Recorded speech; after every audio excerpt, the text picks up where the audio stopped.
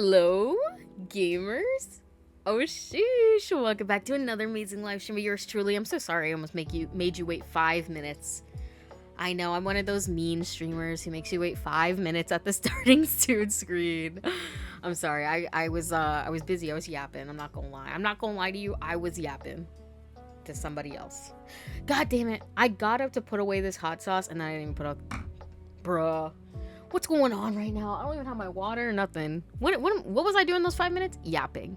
Not doing anything I needed to be doing. But, you know, it's fine. It's fine. You know, I don't need any of those things. What I need is zero escape. Rah! So, I'm trying to remember. Last we left off... Damn, shoddy. I don't even know.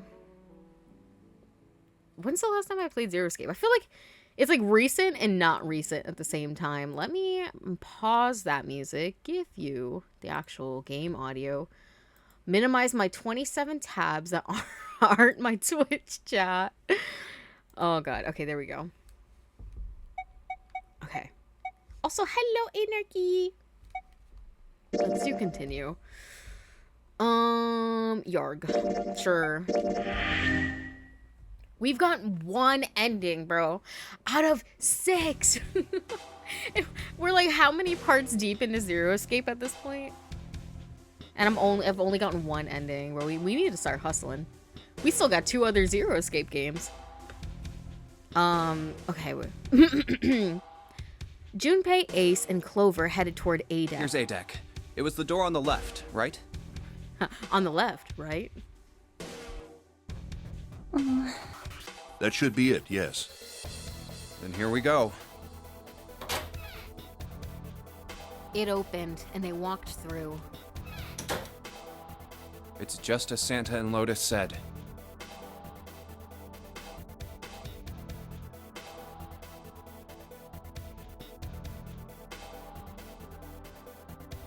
Yo, I actually do have water in my water bottle. Let's fucking go.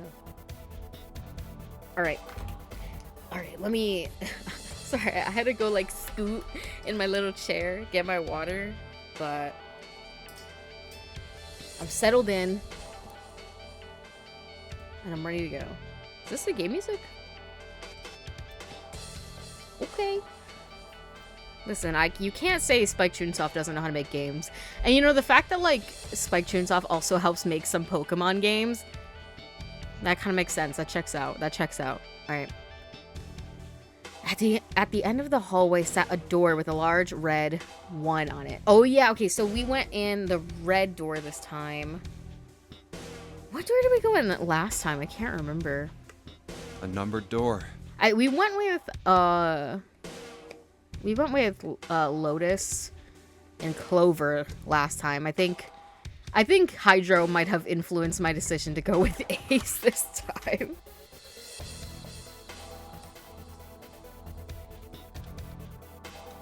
Okay, a numbered door. To the left of it, bolted to the wall, was the red. There's the red. I'll go first. Why are you going first, huh? 'Cause you're Ace? Ace went first and waved his wrist over the scanner panel. Listen, it literally is all fun and games until y'all actually step through the door. Now the 2 of you, if you would. Junpei was next.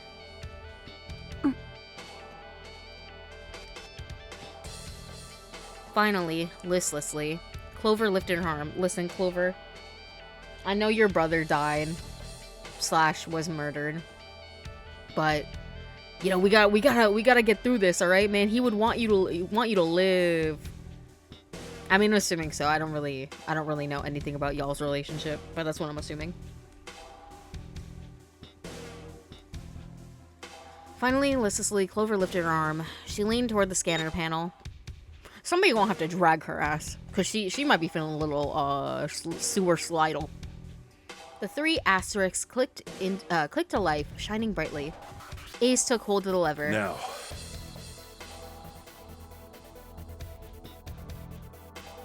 He took a deep breath and turned to Junpei and Clover. Are you ready? Shall I pull it? Yeah, anytime. This is my favorite Clover sprite, simply because of her weird little gremlin hands. It's so funny. Every time I look at it, I can't help but laugh. Clover said nothing. She nodded, little more than a lethargic twitch of the head. Very well, then. Let's go. 3, 2, 1. You know what would be really fucked? If they actually had open. you... Move it! If they actually had you, like, having to run through and find the fucking dead yourself. That'd be sick. Like, in a sick and twisted way.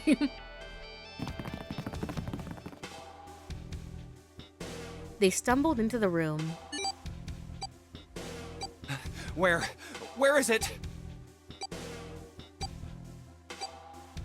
Frantically, Junpei scanned the room. His eyes stopped on the device that would determine whether they lived or died. There it is! Over there! Next to the door they'd come through was the dead. As one, they ran to it. They put their hands over it as if they were fighting for it.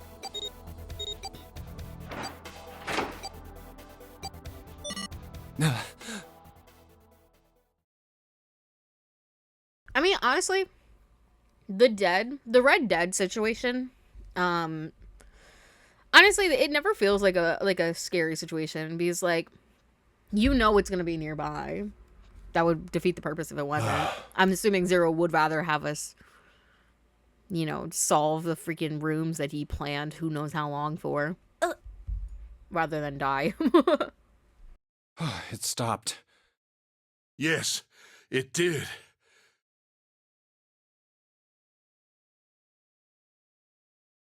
Junpei could feel his heart pounding against the inside of his ribs. Ace and Clover were breathing hard and fast. I don't believe I'll ever get used to that. I mean, it's probably also not healthy for us to just be getting, like, shots of adrenaline this often. I'm not sure it's something I'd want to get used to. True.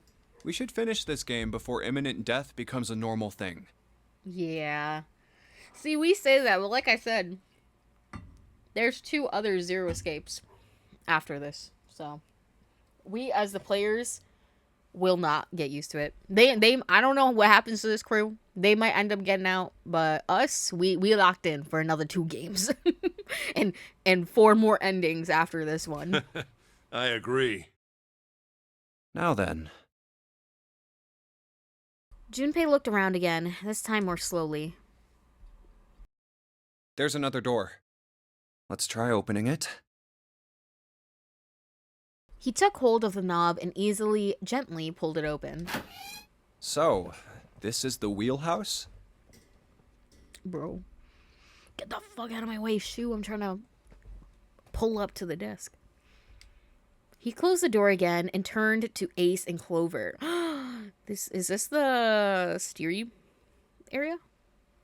Where you steer the ship and shit? I mean, I'm assuming looking at this big ass wheel.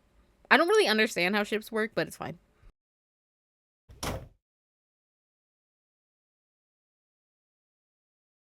He fixed each in turn with a meaningful stare and then spoke. Ace, you investigate the wheelhouse next door.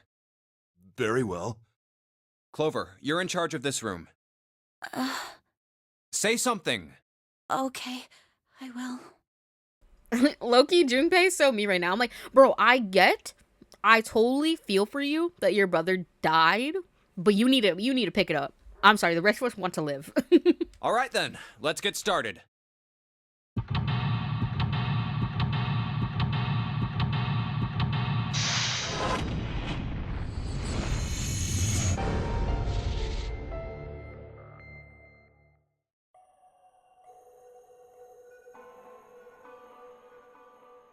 Okay. Hey, I guess we just gotta start looking at stuff, huh? Hold on.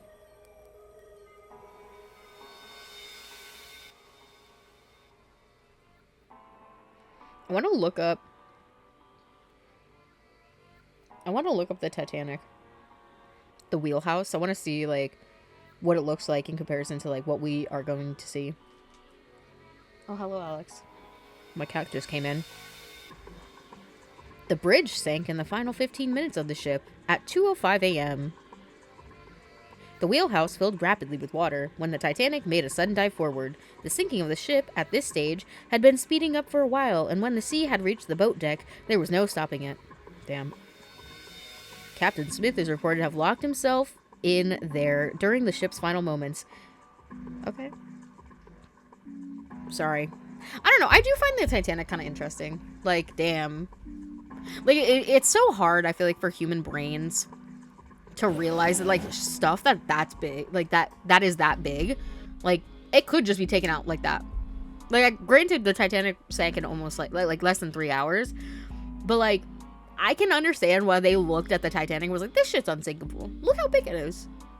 Because when I was playing that damn Roblox Titanic roleplay simulator,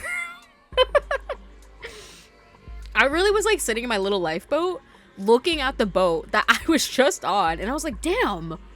I don't know, it sounds stupid, but it kind of does put it in perspective for you. Like, holy shit. What the fuck? I was just on that boat and now it's underwater. What do you mean? All right, what is this? Stack of nautical charts. Okay. I think this is a nautical chart. There's this line on it here. I think the line is the route the ship is supposed to take. There are these dots all over in that. Well, is there 9? 1, 2, 3, 4, 5, 6.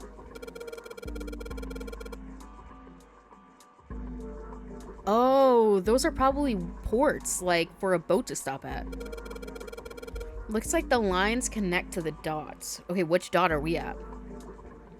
We must be at the one that's right there going all the way to that one.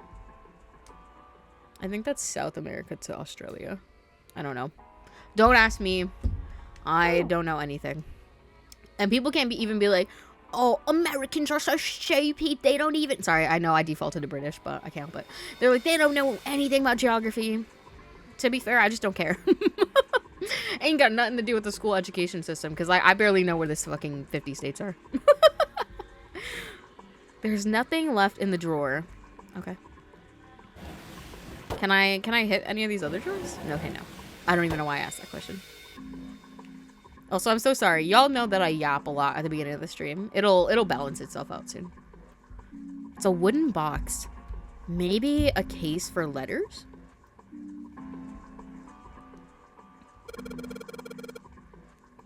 Hey, Clover, you ever write letters? Nothing. The shelves are lined with books. Let's see what's in this blue one. Well, considering it looks like the only one that's, like, not an NPC book, if that makes sense.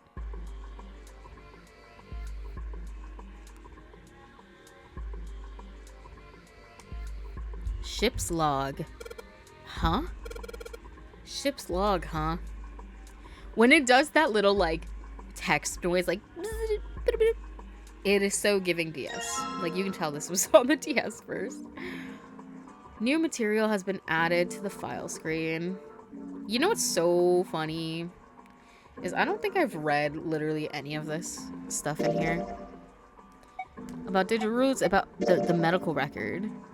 The medical record found in the preparation room. It has records for 2 mannequins. Okay, that doesn't matter.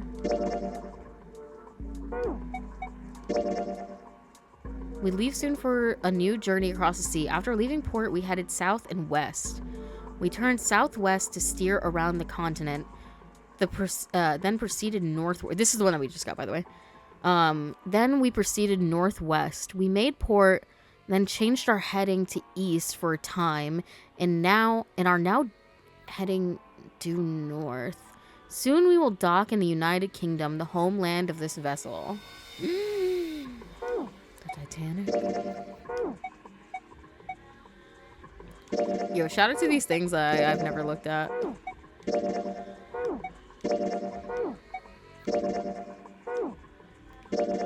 Oops. Escape tips. Fuck you. I didn't need them.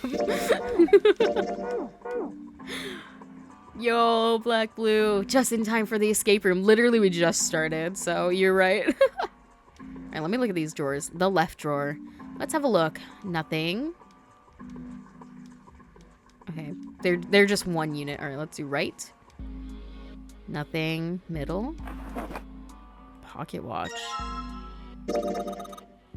That's a pocket watch. She sure hasn't been saying much, and she just keeps looking at the floor. She seems kind of sad. I almost did the thing where I switch letters. So I almost said Keems signed a sad. The hands have stopped at 5 minutes 39 seconds past 10 o'clock. Okay. Huh, I wonder if it's broken. Yeah, I don't feel anything moving when I fiddle with the dial here. Looks like I could move the hands manually, though. I guess the battery's just dead. A voice he hadn't expected startled Junpei from his examination of the pocket watch. Pocket watch? Might I take a look at it? What are you, some kind of pocket watch expert? He spun around to find Ace standing in the doorway. Junpei shrugged and handed him the pocket watch. Hey, man. What are you doing over in this room? Hey, man. Bro, maybe he finished. Oh, I just thought I'd come check up on the two of you. Is there a problem? Well, not a problem, but... Well, not a problem, but... That's a lie. I wanted to get rid of Ace. I sent him to the wheelhouse at the beginning for a reason. Okay, well, Junpei, did you ever think maybe you should tell me that? Like, he's like, actually, there was a problem and I had an ulterior motive. Okay, I'm you! Tell me what you're doing. I wanted to talk to Clover alone. There's something I want to ask her, and I don't want anyone to overhear us. I'm pretty sure Clover won't talk if there's anyone else around. I'm a little desperate to send him back, quick. He has to leave. Ace opened his mouth, then took another look at Junpei and shut it again. A small smirk appeared on his face. Oh, I see. Of course. He looked Junpei over, then glanced at I Clover. apologize for the intrusion. It's not like that, Ace. It's not like that. Well, best of luck. He really said, oh, so it's like that. Okay, good luck. You know what? You know, vibes. If you are him, you should already know all of his inner secrets anyway. Listen, I don't know, man. He's got like a lock and key on that side of the brain, I guess.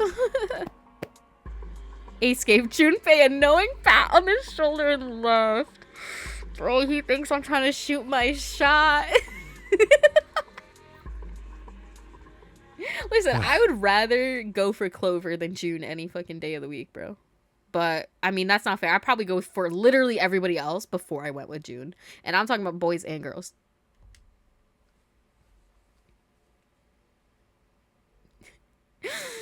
I mean, you are trying to shoot your shot in a way. I guess so. Whew. Junpei let out a sigh and brushed a few drops of sweat from his forehead. Bro, why are you sweating? He turned and found himself looking straight into Clover's eyes. She heard what Ace had said. Bro. I promise you I'm not trying to flirt right after your brother just, like, got murdered. I promise. She regarded Junpei with caution. What was that about? She was clearly suspicious, and with good reason. Why are you looking at me like that? Like what? Junpei's eyes widened and he held up his hands in a gesture of innocence. No, it's not like that. You know, maybe I am Junpei, because why did I say the same thing earlier? What's it like then? I just wanted to hear the rest of that story. I didn't get a chance to ask you about it until now. What story? About the experiment, remember? The one you started to tell me in the operating room? You said something about an experiment that happened here 9 years ago. Clover bit her lip. She stared down at the floor for several long moments, and when she spoke, it was barely audible. I'm sorry, but I don't want to talk about that right now. I'm just not in the mood, okay? You understand, right? Yes, dear. I swear her tiny baby hands so creep me out. Listen, that's why I said, you weren't here when I said it, but earlier I said this was my favorite Clover sprite because of her little gremlin hands. They're so funny. Like, why did they draw them like that? I keep thinking about my brother. Oh, your dead brother? The brother who was dead and was murdered? I can't stop. I mean, who would do something like that to my brother?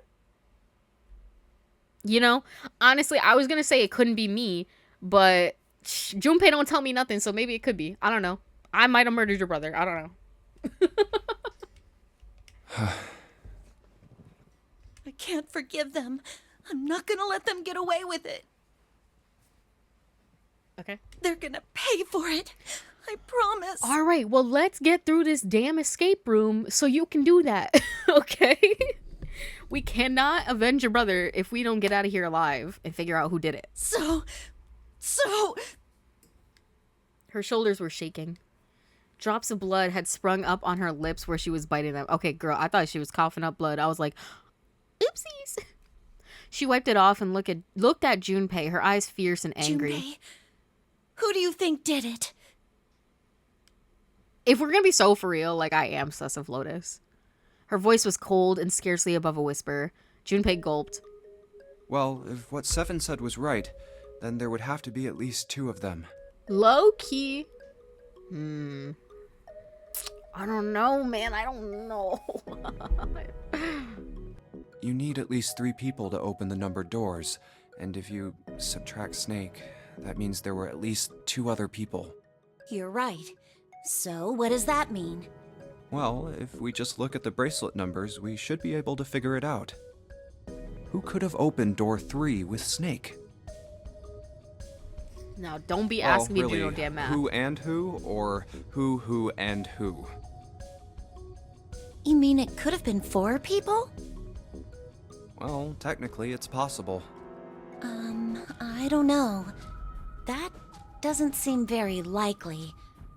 Why? I'll tell you later.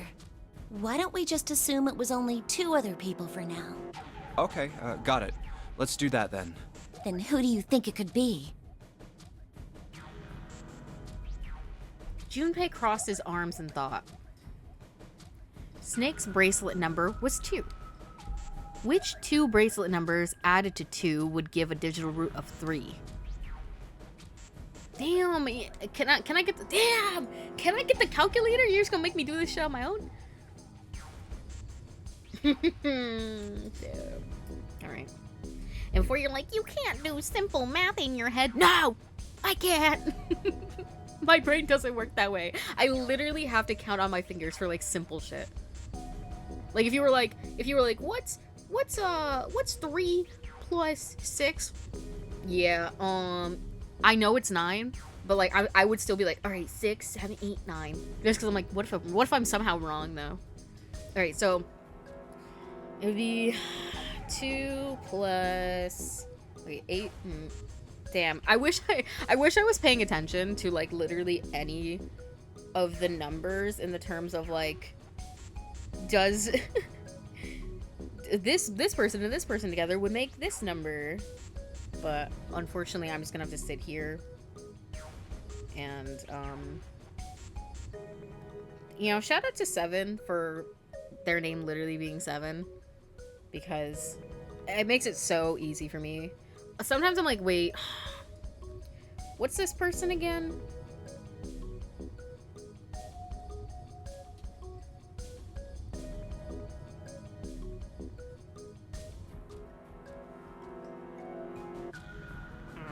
What was Lotus's number again?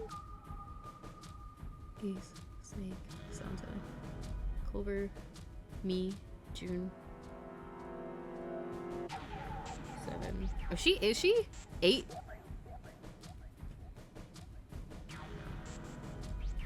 I'm sitting here like, what the Sigma? Okay, so okay.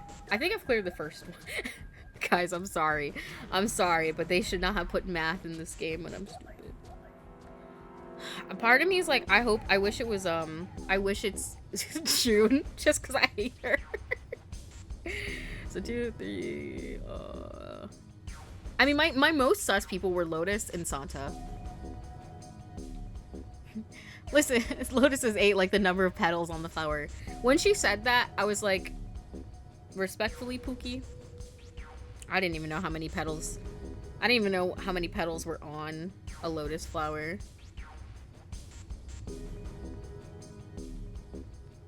Okay, no.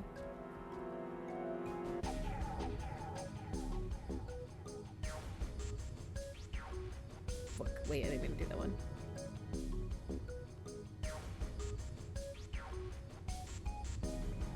Is it really gonna be... Is it really gonna be the last people on here?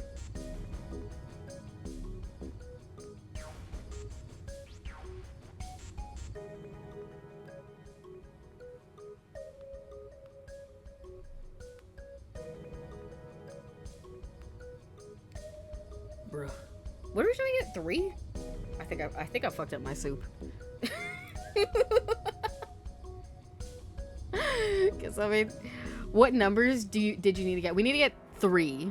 So Snake is 2, so it's always gonna be 2 plus 2 other numbers. And I wish they gave me the goddamn calculator, because now I'm out here having to do it on my phone, and I am constantly forgetting what I've just input.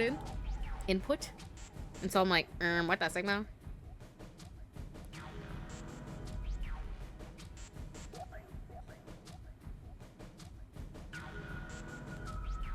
Okay, well, it's not Santa Lotus, because that's 4.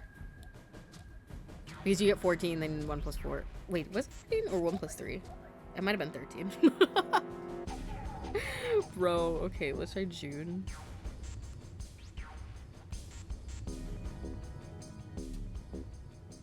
It would have to be 12, wouldn't it? So we can get 1 plus 2 equals 3? Bro, if it was June and Lotus, that Loki, that would kind of be Loki would kind of be iconic. I might end up liking June more if she's a villain. I think I fucked up my soup somewhere. And by that I mean like I think I messed up.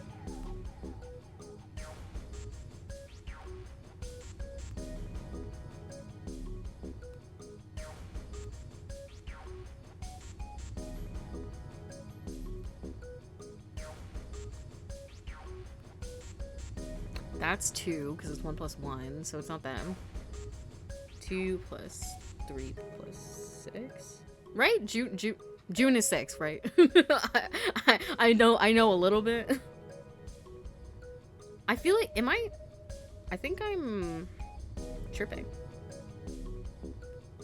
Okay, so both Ace and Lotus and Santa June equal 11. And when I say like just like the 2 names, obviously, you know, I mean Snake is in there too.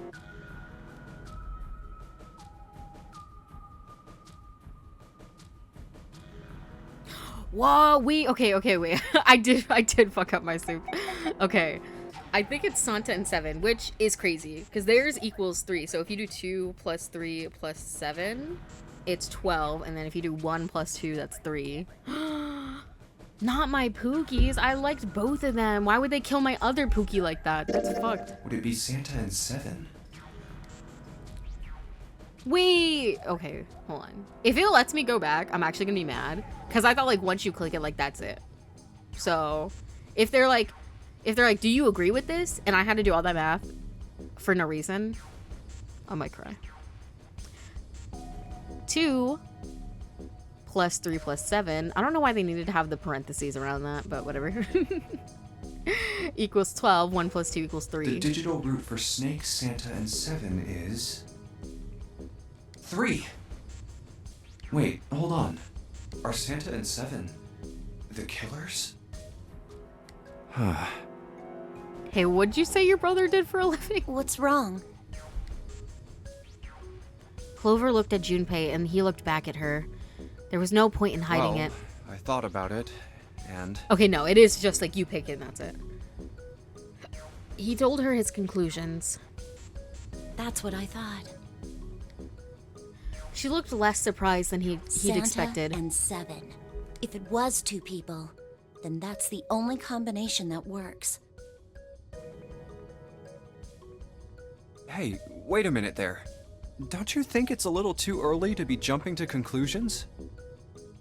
Is it possible to like have a, like, I don't know, 3 people scan and then like you just shove a 4th person in there? Because didn't they say like, oh, if you passed through, but you didn't scan your your thing. Like you would not be able to like scan it at the dead, therefore you would blow up. So it's possible that like it wasn't 2 people and it was 3 and they did it together. Because like wouldn't the killers realize that like, oh, we could be found out if somebody just did some simple goddamn math?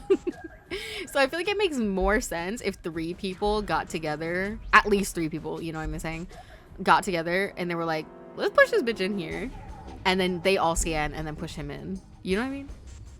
Because then like, it would be a little harder to trace. Well, all I said is that those 2 would have been able to open door 3 with your brother. There might be other possibilities. Well, what other possibilities? He didn't have an answer. I do. He was ready to admit defeat when Clover spoke. Are you saying you think that it was 3 or 4 people? I mean, I'm just saying, like, if the whole group was planning on it, you know? I really don't think that's likely. Why not? Can I borrow your pen and paper? Clover put her hand out expectantly. Yes, dear. Yeah, here. Junpei pulled out his pen and pad of paper and handed them over to her.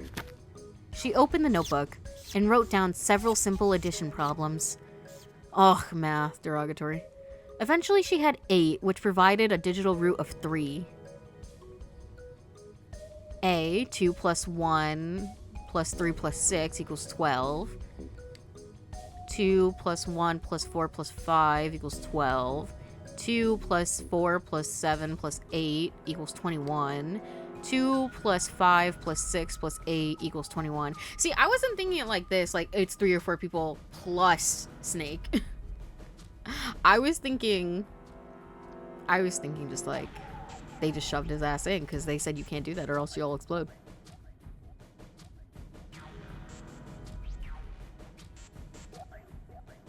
What's this?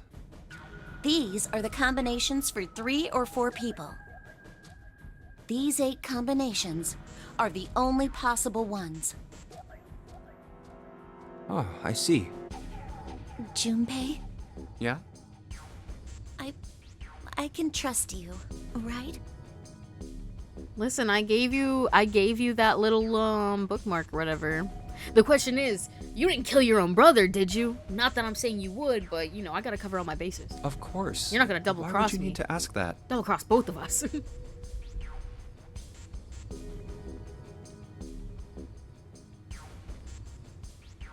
If you go through a door without authenticating, this is rule breaking and thus you blow up. That's what I was thinking. I think it's still under the same timer though that it takes for like the normal players to like go from the red to the dead and scan their shit. Which like, cause I think it said like he was like running around trying to look for it and that's like, you know, where he died was where he ended up. So like I can see that happening. This is just the game refusing to ignore the obvious and trying to stick to the rules it set out at the start to make it less confusing. Fair enough. Committing to ignore the obvious. Yeah. Really? Yeah. So then I should get rid of B, D, G, and H, right? Of course. Just cross them out. And you should take off yours too. The ones with 4. So, what does that leave? A and E. So, Ace, Santa, and June, or Ace, Santa, 7, and Lotus. See, that combo, I could see. That combo, I don't know, low-key, like, I know low-key, Lotus is probably a snake. I feel like Santa could be swayed to be a snake. I don't know about Ace, though, and I like to think that maybe not 7, but, like, 7's thrown in there either way. And as much as I was like, oh, it'd be funny if June was the villain, I don't know if I don't think they're gonna play her like that, so I don't think the first one makes sense. But like, this E group, I could see a possibility. Wait, it can't be A. Why? Because June's in that one. There's no way in hell she'd do something like that. I was like, considering the fact that like she was like crying and like throwing a fit because we were like going to leave Ace behind, I do generally think that like she wouldn't do it. Are you sure? I'd bet my life on it. Okay then. I can cross off A too, right? Yeah, Well, what have we got left? E. Do you know what this means? Everyone besides me, you, and June would be working together. Do you think that's likely? If there were 4 people working together, they wouldn't be very cautious. I don't think they'd try that hard to hide what they were doing if they outnumbered us, right? True. Well, you do have a point. And besides, if Ace and Seven are working together, they could have easily gotten rid of me when I went to the shower room with them. But they didn't. They didn't even try anything. Well, that's not necessarily true because we all, well, actually, never mind. I was saying, like, we would have seen them, but then I was like, I would have been left back with 2 traitors and just me and June. So actually, never mind. If they were killers, why wouldn't they? Yeah, I was saying they could have killed you and then had these 2 people over here taking me and June out. So I guess you're right. All right, I'll accept your facts for now. Her voice was calm, but Junpei only took the look in her eye to know it was a forced calm. There were tears forming at the corners of her eyes, and she was blinking furiously to keep them back. Perhaps by attempting an objective analysis of who might have killed her brother, she had been able to distance herself from the harsh reality of his death. The more she struggled to act unconcerned, the more Junpei felt his heart tighten. Oh, I see.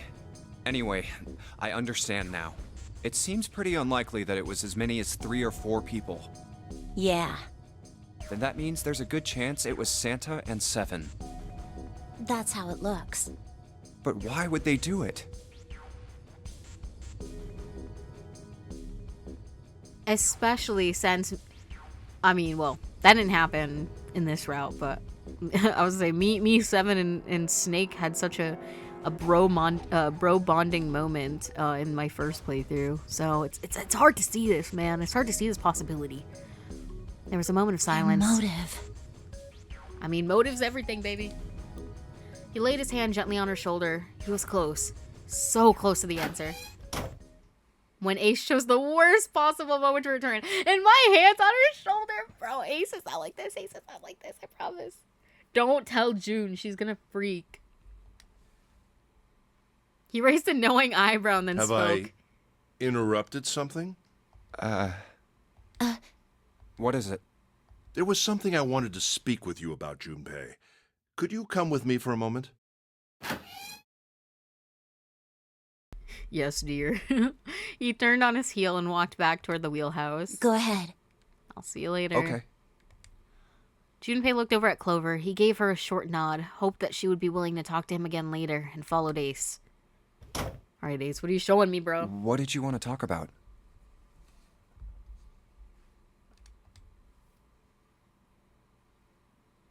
Are these windows or mirrors that I'm looking at right now? Like, are they looking into another room, or is it a reflection? I mean, it could also just be really shiny mirrors. Or not mirrors, windows. I don't fucking know. And still be a reflection. I get the feeling she knows Junpei would vouch for June, so she knew we would be left with E. Fair enough. No, yeah, that makes sense. Ace looked at Junpei and smiled. Perhaps more of a smirk than a smile. There was something I wanted to check. Girl, don't look at me like that. Is somebody gonna match my freak? Yeah? What's that?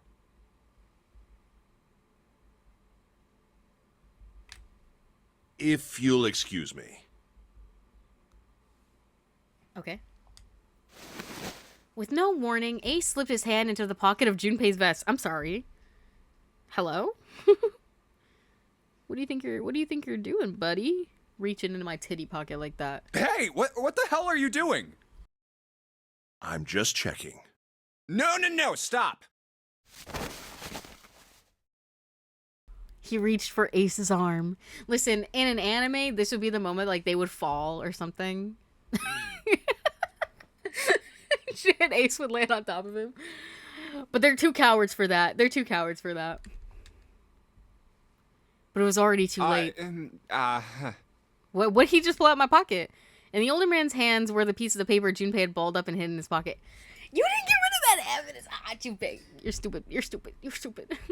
Like, I would have put that at least, like, in my underwear or something. Something where nobody could fill me up like this. But that's me. I'm just smarter than him. I'm smarter than a 5th grader. Just as I thought. He's a hater. What exactly are these pieces of paper hiding in your pocket? Your mom. Your mom. He just starts lashing out. And he's like, your mom gay? Your mom gay?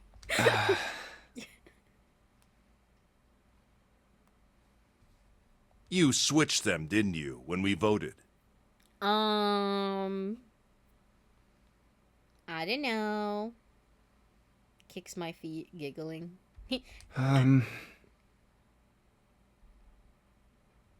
Well, I can't say that I care. I managed to get through the numbered door I wanted, despite your mischief. Damn, dude. Then, why did you... Oh, simple curiosity. I hope you won't think ill of me for it. Fuck you.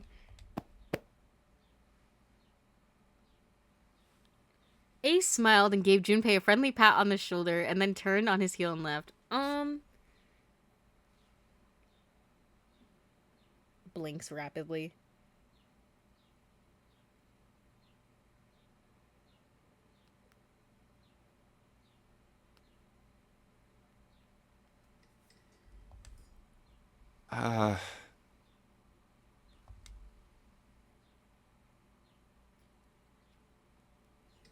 It was a small defeat, but it was a defeat. Junpei had lost the upper hand and he knew it. He could feel his stomach begin to tense. Damn. The vibes. The vibes are terrible right now. What the fuck?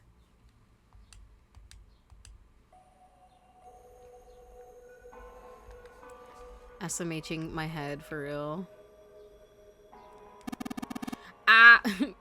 Ace jump scare. I thought you left. Okay, but what if they did fill you up there to get it? Bro, then Ace is gonna have to take me out to dinner first. The fuck? Ah, this isn't good. So many drawers, but nothing inside of them. What about these ones? A desk. Anything in the drawers? Would you call this a desk, though? This looks more like a dresser. A compass. It appears to be broken. However, you see the glass cover has been smashed to pieces. It don't look that way to me. The helm. Well, steering wheel might be the more appropriate term.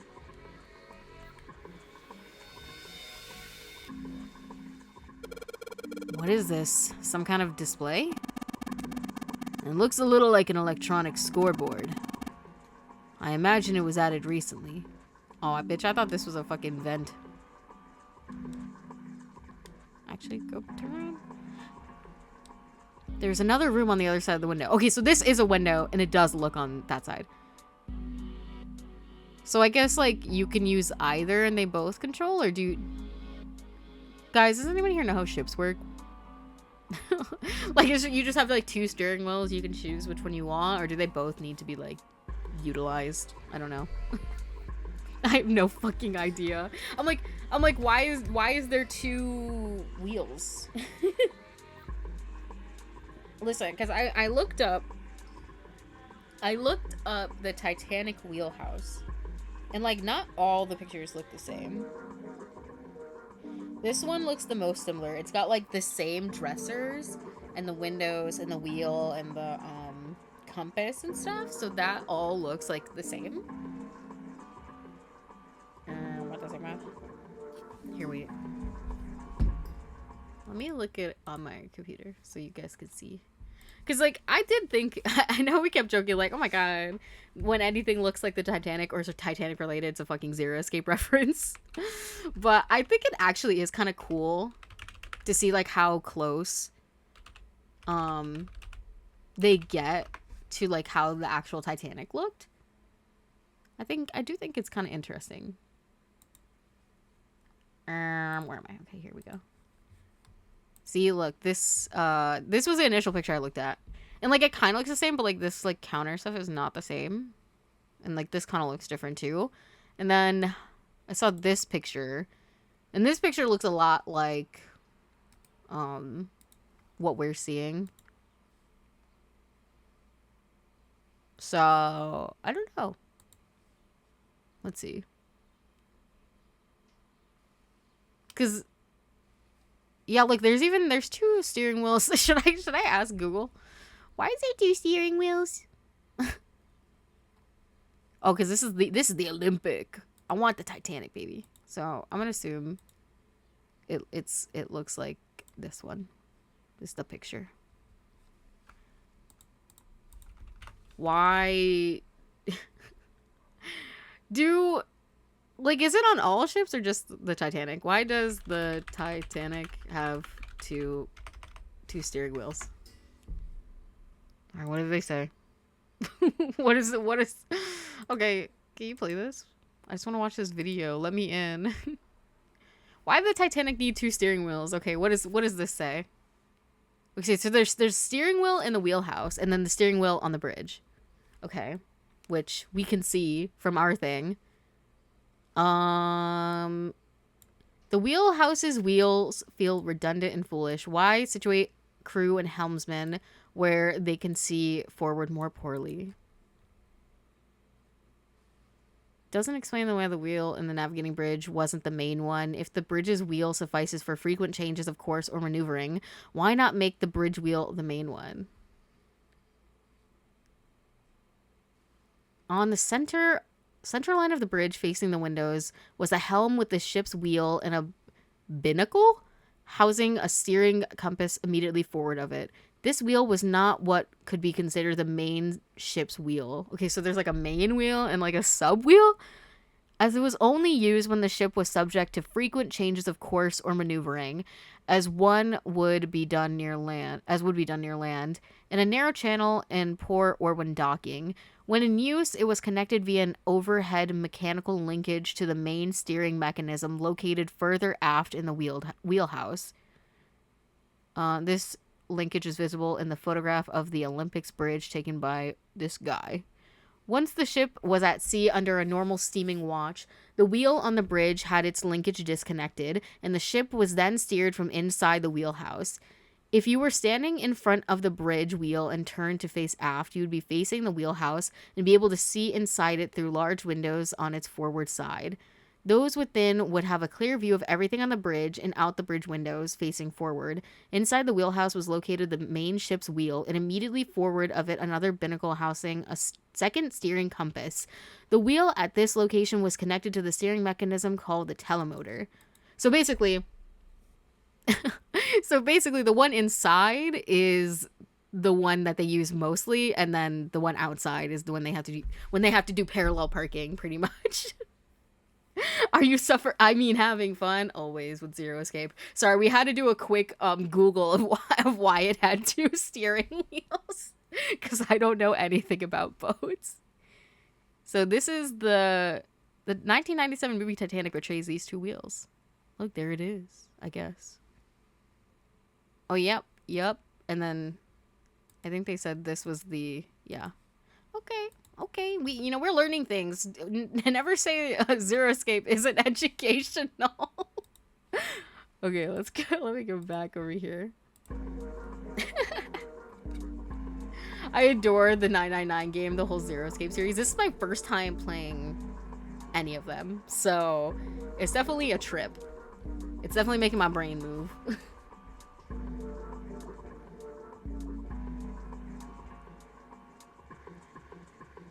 If there's severe weather, you'd have two people controlling it. I feel like that'd be trying to play, like, attached to one rope on each end. Ships don't have the power steering, so they need the extra support. That makes sense.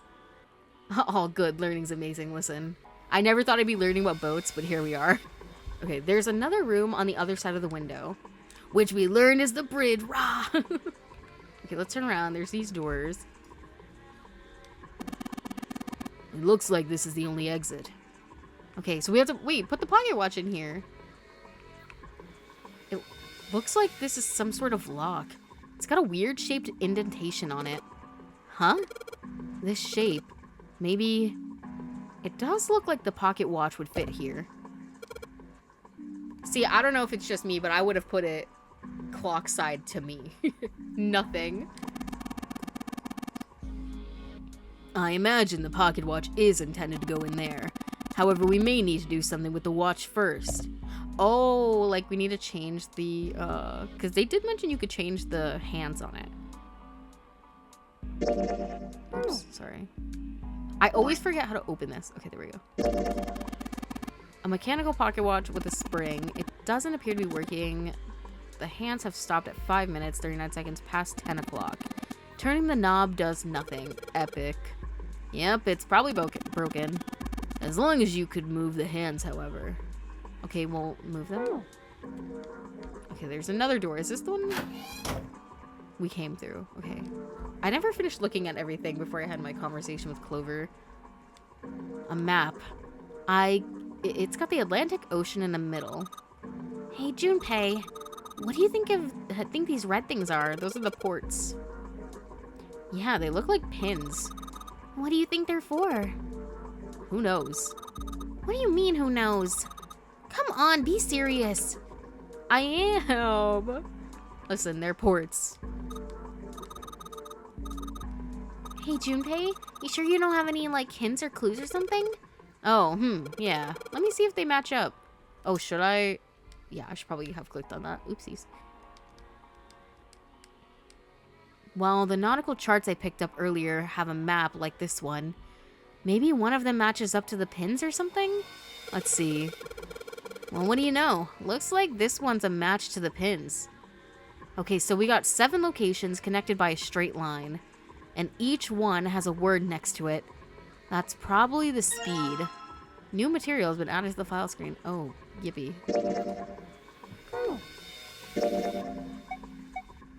Nautical table. It shows directions of southwest, southwest, northwest, east, north, and straight. What does straight mean? There is a word next to each point on the map. Full, half slow, full, half dead, stop. That's what it says. Blinks. Okay, wait, so we're starting over here on the right. And it seems like we're trying to, yeah, end. Where does it stop? That makes sense.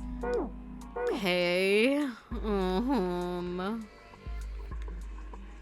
And this is where we're trying to escape from. Okay. Okay, so what do I do with this? Alright, I've got the nautical chart that matches up to these pins. I don't think I need to spend any more time with this map. Okay, my fault. I feel like we might have gotten everything in here, because there's nothing in these drawers. We got the pocket watch from the middle. I don't think the chair has anything to do with it. A chair. Clover isn't very talkative. She looks kind of out of it. Is she thinking about Snake? Who isn't thinking about Snake, you know? None of these are useful. Okay, so let's go back in here, maybe? Look, there's a door over here. Can I not go in this door? An arrival board, like at an airport. There's nothing on it right now, though. Okay, what do I have? Okay, I can only use the pocket watch in this room. Good to know. Does this say something on it? A broken compass? Doesn't look like it'll be very useful. Do we have to, like, sail a certain way? The thing won't budge. Feels like there's something keeping it in place. What would be the point of moving it? The ship is stopped. What would be the use of steering it? Yeah, I know. Still. Bro, why does Ace hate me? I know I did a little... Wait, what the fuck?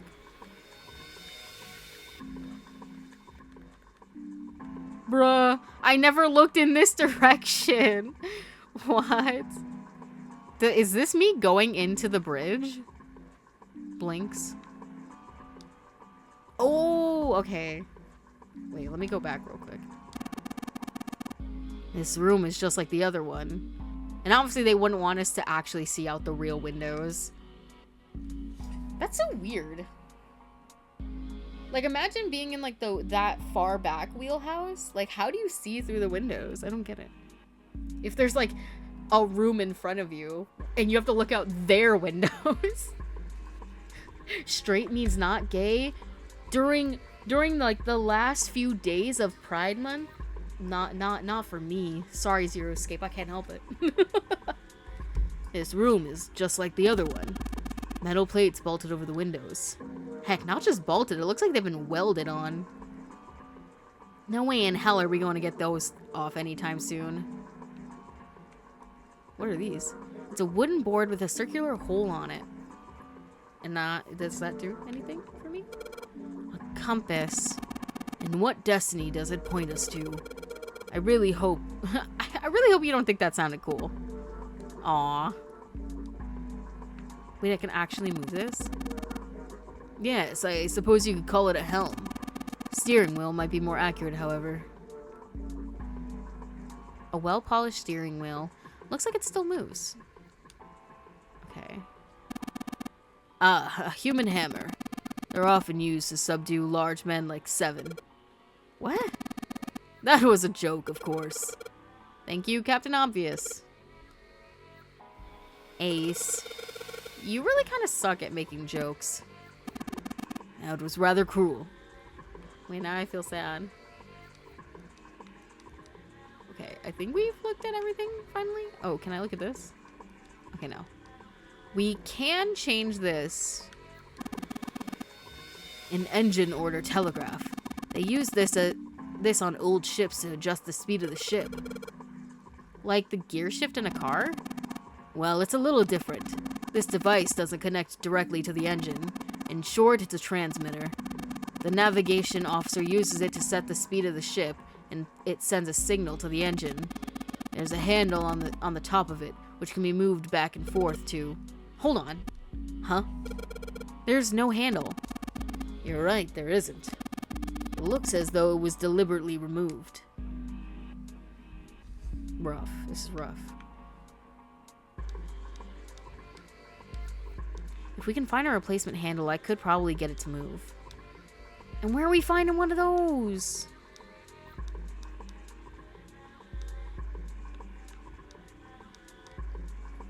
Let's see if it... Whoa.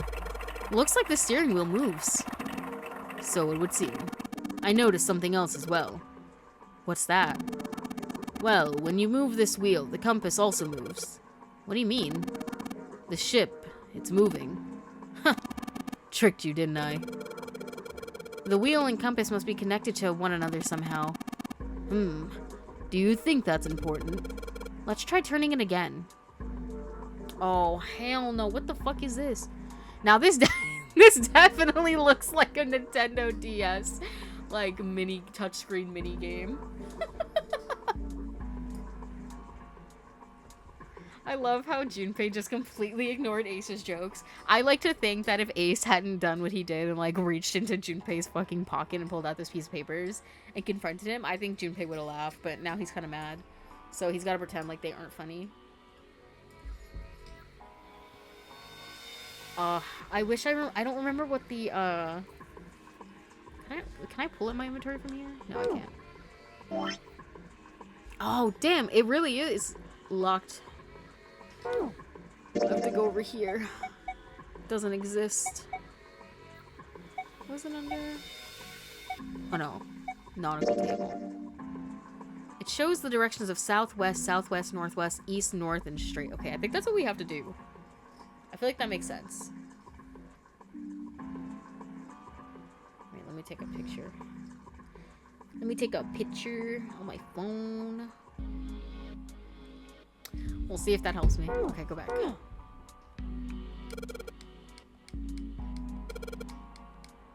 Okay, let's do... Okay, we have to go...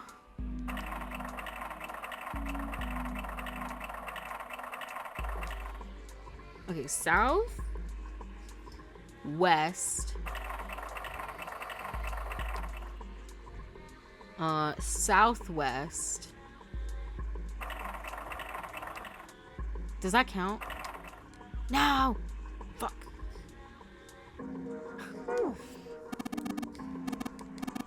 Hold on. Listen. It's my first day as captain. Let me live my life. Okay. Like, does it have to be, like, dead on? I don't know. South. West. Southwest. I'm gonna say that counts. I don't care. I don't care. It counts to me. Hold on. My fucking phone shut off, and I wasn't actually in the photos album. Southwest, northwest. Okay.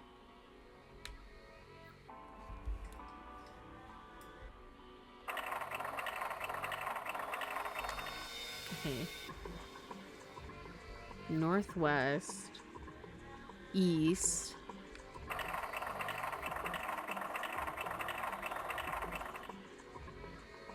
North.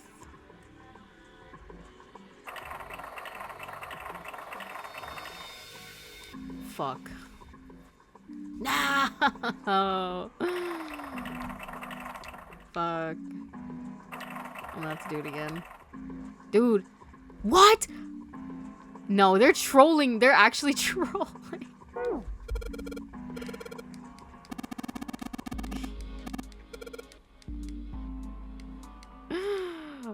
Wait.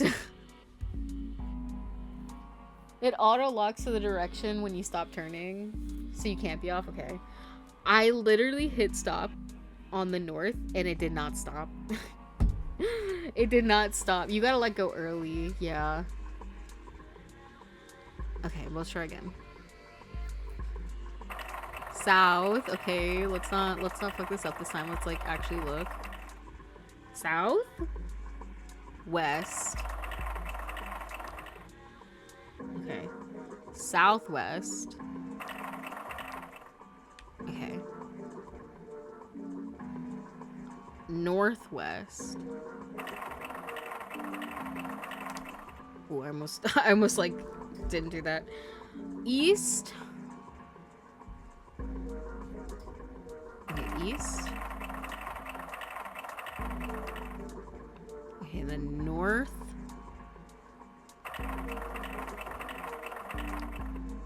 And then straight. Yippee! I did it!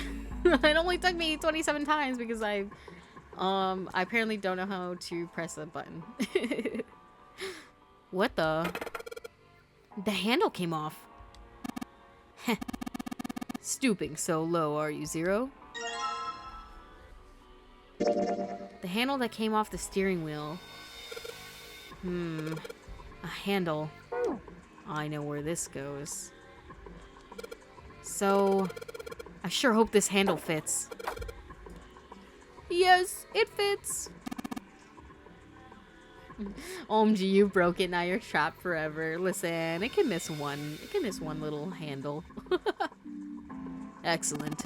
That should allow us to operate the engine order telegraph. Let's give it a shot. All right. I know. Okay, how do I do this? We want full. Half. Slow. Full. Half.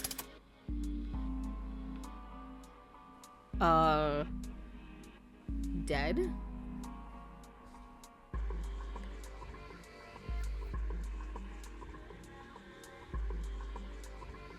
Oh, dead slow? And then stop.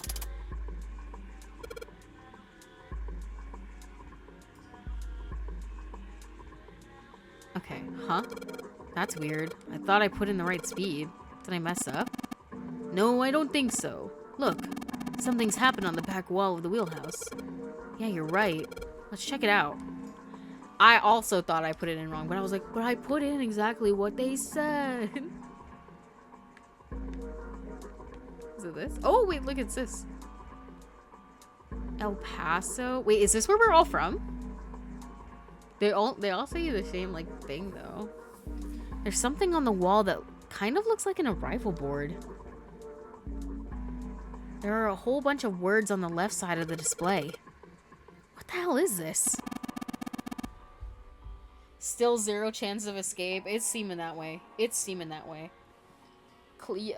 Clover and I are trying to solve the murder of Snake, her brother.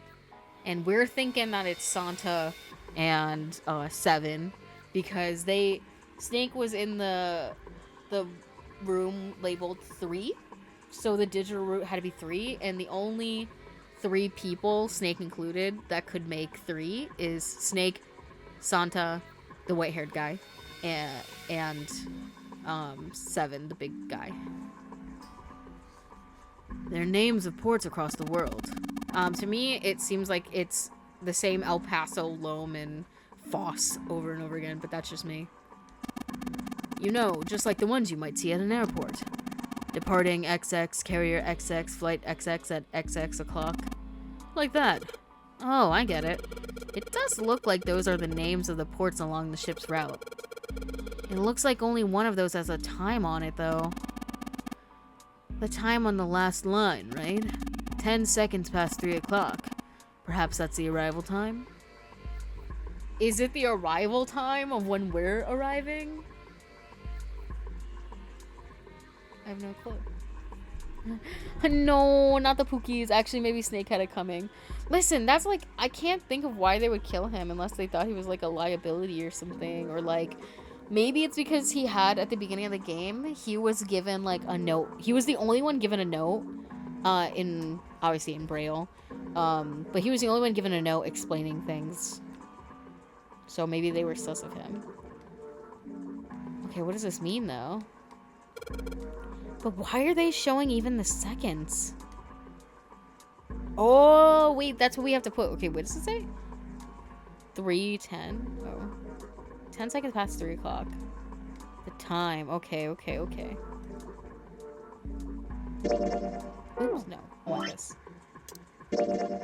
Broken pocket watch. I can only move the hands manually. The knob doesn't work. Okay, well, how do I do it?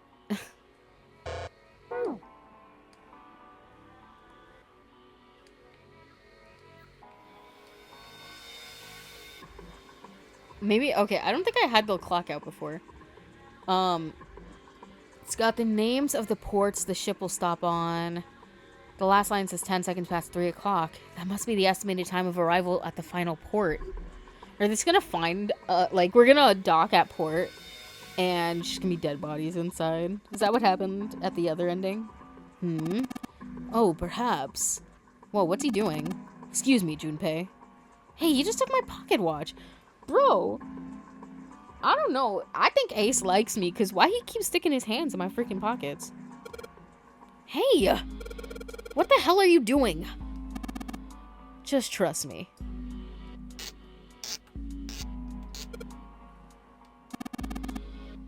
It should be fine now. Well, thanks for giving me the pocket watch back, but you don't need to look so smug about it. Let's see what he...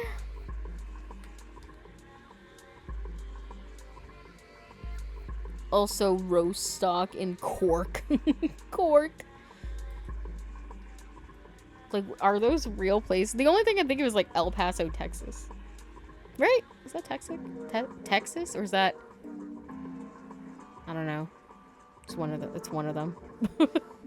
I literally have never been outside of New England. Teehee. Well, I mean, technically that's not true. I went to Pennsylvania one time for a convention, and then I went home. Oh, he moved the hands. 10 seconds past 3 o'clock. Oh, so you changed it to match the final arrive time. Ace nodded slowly. You know what to do next, right? Give it a shot.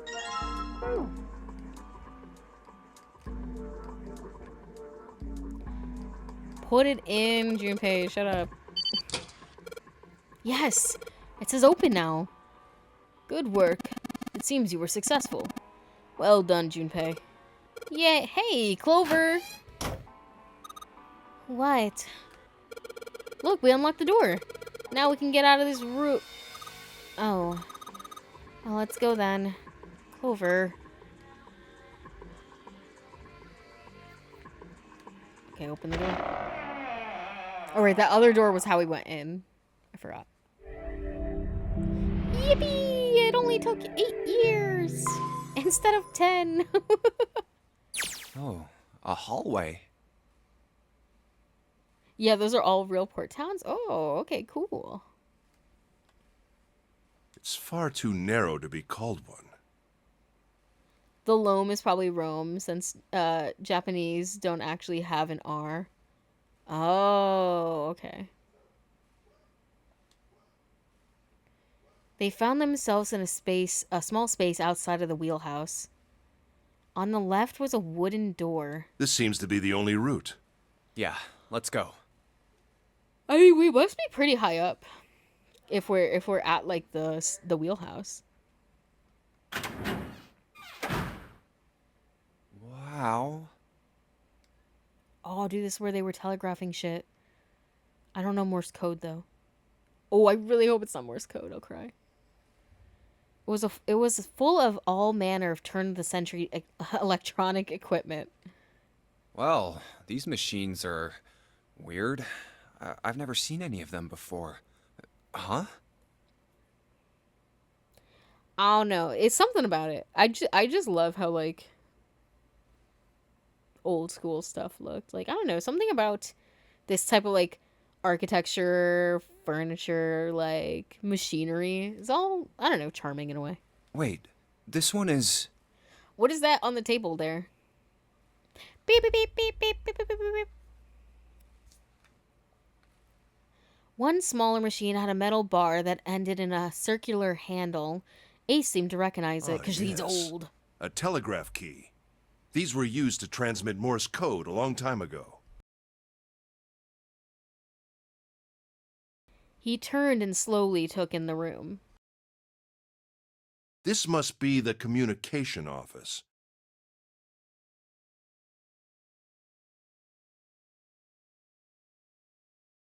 Across the room from the door they'd entered through was another door. Wait, but I feel like I need to look at stuff. And that door? Well, damn, Jackie, I don't know. A metal plaque was nailed onto it. Okay, we'll read it. What does it say? It Captain's read, quarters. the captain's quarters. Wait, so would it be the captain working in the communications office, or would it be somebody else? I just think it's... Is it kind of like, you know, like when a boss has a secretary? So, like, you know, you have to talk to them before you can go in the main room. That's what it says.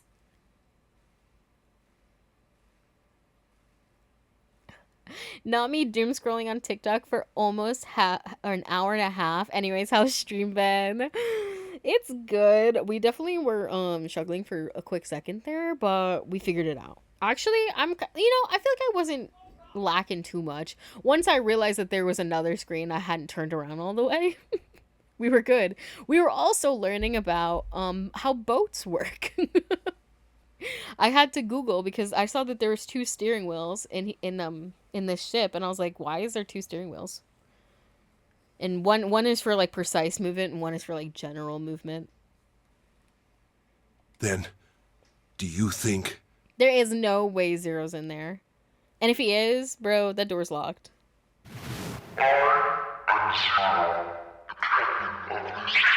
He said, I am the captain. Is this gonna be like the, in Danganronpa 1? When you can go in that room and there's that thing in there? And you're like, oh my god, what is all this? And then you found out that that person's in there? That'd be crazy. Ace swallowed. Junpei could feel his hands begin to sweat.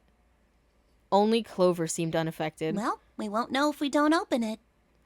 Also, if you don't know what I'm talking about, you know, don't worry about it. It's if you know, you know. Like if you know what happened there, you would get it. I don't think I read any of that dialogue, or not dialogue, the narration. She walked up to the door and put her hand on the knob.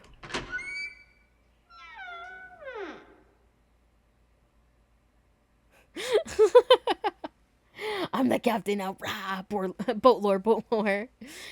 Thanks for the evasion of spoilers. The way I almost immediately swiped off. Listen, I knew you were there. I wouldn't have said like blatant things. I was just like, if you know, you know. It opened easily, and without so much as a pause, she walked in. Junpei and Ace followed. The first thing they saw... Yo, we actually get to see a dead body! The first thing they saw was a man on the floor covered in blood. Hold on, let me just think about something real quick. I don't remember which door I went in my first playthrough during when we had to pick. But did nobody go through this way? Because how did they not find this dead old guy? And if they did, oh, well, you know what?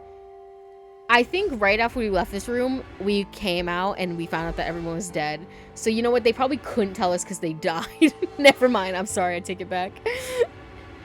Also, but look, he's got a bracelet. What number's on there? The first thing that they saw was a man on the floor covered in blood. I couldn't remember if I read that. Junpei felt his body seize up. His mouth went dry, and he felt very, very cold. The blood in his veins slowed to a crawl, and his heart tightened like a fist. See, I think the thing is, like, we haven't really... Well, at least the characters haven't. They haven't really gotten to see, like, a full body like this. Usually the bodies are, like, mashed potatoes, but...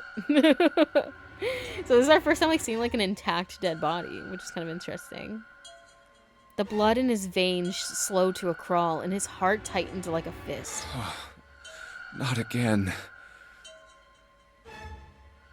This was the third time he'd seen the horror of death laid out before him. He didn't think it was something he could stand to see much more of. Still, he had begun to accept that whatever it was that he saw, whatever happened to him, was beyond his control, and whatever force controlled him was driven by a determination that he could not hope to match. Damn. I need Danganronpa style body investigation, meow, or Somnium Files body investigation, meow. Where's Iba so I can x-ray this bitch? A sense of helplessness, of desperation washed over him.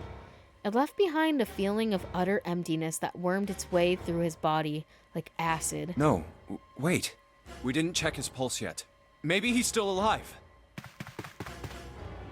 Fueled by that spark of hope, Junpei ran to the man's body, and his heart fell. He's like, oh yeah, he's dead. When he touched his neck, or hand to his neck. No pulse. Ew, he's weird. His pupils had dilated and he wasn't breathing. Yeah, his pupils are dilated. Well, he's dead. Damn. If only we knew how it happened. Junpei lifted the man's already stiff body. There was a deep red wound on his chest. These wounds.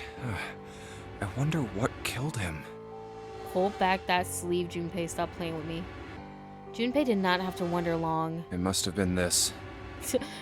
It must have been this hatchet that's right next to the body. I don't know how I didn't see that. For lying next to the corpse was an axe. The entire blade of it was drenched in bright red blood. From the shape of the man's wound, there could be no doubt that it was made by the axe. Junpei looked at the body again. A lake of blood stretched out around it. It was wearing the clothes of the ship's captain, although they were stained with blood. I wonder if he's the OG captain? And like Zero took over. These clothes.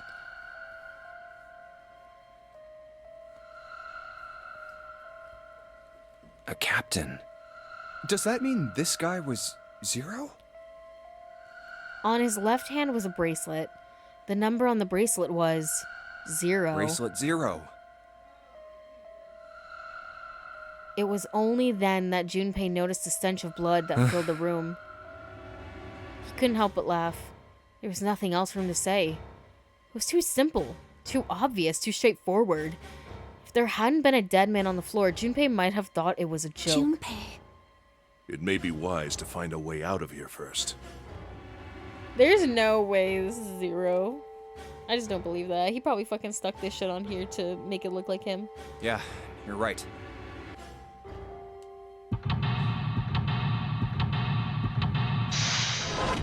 Bro.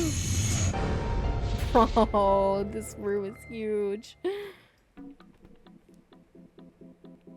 Okay. Let's make sure we actually look both ways. Okay.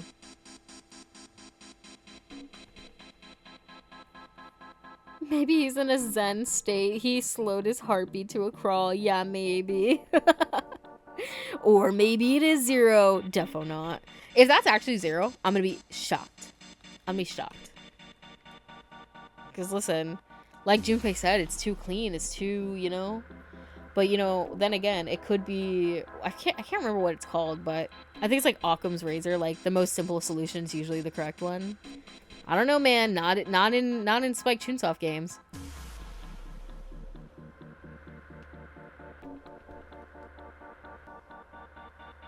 Okay, well, I definitely don't have a code. There's a plaque on the door, but it doesn't say anything. A camcorder. It looks like it's pointed at the door. Well, the power's on. Why would someone want to videotape a door? I don't know, there's some freaks out there. Let's see if shaking you gets us anywhere. No dice. We all kind of expected that, didn't we?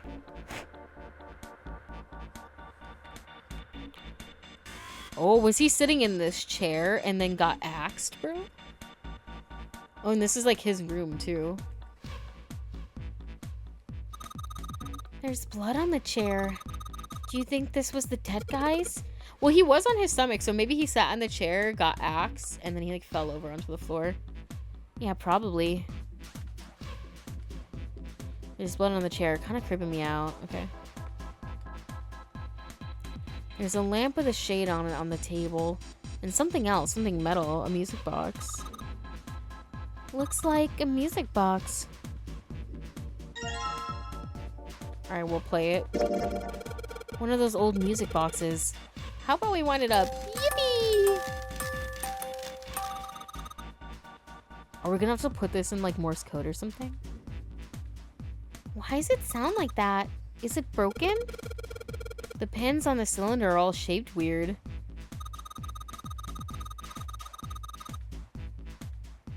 I don't think those are pins. It looks like someone put something else on top of it. I think we're gonna have to take it apart to figure out what's going on, don't you? Okay, well, I don't have a screwdriver. A bed. There's nothing in it. Promise. Dude, it's Five Nights at Freddy's.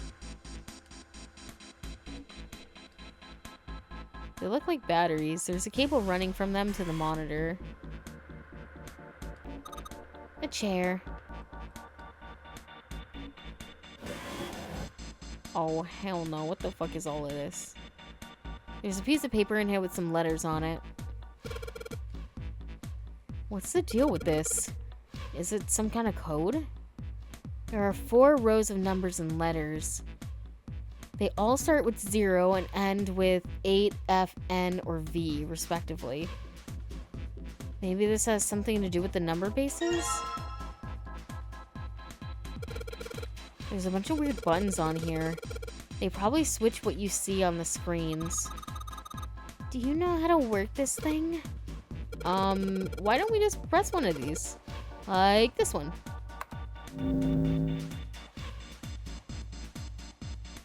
Well, I guess it does change the... What the hell is this?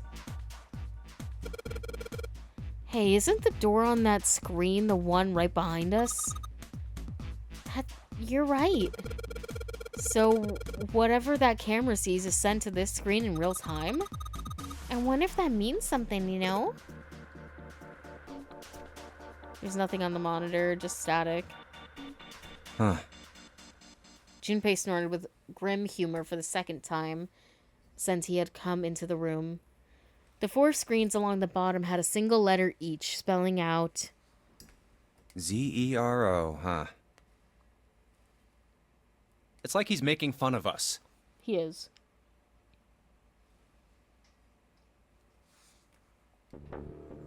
What do you think? He turned to Clover, who was standing next to him. Clover nodded. Nothing. It seemed that she cared about little. Of course, Junpei could hardly blame her. Given the strain she was surely under, Junpei was somewhat surprised she had responded at all. Still, he had to ask. Why am I yawning, bro? Shot. He gestured toward the corpse. What about him? Do you think that's really Zero?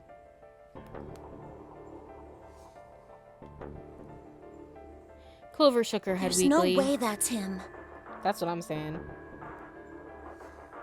Didn't I tell you already? Zero is one of us. Yeah, right. Oh, this is what I'm cooking up, right? This person was supposed to be with our group, right? And so they had either, numbers 1 through 9, and the real Zero killed them and swapped bracelets with them. That's what I think. And like took this guy's place. So I do think one of us is Zero.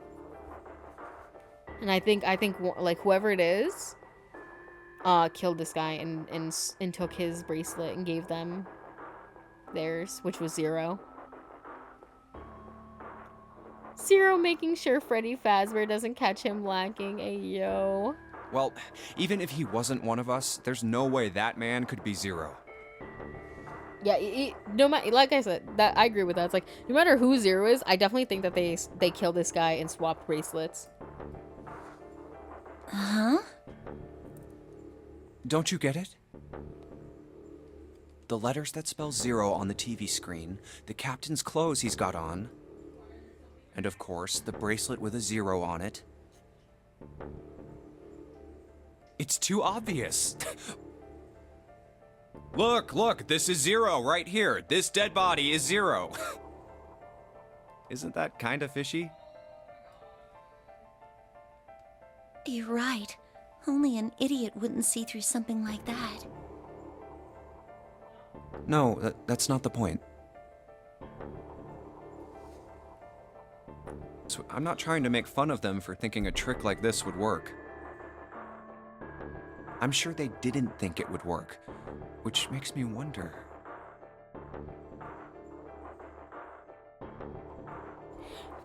Was he just not gonna read that? Which makes me wonder, why did they do it? I think this is a challenge. A challenge from the person who's really behind all of this. He's making fun of us.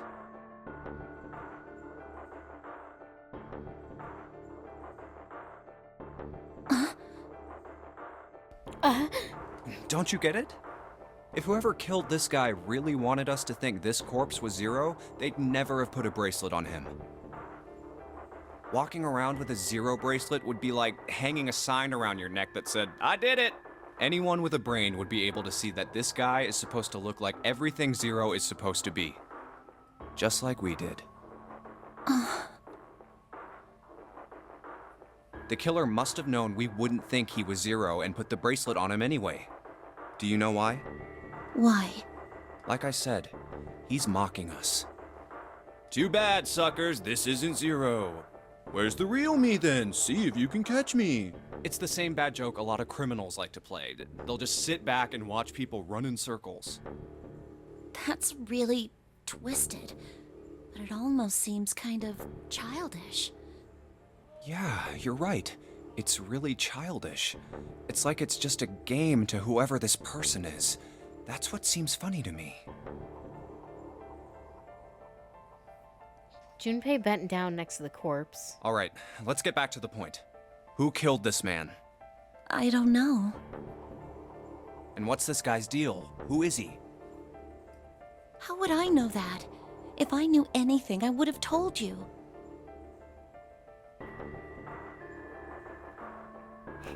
June is 0. Vote him out. I just don't want to see June anymore. Me as You have fuck. no idea who he is. Why would I? Junpei sat back on his haunches and thought. We should check and see if he's got anything on him that might tell us who he is. Give me a hand here, Clover. Huh? We gotta flip him over. How else are we gonna search his pockets? Okay. Clover didn't fine. move. Guess I'll do it. Junpei had no choice but to move the body on his own. Where the fuck is Ace? Here we go. He grabbed hold of an area not completely covered in blood and shoved. It took a moment, but eventually Junpei felt the man's bulk begin to shift. Ace should be in the other room. Like, I would have been like, Ace, can you help me move this body, please? But just as he did, Huh? is there a bomb? Something fell from the man's left wrist. Hey, it's the... The bracelet with 0 on the face. Lastly, let us discuss how to remove the bracelets. There are only 2 ways to do so. 1. You escape from this ship. 2. Your heart rate, which is 0. In other words, once the bracelet is taken outside the confines of the ship, or the paraxatic wearer's heartbeat has fallen to 0, it will shut down automatically. Oh, God. Junpei stared at the bracelet. This man... He's dead, isn't he? Yeah. Huh? No, it's just... I guess I didn't really think about it until right now. If his bracelet's off, that means he's dead. Well, it's pretty obvious that he's dead. You don't really need to look at his bracelet to figure out that he's dead. Can we use this? Yeah. I guess you're right. It is pretty obvious. Well, he looks a lot better than the other bodies we've seen, though. Because, like, technically You know? you could have, like, 2 people go through and scan this one, right? And it's 0, so it wouldn't count for anything. And also...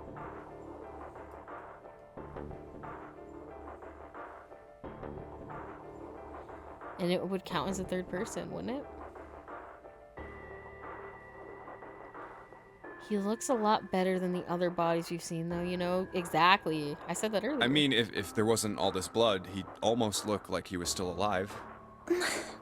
I mean, I know it's kind of a messed up thing to say, but he kinda has it better, you know? Dying from a bomb going off inside of you, I mean, that's just... Some of Snake's bones went right through his skin. I think the explosion must have thrown him against a wall or something. There was a broken bone just sticking out of his left arm. Why would you say that, Junpei? Oh my god. And,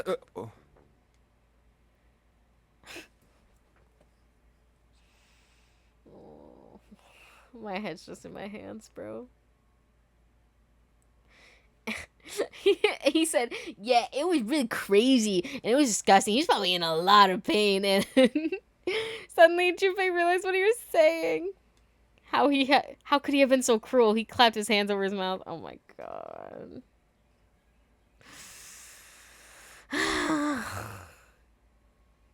It was already too late.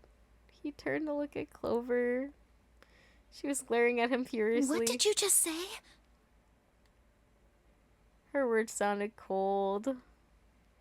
He knew apology could hardly atone for what he'd done, but he tried anyway. Oh man, I am so sorry. I shouldn't have said that. I really don't know what I was thinking. I mean... No, that's not what I'm talking about. What did you say about his arm? Arm? Yes, his left arm. You said it, didn't you? Well, yeah, I did, but... I mean, didn't you see it too? Of course not. I could barely look at him. There's no way I was gonna see the details. Clover took a quick, deep breath. Are you sure it was his left arm? Junpei thought back. Yeah, I'm pretty sure it was. And he had a broken bone, right? What the hell are you getting at here? Just shut up and answer me! She shoved her face closer to his. She could see the fire in her eyes. Junpei winced and swallowed. Yeah, he did. It was pretty bad, too. The bone was sticking out of the arm. No sooner were the words out of his mouth than Clover's expression Clover? changed. What's wrong? Look, I'm sorry if I said anything... Suddenly she was crying. Junpei wasn't sure what to Thank do. you. It was close to the last thing he expected to Huh? hear. What are you... Junpei had no idea what had just happened. He didn't think he'd done anything worthy of thanks, and he couldn't understand why she would have chosen that moment to begin crying. So he simply stood there confused. Thank you so much, Junpei. She thanked him again, and then something even stranger happened. My thumbnail! Rah! Clover threw herself into Junpei's surprised arms. Now this is my ship. Get out of here, June. I'm with Clover now. Hey, what's going on with you? I'm sorry, it's just... I'm so happy. Why? The body in the shower room, it isn't his. It isn't my brother. Huh? It's not Snake. Why on earth would you think that? Because his left arm is... She stopped I'm herself. sorry. I really shouldn't be talking about this. Junpei decided it would be prudent not to press her for any more information. If she did not wish to tell him, she certainly had a reason for doing so. Perhaps more importantly, however, if Clover was so certain, then she was likely right. That meant the body in the shower room wasn't Snake. Bro, I said that! Bro, I said that! Go back to when we first found that body in my first playthrough, and I was like, how can we be sure this is him? Like, we know the ninth man was the ninth man because we saw him go in there. So, like, unless there was a secret exit that they swapped, like, we know that was him. But, like, nobody saw Snake die, so how do we know that that was him? I said that! I said that! Go back to the footage! Turns out Junpei's idiocity saved the day, for real. His ability to put his foot in his mouth. It wasn't much, but that knowledge lifted some of the weight from Junpei's heart. He's still alive. I'm so happy. Tears shone in her eyes. Those tears melted Junpei's heart. As she cried, she had pushed herself up against his chest like a child. Junpei put his arms around her and held her tight. I'm so glad. Bro, I know damn well Ace is gonna turn into the room right now and be like, what's going on? Huh? Junpei, you were right. Huh? No matter what happens, you can never lose hope. Hope? You have to remember what's most important, and that's to have faith and to have love. If you can remember all of those, that'll bring you good luck. Clover reached into her pocket and pulled something out. That's... It was a laminated bookmark with a 4-leaf clover. I only made it here because you gave me this. Damn, what would have happened if I didn't give it to I you? was suspicious of everybody, and I was angry and miserable. But because I had this 4-leaf clover, because of what you said to me, Yeah. Junpei hadn't thought his words would have had such an effect on her. Her words were making him feel a little awkward. Thank you so much, Junpei. She looked up at him. He scratched his nose and pretended to notice something interesting somewhere else in the room. If you really want to thank somebody, you should be thanking Santa. Santa? Why? Well, he was the one who gave me that thing. And the words for each leaf, I got that from him too. Oh.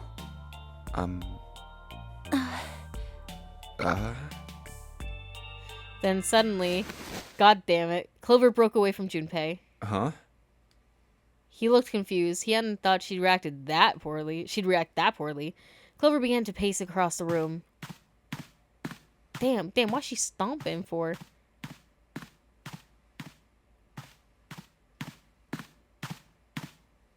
Well, listen, we did do something. Listen, I memorized all that stuff that Santa told me, and then I gave her the bookmark. Like, I could have kept that for myself, and then she would have been depressed, so I think she should be thanking me.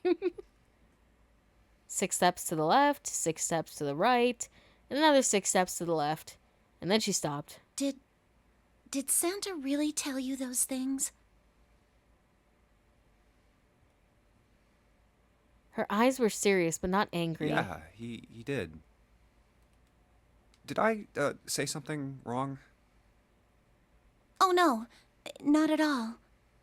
In fact, this could be really good news, I think. You think? Santa knew about the words and the clover. The only people who should know about that are the other subjects. Subjects? The other people who were in the experiment 9 years ago, with my brother and me. The experiments that I think Seven was talking about? But he's blind. And I was part of the Nevada test group. So neither of us would be able to recognize the faces of the people who were on this boat. What do you mean the Nevada test group? What does that mean? Whoa. Okay, time out. Junpei held up his hands. He took a deep breath and let it out. Let's just calm down for a second, okay? Area 51. That's what this feels like. Start from the top. Like we're little aliens. The CIA is fucking drugging us, I think. Somebody's doing something. Don't start with the end and then jump to the middle. You gotta start with 1 and then move to 2 and 3 and 4 and so on. If you don't tell me stuff in the right order, I'm never gonna be able to figure it out. Okay. Clover nodded. All right, let's start with this experiment. What happened on this boat 9 years ago? Do you know about morphogenetic fields? Oh my fucking god. If I had a fucking nickel, every time one of these bitches on this boat was like, do you know this weird obscure thing nobody's ever heard about? No, why would I know that? Morphogenetic fields.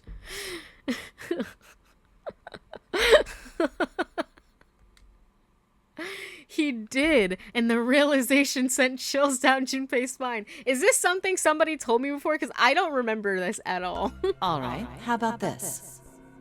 Theory of the telepathic mechanism. I think Lotus mentioned something like that. When? When?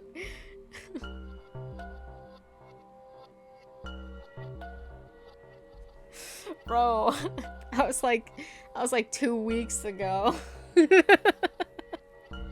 And the worst part is, even if I played these back to back, like if I had just played this yesterday and she told me that yesterday, I probably still wouldn't have remembered. Junpei recounted what Lotus had told him earlier. Clover nodded. Telepathy, Sorry, I huh? just punched the mic. Well, that's not really it, but I suppose it's similar. So they were testing telepathy on this ship? Yeah, I guess so. So, what exactly did they have you guys do?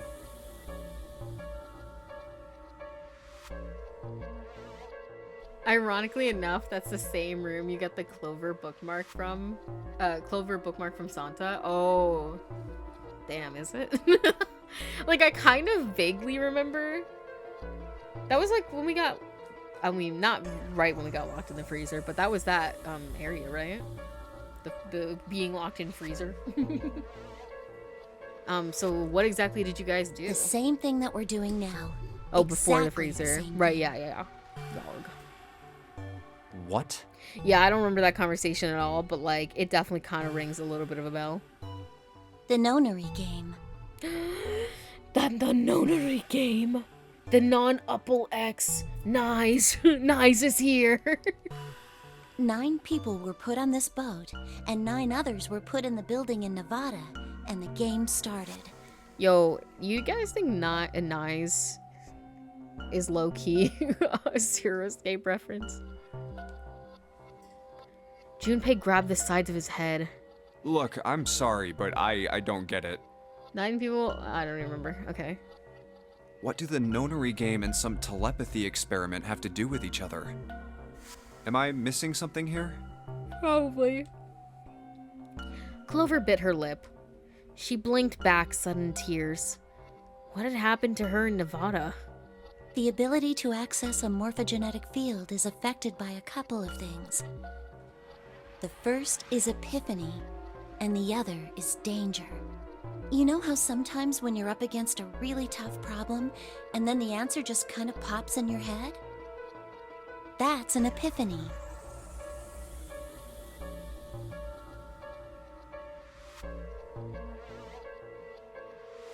I wouldn't put it past. They like to reference their old games all the time. Listen, I like when I actually get the reference. So I'm like, I gotta play them all. And what you learn from the epiphany can be transmitted with telepathy. Oh. Okay. I mean, I also, like, the only reason I'm playing Zero's game is because I keep hearing people say it's really good, so I want to play it. When you add danger to that equation, then it gets easier to transmit that information over telepathy. Is this why I just suddenly realized something obvious? So you're saying the nonary game was supposed to introduce that element of danger? Yeah, but it couldn't be just any old danger. I mean, It had life to or be death. life and death. It had to be life and death. I like how she said that before I even clicked it, and then I had to say it twice. But yeah, I was right anyways. And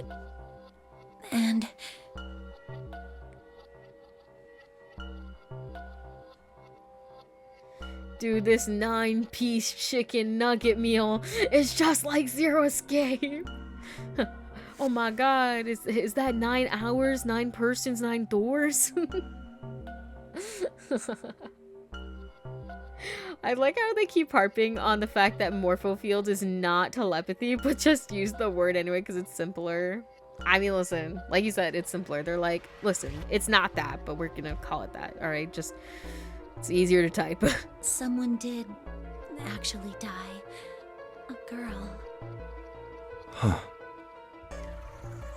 Junpei felt the sudden grip of despair in his heart.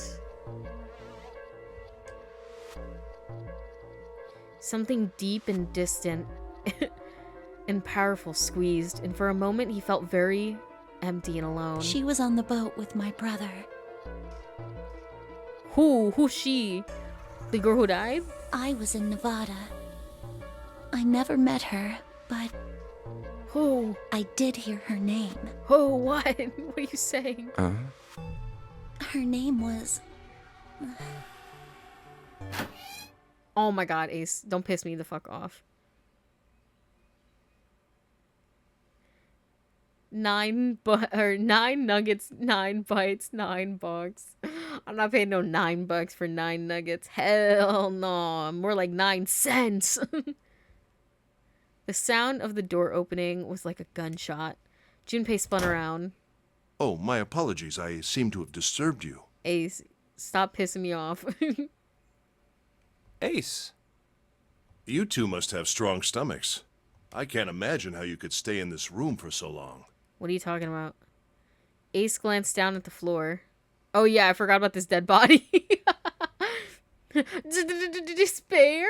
It's me, Nagito Komaidon Nintendo DS. I should just have that meme on deck, shouldn't I? Oh god.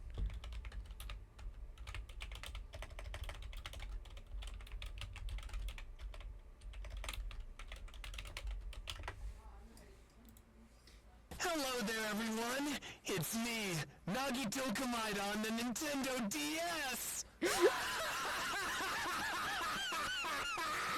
If I could get away with doing a crackhead laugh like that in this house, I would. Trust me. I'm just gonna play one more time because I just love it so much. Hello there, everyone. It's me, Nagito Komaida on the Nintendo DS. I love it. Bryce Pappenbrick if he was based. It's me, Nagito Komaida on the Nintendo DS. Anyway, sorry about this dead body. At any rate, Junpei, would you be so kind as to come and help me with something? Bro, what are you gonna reach into my pocket for now, huh? Channel redeem? Maybe. I'm having a little trouble, and I could really use your assistance. Perfectly deep fried meme. 100% agree. Come on, It'll only take a moment. Bro, I literally haven't even finished looking in this room yet. Bro, what is he gonna grill me about now? With that, he turned and walked back toward the communications office. Clover waited until he was out of sight, then spoke in a small, quiet voice. I don't want Ace to hear us. We can talk about this later. Huh? Hey, wait! Clover ignored him. From outside, Junpei could hear Ace calling. Junpei? What are you doing in there? Hurry up! Grumbling to himself, Junpei stomped off toward the communications office. Oh, hey, bitch, what do you want? I was learning some real good tea. Or did he just think I was learning too much in here? There's a piece of paper in the drawer. Okay, well, we'll fucking pick it up. Hey, what is this? It's blank. There's nothing written on it. Yo, free paper. A piece of white paper. It's blank. Okay.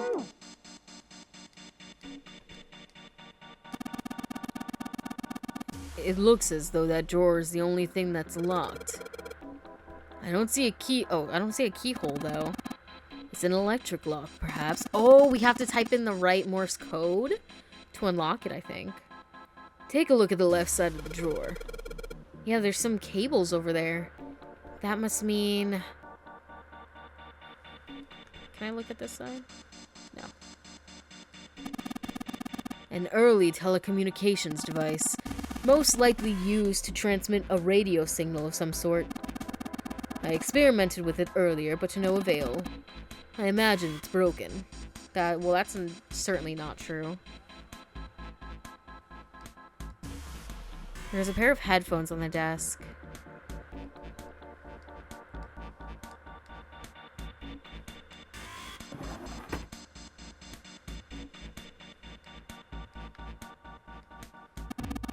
A clock mounted on the wall. The hands aren't moving. A little surprised that the time is wrong then, I suppose. And there's nothing on the back. Look, a hook. That wasn't a joke.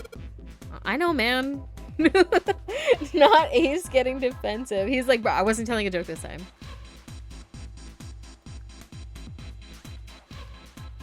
Ooh. Oh my gosh. It's like the toolkit in Danganronpa in the first game. Small screws. Okay, so we should be able to combine these two things now. Alright, this screwdriver I want to make short work of this music box. It looks to be a cylinder for a music box. There's a number of pins and some pieces of metal that look rather like fans attached to it.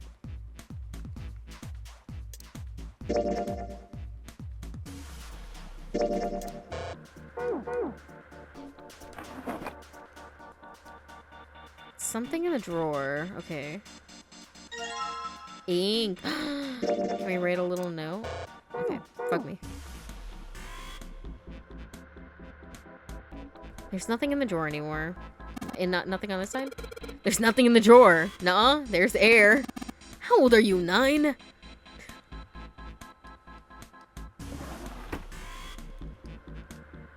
It's an old telegraph machine. I'll be honest, I have no idea how it works.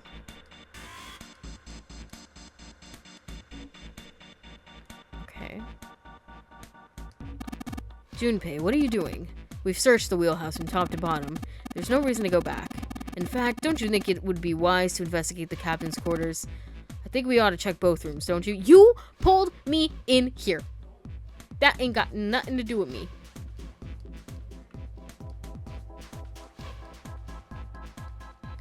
He's like, don't you think you should go check the cabinet quarters? I was trying to. Before you rudely interrupted me, bozo. This is one of those switches. Okay, wait. Let's flip one. Nothing. Looks like it doesn't work anymore. Fuck.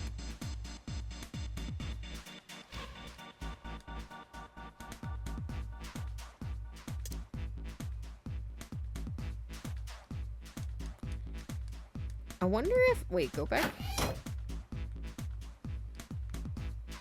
Can I put this anywhere? Okay, well, I tried.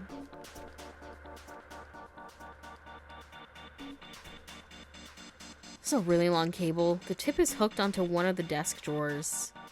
Okay, epic, thank you.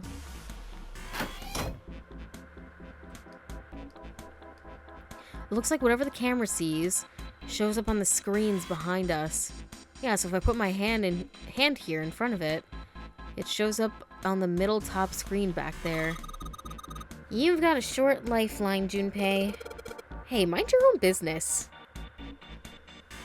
Bro, she's out here, like, hating on me. I didn't do nothing. You guys are high school fucking bullies. Okay, what do I do? No dice. It doesn't matter what I push on here. It's not working. I don't think the power's on. It's a little rectangular hole. I think it's a keyhole of some sort. With the right key, I should be able to unlock it. Fuck.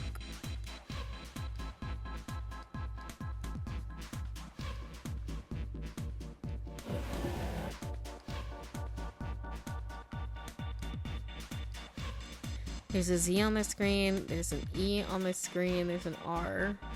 Oh.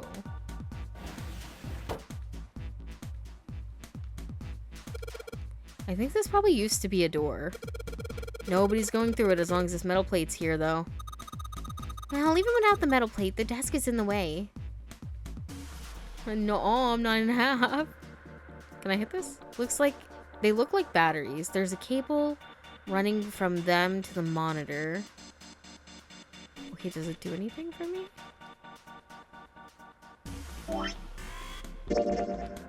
Waste paper is playing. A bottle of ink. A bottle of ink? Well, this would be great if we had an old school pen, but otherwise it's pretty useless.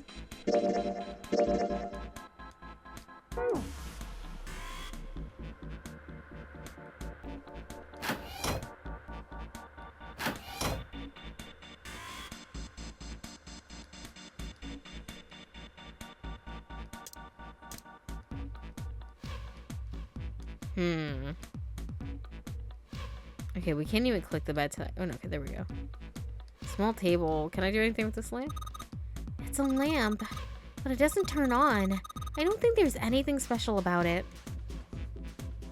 Listen, they keep saying there's nothing on this bed, but like, how do you know that? It looks a little lonely. What the fuck does that mean?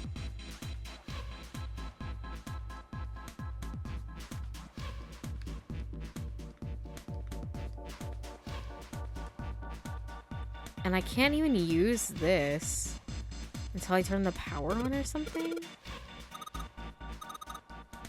There's a hole, right? I think you need to put in a key first. Bruh.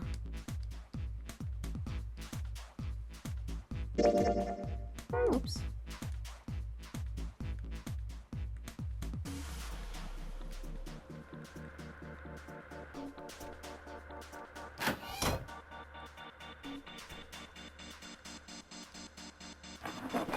Okay, alright, we just got the paper from here. Can I touch anything?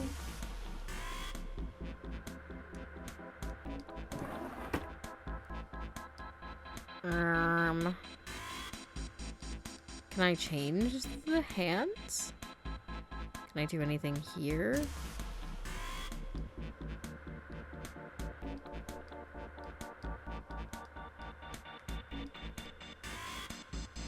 A chair. Let me check everything. Okay. What am I like? I feel like I've looked at everything. I feel like I'm tripping. What am I supposed to do?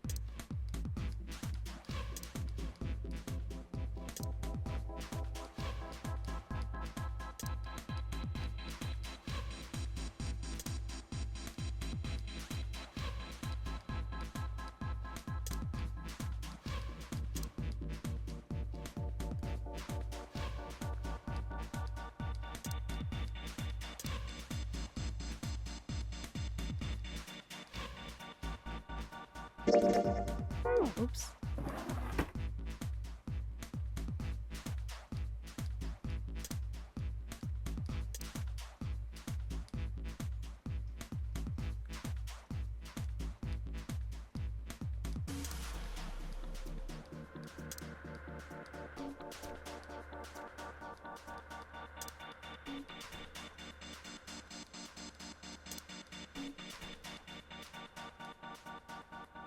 It's filled with ink. It sure is, buddy. Blank. Junpei, I was thinking. These pins and this metal, if you look at them in 2 dimensions, don't they remind you of something? No. What do you mean in 2 dimensions? What would be the cross section of one of these pins look like? A dot? And what about the fans? They just look like lines.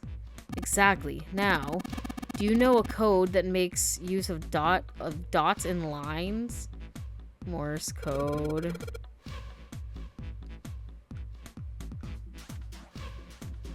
Bitch. The whole thing? Dots and lines. Maybe I could transfer them onto another surface. Bruh. I tried to use Think with a paper. You have to use with the fucking thing first. I'm curling myself.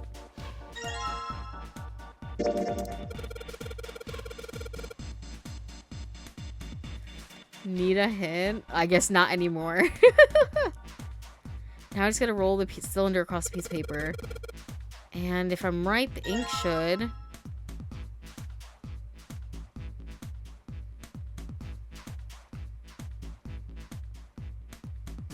I'm assuming it's like this way. Right? Or I don't know what's the top and what's the bottom. Am I supposed to read it like... I don't know. I'm just gonna take a picture. I don't know what's the... Okay, wait. No, because I'm assuming it's how it is in the... let's pretend I can speak. But matchy the picture is what I'm trying to say. The icon. So I think it's like that. Okay, so now... Don't I need power or something still? Oh, maybe I should have properly looked at that. Actually, open that shit back up. Just as you suspected, right? I was gonna... Yeah, sure. Just as you suspected, right? Now you have a pattern of dots and lines on the paper. Imagine it's Morse code. These dots and lines... Actually, you could be reading it the long... Yeah, actually, it might be like horizontal, not vertical. Curls myself. That actually makes even more sense than this. Yeah, if you tilt it that way. Oh, God. This game. These dots and lines are the dots and dashes of Morse code. Okay, girl. I don't know how to do Morse code. Get your old ass on here. This is probably what you used back in the day. Alright, I've got the Morse code I'm supposed to enter. If I do this right, something will happen. I hope. Alright, let's give this a shot. Okay.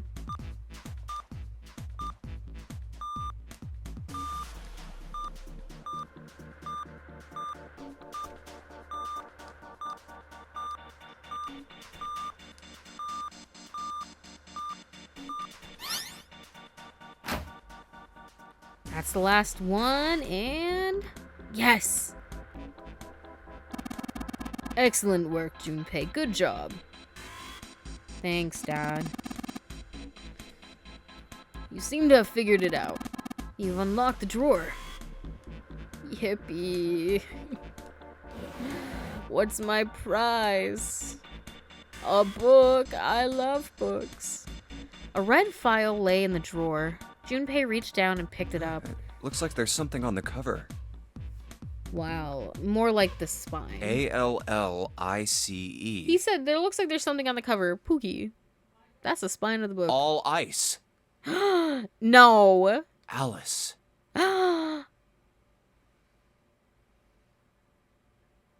Does this mean... Ain't no fucking way. Open this shit right now, Junpei. I'm gonna shit and piss. Junpei couldn't hold back. He had to know what was in this file. Epic. It's fucking in... Oh, it's in hieroglyphics. God damn it. Each page was covered with strange characters. His words, not mine.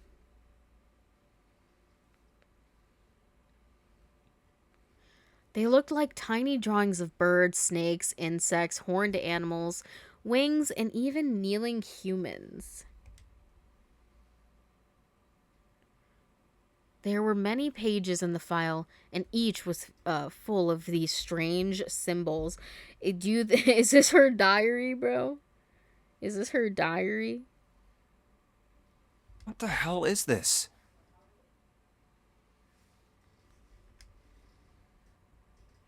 He didn't realize he'd spoken out loud until Ace looked over at him. They are hieroglyphs, a form of writing used in ancient Egypt. This is how I felt opening the book and just seeing it was something I couldn't read. Oh, fuck! It's in Korean! Oh my god, same. Ah, fuck, it's in Korean. But it's hieroglyphics. Ancient Egypt? Babe, we like, I hate these games. By these games, I mean I hate everything that Spike Chunsoft makes, and yet here I am with so many of their games in my Steam library, and in the PlayStation sphere as well. That's right. Can you read them? You know, I was just about to joke, be like, "Whoa, oh, Ace is just gonna be fluent in hieroglyphics." Of course. But I, you know, I wouldn't be surprised, and clearly, I can't. What would make you think I could? I don't know. You're so old. You must have seen the entirety of the world. What the hell? Junpei's got his arms crossed and he's pouting. He's like, "What do you mean Ace doesn't know every problem? Like, know how to solve everything? Like, what are you talking about?" Junpei flipped through a few more pages. It wasn't just 1 or 2 pages that were covered in strange symbols. Every single page was covered in them. Me, when I write in my notebook and I be scribbling. Whoa, the whole thing's like that. Trying to read them was pointless. Junpei wasn't going to waste any more time with them. He made to close the file. And something fell out. What's this? He bent down and picked it up. Oh, a key card. A key card. Bottom deck library. This is new. We did not get this a library key before. I don't think so, anyways. There was a symbol on it that reminded Junpei of the symbols of Saturn and Mercury keys. Ace, were you not friends with Tutankhamun? I know you weren't out there with King Tut. This one, however, had a dot in the center of the male Uranus. symbol. That's the Uranus symbol. They did not want to say it, Uranus. Junpei looked over to see Ace examining the card. In addition to the, I'll say it as they do, the Uranus symbol, there were 3 words engraved on the card as well. Something's written on the bottom. Bottom deck library. This must be the key to the library, then. So it would seem. Bottom deck library. Oh.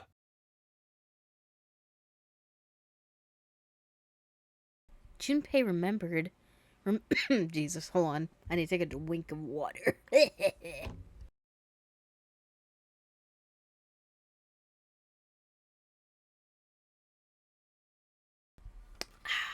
Sorry, I was choking on my own dry throat. But I took a little sippy sip. Junpei was 100% looking at Ace like... And then when he was like, "Of course I don't know." And Junpei was like, "Man, what the fuck?"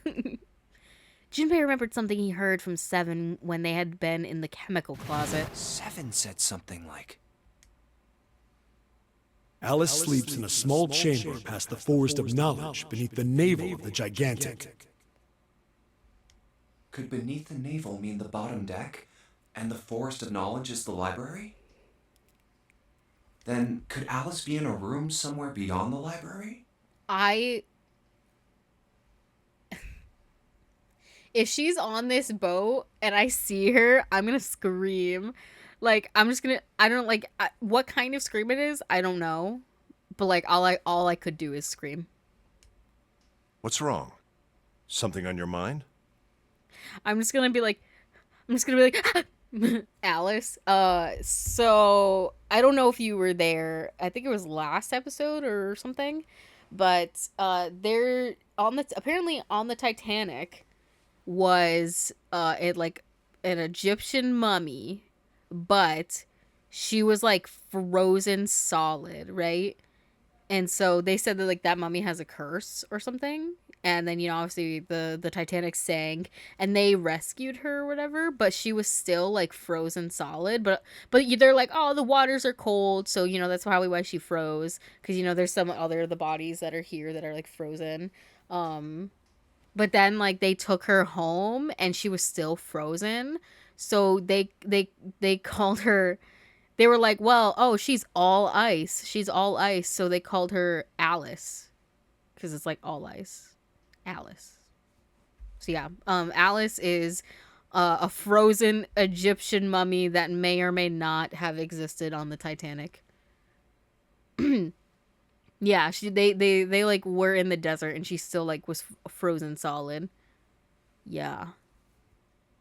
So, and then this book had Alice actually had all ice on the spine, and then it was filled with hieroglyphics. So, if we go and I see a fucking mummy, I'm gonna like be, I don't even know.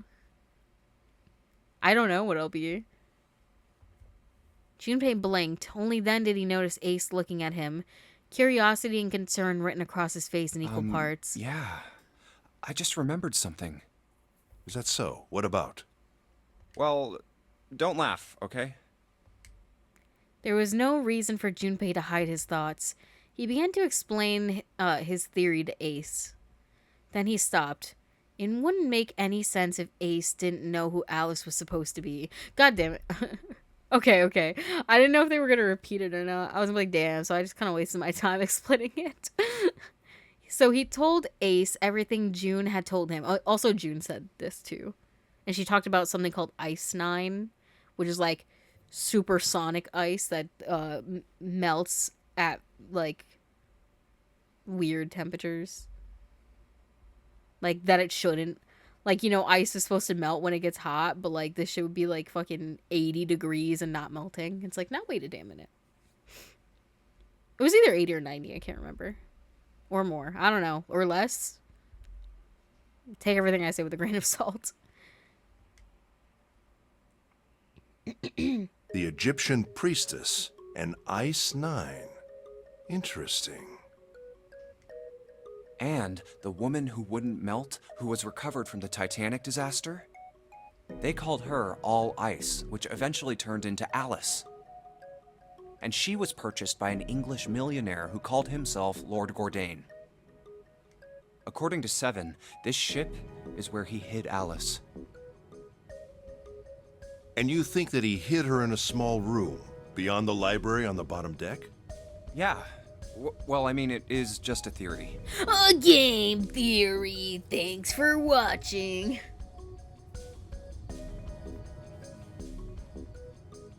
Ice 9 freezes at 98 degrees, I think, and turns any other normal water touches into Ice 9.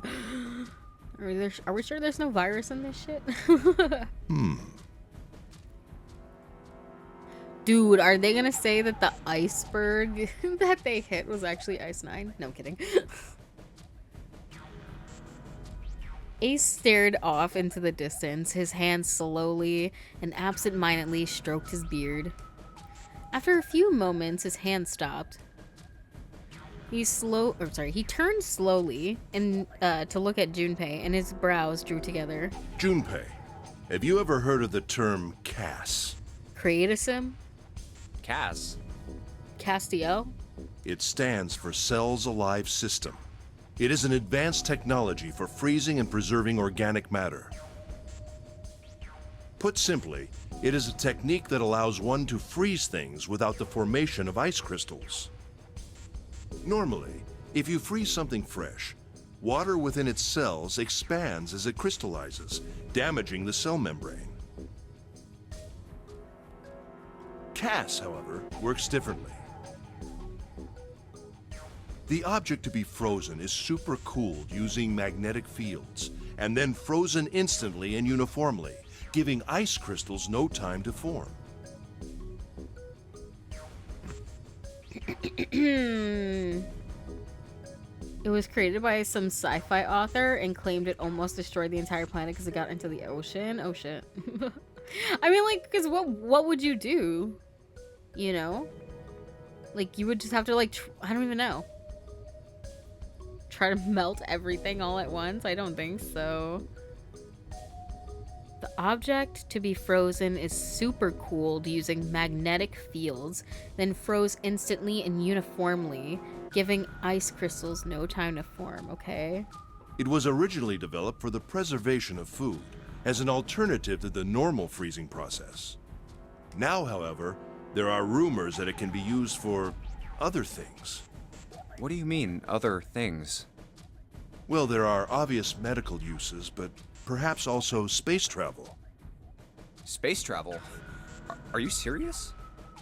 Surely you've heard of suspended animation, cryogenic freezing?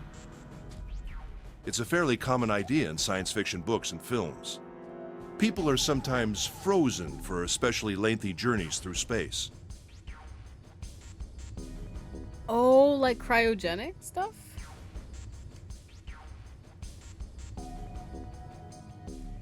That's what Junpei understood what Ace was suggesting.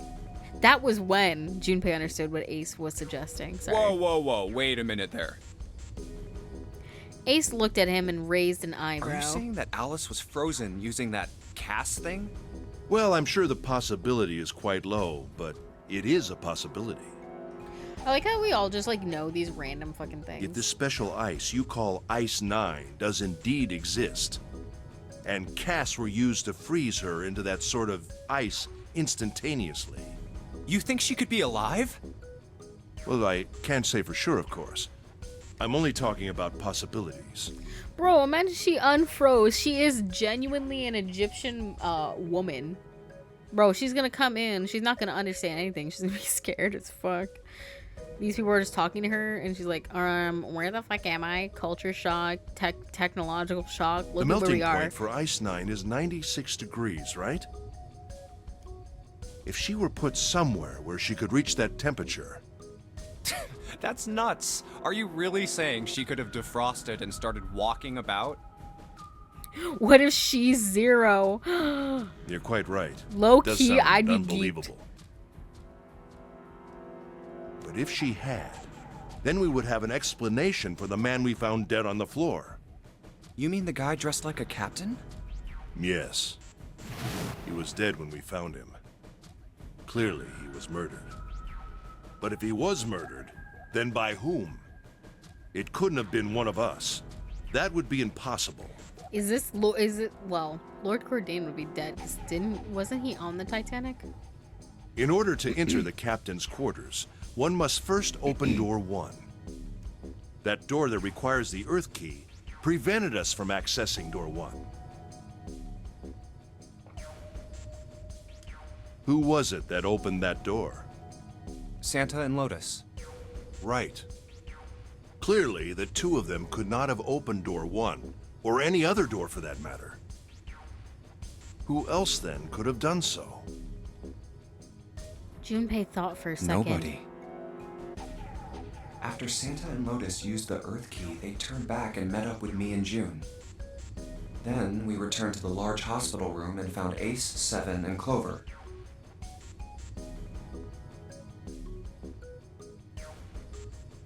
Lord Cordain was on the Titanic, but he was one of the survivors. He then became obsessed with the Titanic, which is why he started collecting Titanic stuff. When does this take place? I mean, could it be Lord Cordain or like that old guy, or like maybe, I don't know, his next of kin? While we'd gone into the shower room, Ace, Seven, and Clover had stayed behind. But it's impossible for those three to open door 1. But what about when June and I took the elevator to door 2? No, still won't work. We were only gone 5 minutes. No human being could have run to the captain's quarters, killed that guy in there, and run back that fast. Well, to be fair, we did have to go through one whole escape room before getting to that room. So, I agree. I think it could have been. It would have been hard. It would be impossible for any of us to be the murderer.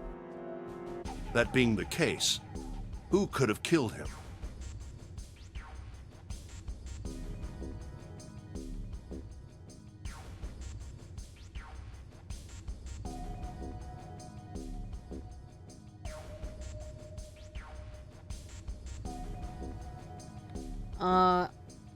Lord Gourdain died in the 1800s, I think they mentioned, or early 1900s.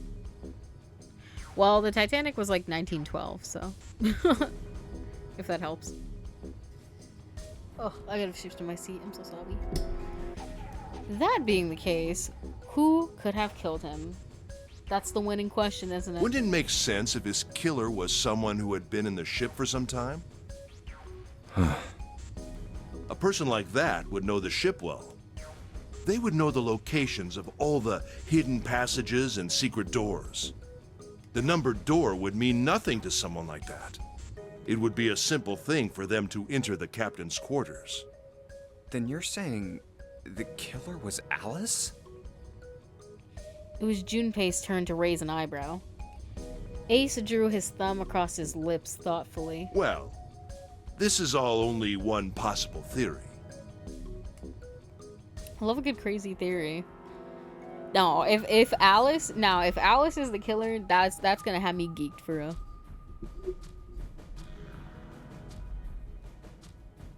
All ice. Alice. Alice. Is she really somewhere on the ship?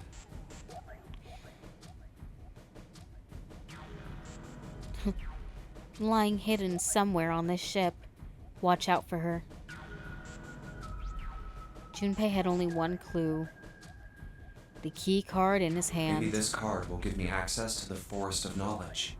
And the big mystery. What could be there beyond the Forest of Knowledge? Anyway, whatever. It's gonna have to wait. I can't do anything right now. I'll come back to this later. He gripped the key card tighter and shoved it deep into his pocket.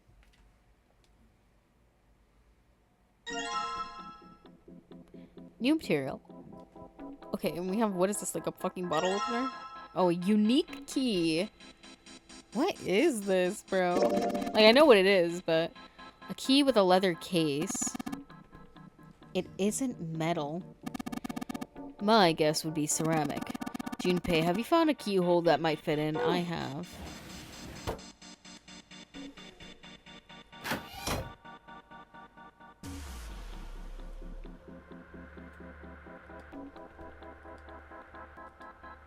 Control panel for the electronics lock. Yippee! Yippee! Yippee! Junpei, look! There's a minus sign on the screen. There are 8 of them. That probably means we've got to put in... Oh, sorry, that's me. There's 8 of them. That probably means we've got to put in 8 digits. Do you think you can figure it out? Well, I'm gonna have to, aren't I?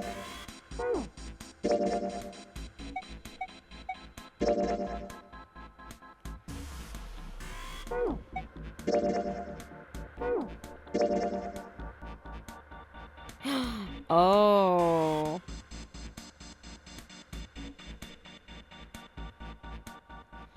A numeral system chart. Okay, close this shit. Oh, that's what this is. Okay, so I'm assuming we have to spell 0. So...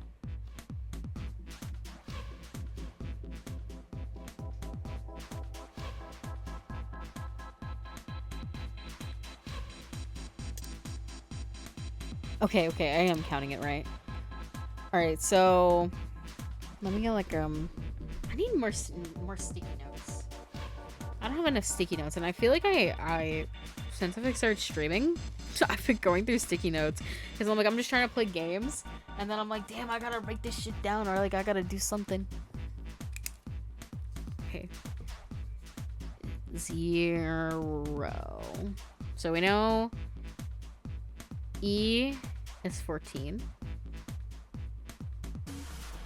Okay.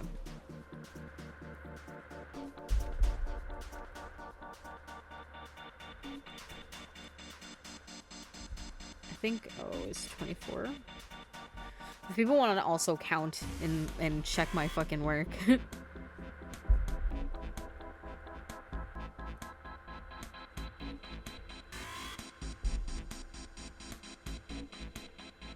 Wait, but there's no Z. Or is it just like, you know, you can figure out the rest, idiot.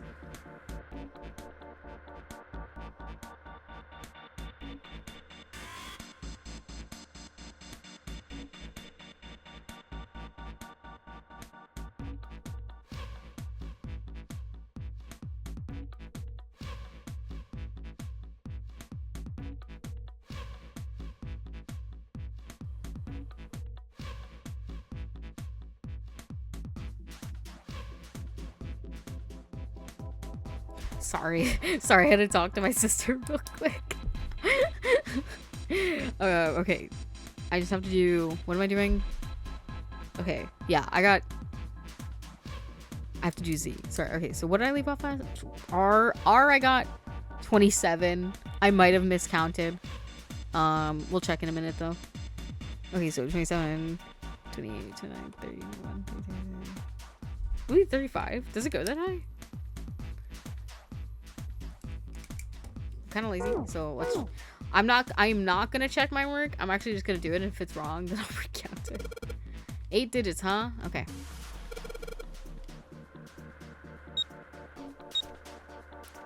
Uh, 14... 27...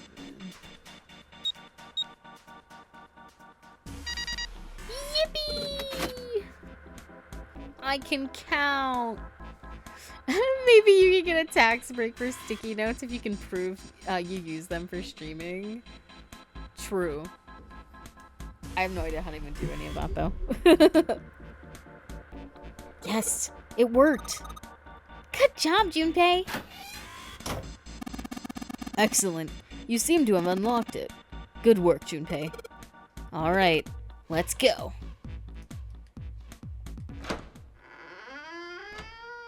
Okay, well, what was that camera for?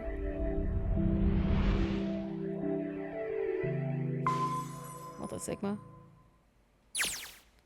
They stepped out of the captain's quarters and into another hallway. The hallway stretched out in front of Junpei for a bit, before turning left like a great backward L. All right, let's go. Junpei rounded the corner and took off down the straightaway. They run in. He ran. Running, I'm running, I'm running.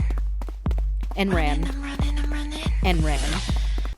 At the end of the hallway was a door. That's the next door. He made straight for it. Wait, a piece of paper. Wait, there's a piece of paper on the floor. Hold on. He was nearly halfway to it when he noticed a piece of paper in the middle of the floor. Junpei skidded to a halt.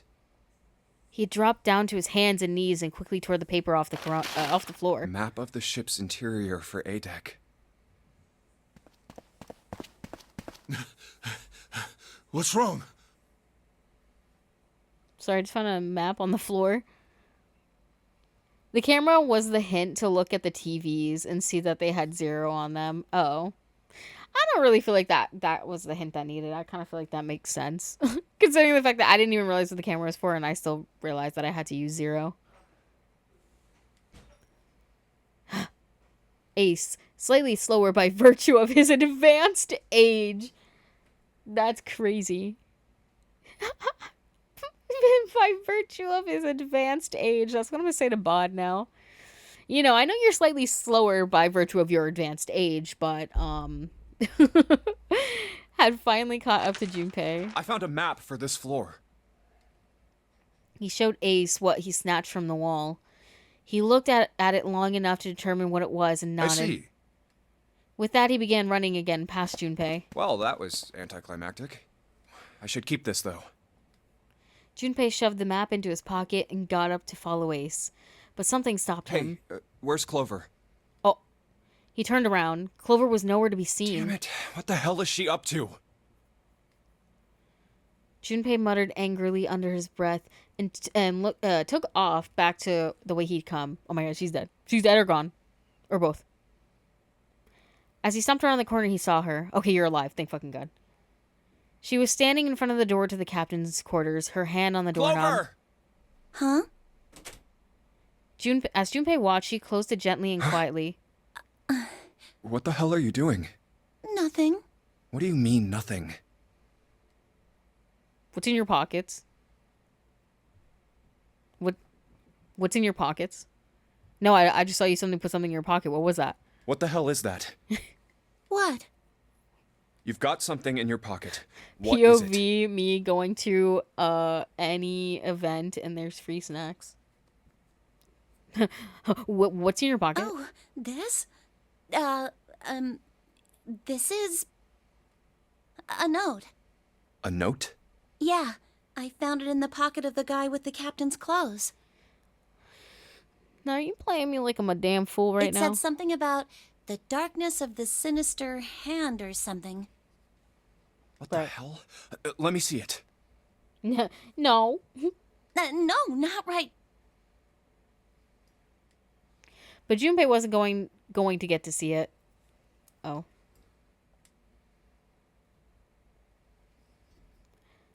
From the other end of the hall, he heard Ace's voice. Oh no, now Ace is gonna be dead. It's your fault. Hey, Junpei, Clover! What are you two doing? Hurry up! Oh my God, you're alive. He's getting mad. Yeah, 'cause of you, brother. Brother. Clover I'll shrugged. show it to you later, all right? Guys, is she capping me right now? Come on, we gotta hurry.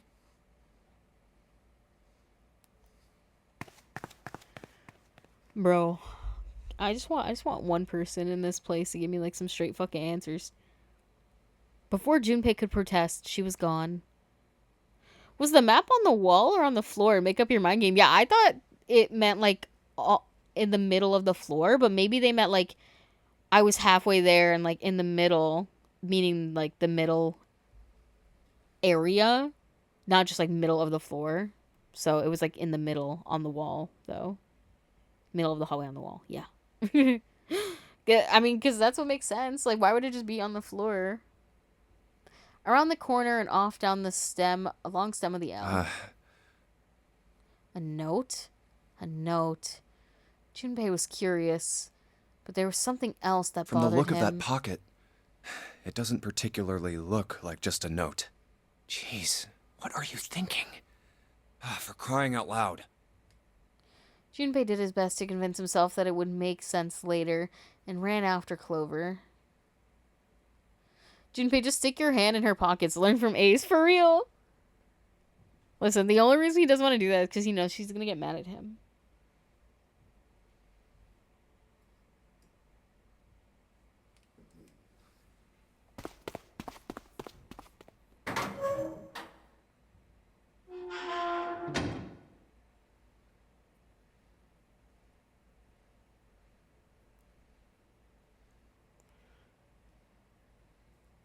Junpei pushed through the door and found himself in a... Sorry. I just realized my earring had popped out.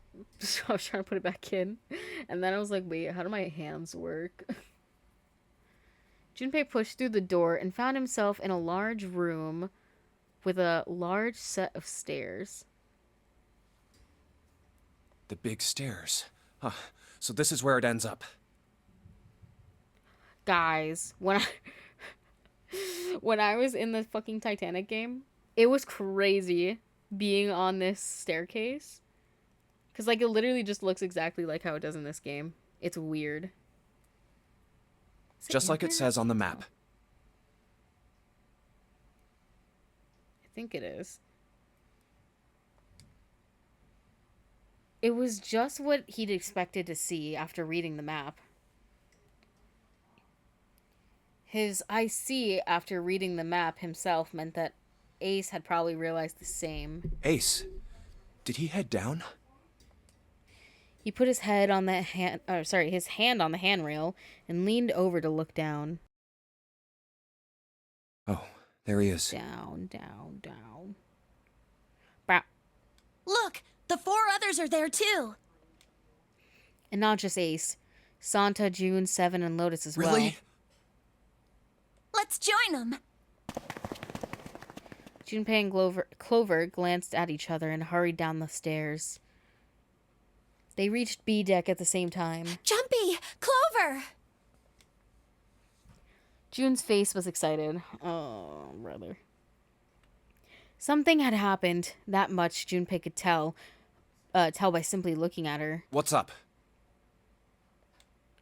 Given their situation, he was not inclined to be excited about the sudden developments. June, however, couldn't contain herself. We found it! Found what? We found it! What did you find? The last door! We found door 9! What? Come on! Just follow us! We'll explain on the way! It's so weird to be here, because I'm pretty sure the last time we got to this area... Well, we didn't, because everybody was dead. So it's weird to, you know, you guys are alive. Hey, Pookies.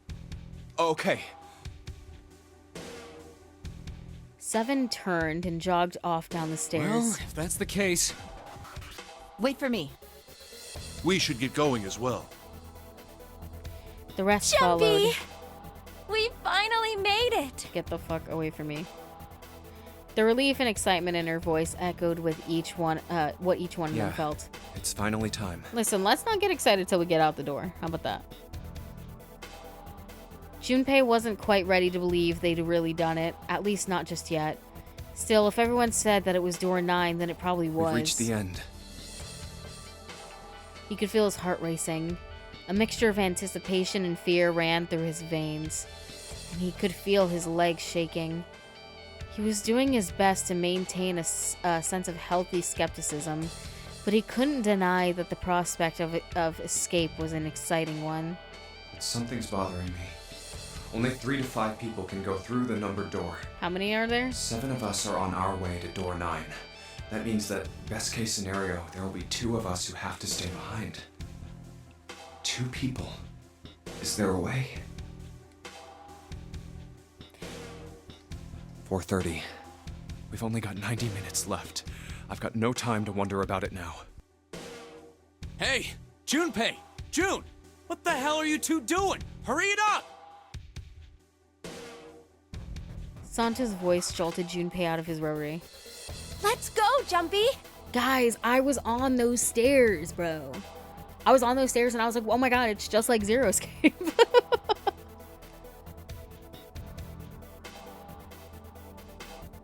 June took off down the stairs, jogging as quickly as she could. Yeah. Junpei followed. C deck.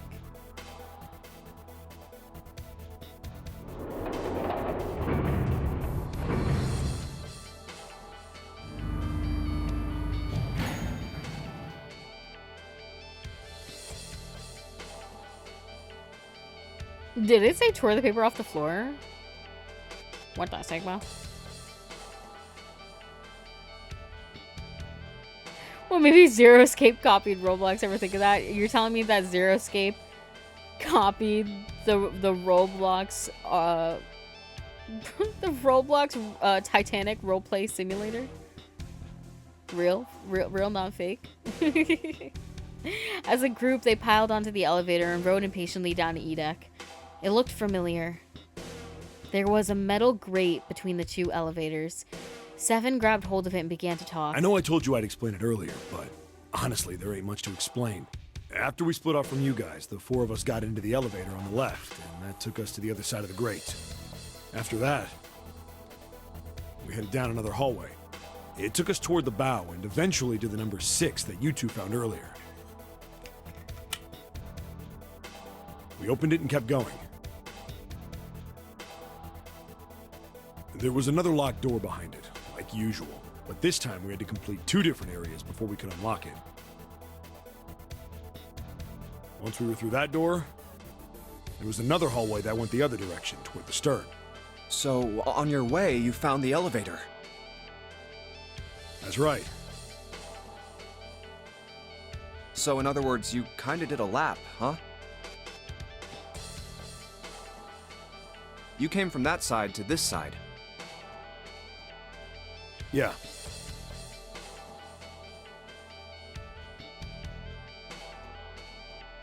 With that settled, Junpei looked around. So, where's the number 9 door? Over here.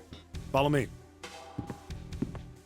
7 began walking down the hallway that led toward the stern. Junpei and the others broke into a jog to keep up with him. By the way, They had been walking for a while. June in silent step with Junpei when she spoke. you know, it's because of Santa that we're all here right now. Huh? That all 7 of us are going to door 9. What? You don't get it? Santa, 7, and Lotus, what's their digital route? 9. It's 9. That's right.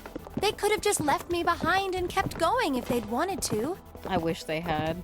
But they didn't. Yes, because Santa wouldn't let them. He said we can't leave June and the others behind. That's why we went looking for you guys. And then you got on the elevator and went back to the central staircase. That's right.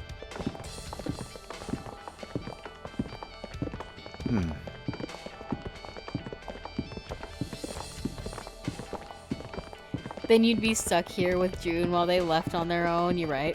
Well, I wouldn't have called that one. That Santa would be the one to stick up for you, I mean. Junpei felt his eyebrows knit as he considered that. Oh, don't get me wrong. Perhaps June had sensed Junpei's concern. I don't mean that 7 and Lotus said they wanted to leave me behind. We were just talking about it, and Santa objected to it first. Is that so?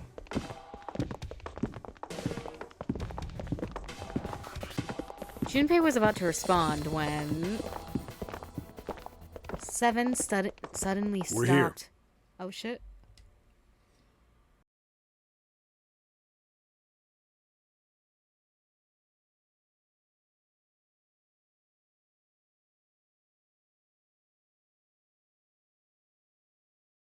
Hold on. My wheel fucking rolled over my goddamn blanket. Stupid chair. My wheelie. My stupid desk chair. Ran over my blanket. In front of them stood a door. So, is this... Yeah. Junpei couldn't see 7's face, but he could see him There's nod. no other place for us to go. Nope. Just look around. There's a big old iron wall at the end of the hallway. The other hallways on the left and right are blocked by metal grates. I see. It looked as though 7 was right. The door in front of them was their only choice. All right, let's get moving. He pulled open the door and walked in. Junpei took a deep breath and followed. Yo.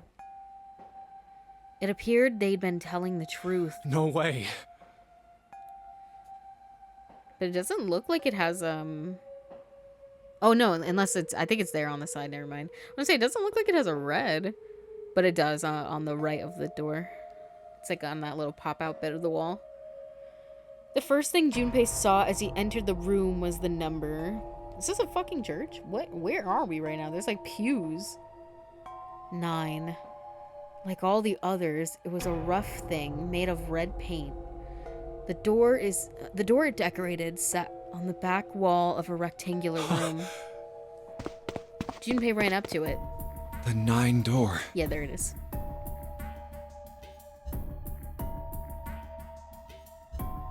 It was a large double door with powerful styling. Something about it was almost majestic, and it made the red paint look especially We're garish. finally here. Junpei grabbed the handle and shook. It didn't budge, but then he hadn't really expected it to. The red was bolted to the wall next to the door. Its display read vacant. No doubt about it. This is door 9. Listen, don't be laughing now, Junpei, because there's a chance they're gonna vote you off the island. Oh, finally! This is the last. Especially if Ace decides, like, to rat you out and say that, like, oh, you fucked with the number, and now people are gonna get pissed off at you. What if he says that? I'm gonna cry. Junpei felt a flood of emotion wash over him. He felt a chill down his back and his chest tightened even as his blood began to boil. There was a moment of complete silence. Junpei, look behind you. He turned around. Behind? What? Junpei could scarcely believe what he saw. A door and a 9. There's another one? Hey, what the hell? What the hell is going on here? His words came slowly and his brain struggled to understand what he'd seen. No, not the fucking... the coffin! Look at the coffin on the fucking...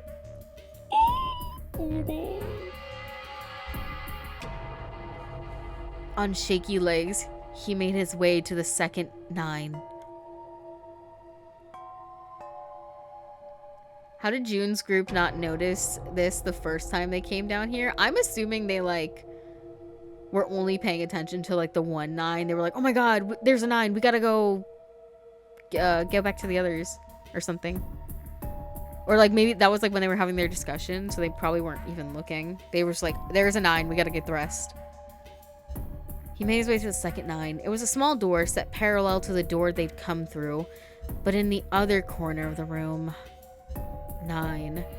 There was no mistaking the number, and if any more proof was needed, a red was bolted to the wall near the door. There's a red there too! That means... We have to split up into 2 groups that make a 9. And of course it won't open. He grabbed the handle and shook the door, not because he expected it to open, but because he had to make sure it was real. Why? Well, we can't all go through the same door. This kind of helps that process, right? Why the hell are there 2 doors? It was Ace who spoke first. Do you think perhaps one is the right door and the other is the wrong one? Lotus was skeptical. I don't know about that. It seems unlikely. What makes you say so? Well, think about all the rooms we've been through so far. They're full of puzzles, but there are always hints about how to solve them. I'm pretty sure there aren't any rooms where we just had to go with our best guess and leave it to instinct to solve the puzzle. Yeah, I mean, unless you're stupid. Do you like really me. think that at the very end of the game, Zero's going to suddenly throw in something that depends entirely on luck? Maybe. Then you're saying there's some sort of hint in this room.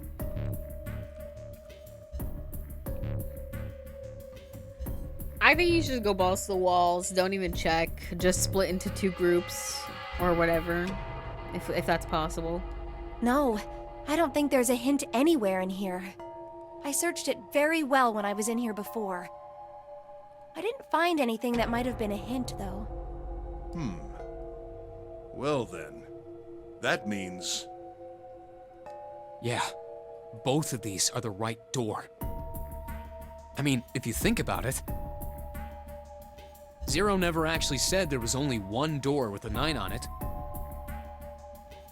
I mean, to be fair, we haven't seen any other door number repeat. It is hidden, but an exit can be found. Seek a way Seek out. a way out. Seek a door that carries a 9. Junpei began to mutter to himself. So if there are 2 number 9 doors, if we split it up right... I'm so sorry if you guys hear a bunch of, like, fireworks. That's not gonna work. Junpei blinked and looked up at Clover. She held out her You've hand. got a notebook and a pen, right? Can I borrow them? Yeah, here. Slightly confused, he pulled them out and handed them to her. You know I did. You used it earlier. Also, why does it sound like a marker? Look It's not at a this. fucking pen. Now look at this. Clover opened the notebook to a blank page and set it down on the desk. Everyone gathered around as she and watched as she wrote down a series of numbers. You get it? The numbers on the top are all the combinations with digital roots of 9. The numbers on the bottom are the people who don't fit. There's only 8 possibilities if we split up into 2 groups of 3 or 4 people. So... If 3 people go through the door, then 4 are left behind. If 4 go through, then 3 are left behind, right? yeah. Clover nodded, almost as if she were pleased with herself for solving a difficult math No problem. way. Damn, there's 2 doors and we're still leaving a person behind. Listen, and this is when Snake shows up and he says, "Honey, I'm home." Laugh track ensues. And it somehow, like, saves the day.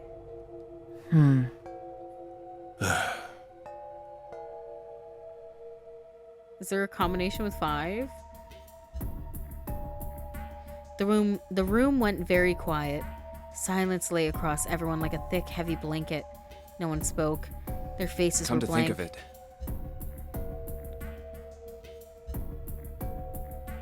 Desperate for something else to look at, Junpei turned his eyes to the room around him. what is this room? The walls were covered with candles.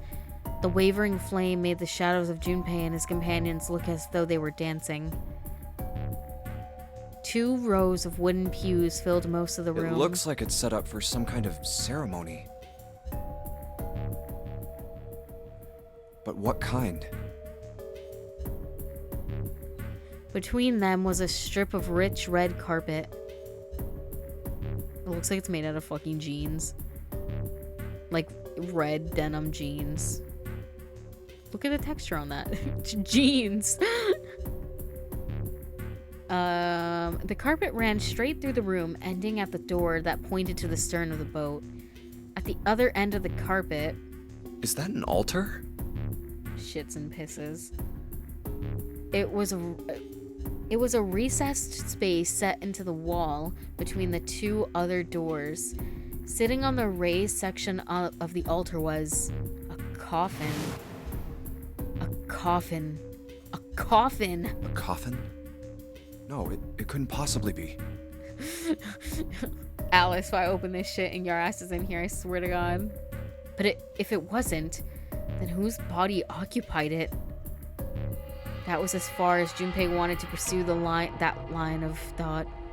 He decided not to think about the coffin for the time being. At that moment, Seven spoke. There was an edge of humor to his voice, but it was forced. Okay, I give up. I give up. I figured if we sat around here long enough, someone would volunteer. But I guess nobody's got the guts to do it. What are you talking about? Junpei didn't understand, and he wasn't the only one. You guys didn't figure it out yet? Fine, let me enlighten you. Clover was mostly right with her little explanation earlier, but she missed something. So they thoroughly searched the room and didn't notice the second door? Wait, did they say that? Or they just neglected to tell you about the second door when they met in the main staircase? I mean, I guess maybe, like, you were like, look, we found the 9 door. If they were like, we found a 9 door, but actually there's 2 9 doors, they would have had questions, and they were just like, bro, come, quick. She wasn't really wrong. She just... screw it. Let me just write it out. Seven snatched up the notebook and began to write in it. Everyone else clustered around him, desperate for a look. If you're trying to leave with a group of 3 and a group of 4 and get everybody out, Clover's right. But there's another way. Only one combination, though. If you split us up into groups of 3, 3, and 1, you can make this combination. Wait, this means... Don't get me wrong here. I'm not trying to copy Ace or anything like that. Even if he hadn't been the hero back in the big hospital room, I'd still be saying the same thing. The same thing? Are you saying? Yeah, I am. I'll stay behind. Well, you know, he said it. All right, guys, let's go. Why are you acting so heroic all of a sudden? Are you some kind of idiot? Lotus was the first to speak. That in itself was a little strange. She'd reacted much differently when Ace had volunteered. No, I'm completely against this. I'll be goddamned if I'm gonna have to owe you for getting out of here. The rest of them began to speak all at once. I'm against it too. I didn't want to leave Ace behind, and I don't want to leave you either. I don't like that idea. There's gotta be other options. What the fuck is going on right now? I disagree as well. I can't say I care much for you being the hero.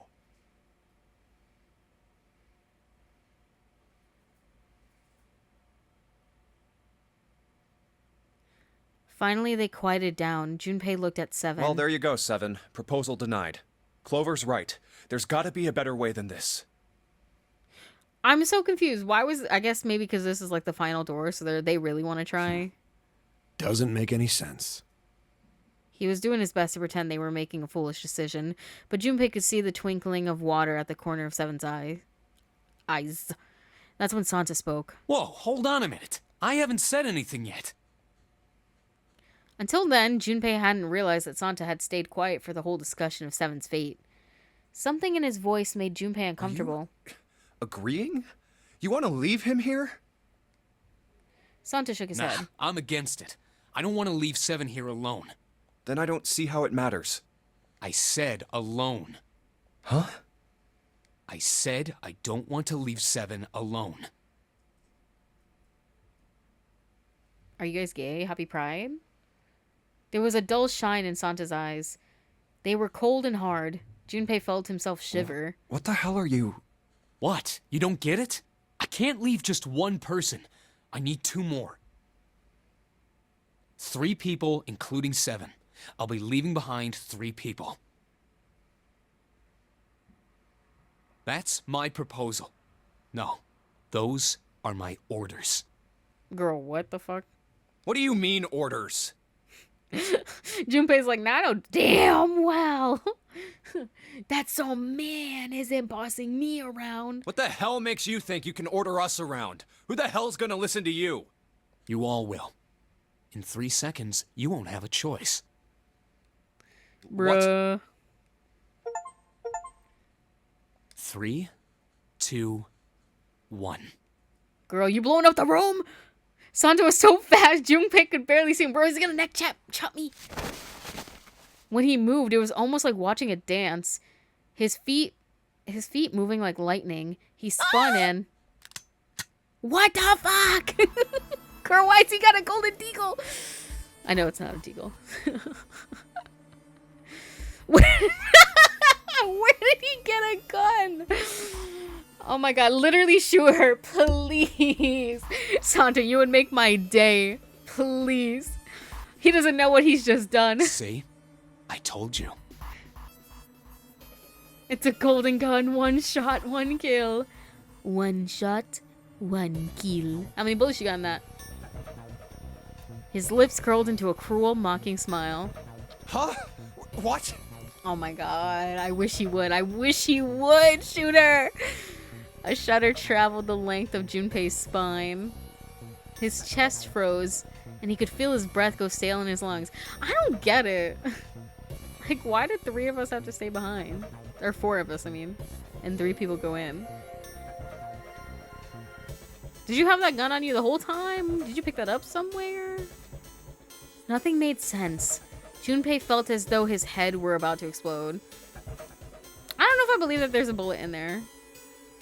Shoot it. Shoot it and show me. Santa's sudden change in attitude. Saying that he needed 2 more, the gun in his right hand, a revolver, Santa had grabbed June from behind and pressed what Junpei's shaken brain identified as a revolver roughly against her temple. What the hell is that? Where on earth had Santa found a gun? Junpei's questions roared in his mind, but his mouth refused to ask them. Seven spoke, almost as though he had sensed Junpei's confusion. The gun's from the other room. What room? One of the rooms behind door 6. I should have known he was gonna do this. I should have taken the gun. Well, it's too late now, fat ass. Listen, man, we didn't have to bring his weight into it. Damn it. Oh my god, he probably is on Reddit. A mixture of fury and frustration twisted Seven's face. Okay, now, I'm just saying, if it were me, I would be like, honestly, you could shoot her. I'm so deadass. Like, if it gives me the option, I'm saying shoot her. Santa, for his part, didn't so much as flinch. The corner of his lip twitched into a slightly wider smile. Wait, but like, I mean, I guess depending maybe on who he takes, like, what's stopping us from once they go through? Like, 3 of us going through the other door.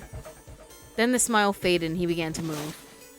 He walked backward, dragging June with him. Before long, his back was resting against the door. On the wall next to him was the red. He put his hand on the scanner panel quickly and then forced June to do the same. Okay, well, who needs to come with? Is Now, it me? time for you to start following my orders. Ace, Lotus, congratulations. I've chosen you to come with me. Oh, we're going 4-3. Okay, okay. I thought we were going 3. He was just going 3, I mean. Put your hands in the red. 3 plus 6 plus 1 plus 8 equals 18. That was what Santa had meant when he said he needed 2 Hey, more. you deaf? I gave you an order. I like just wish he would. I just wish he would.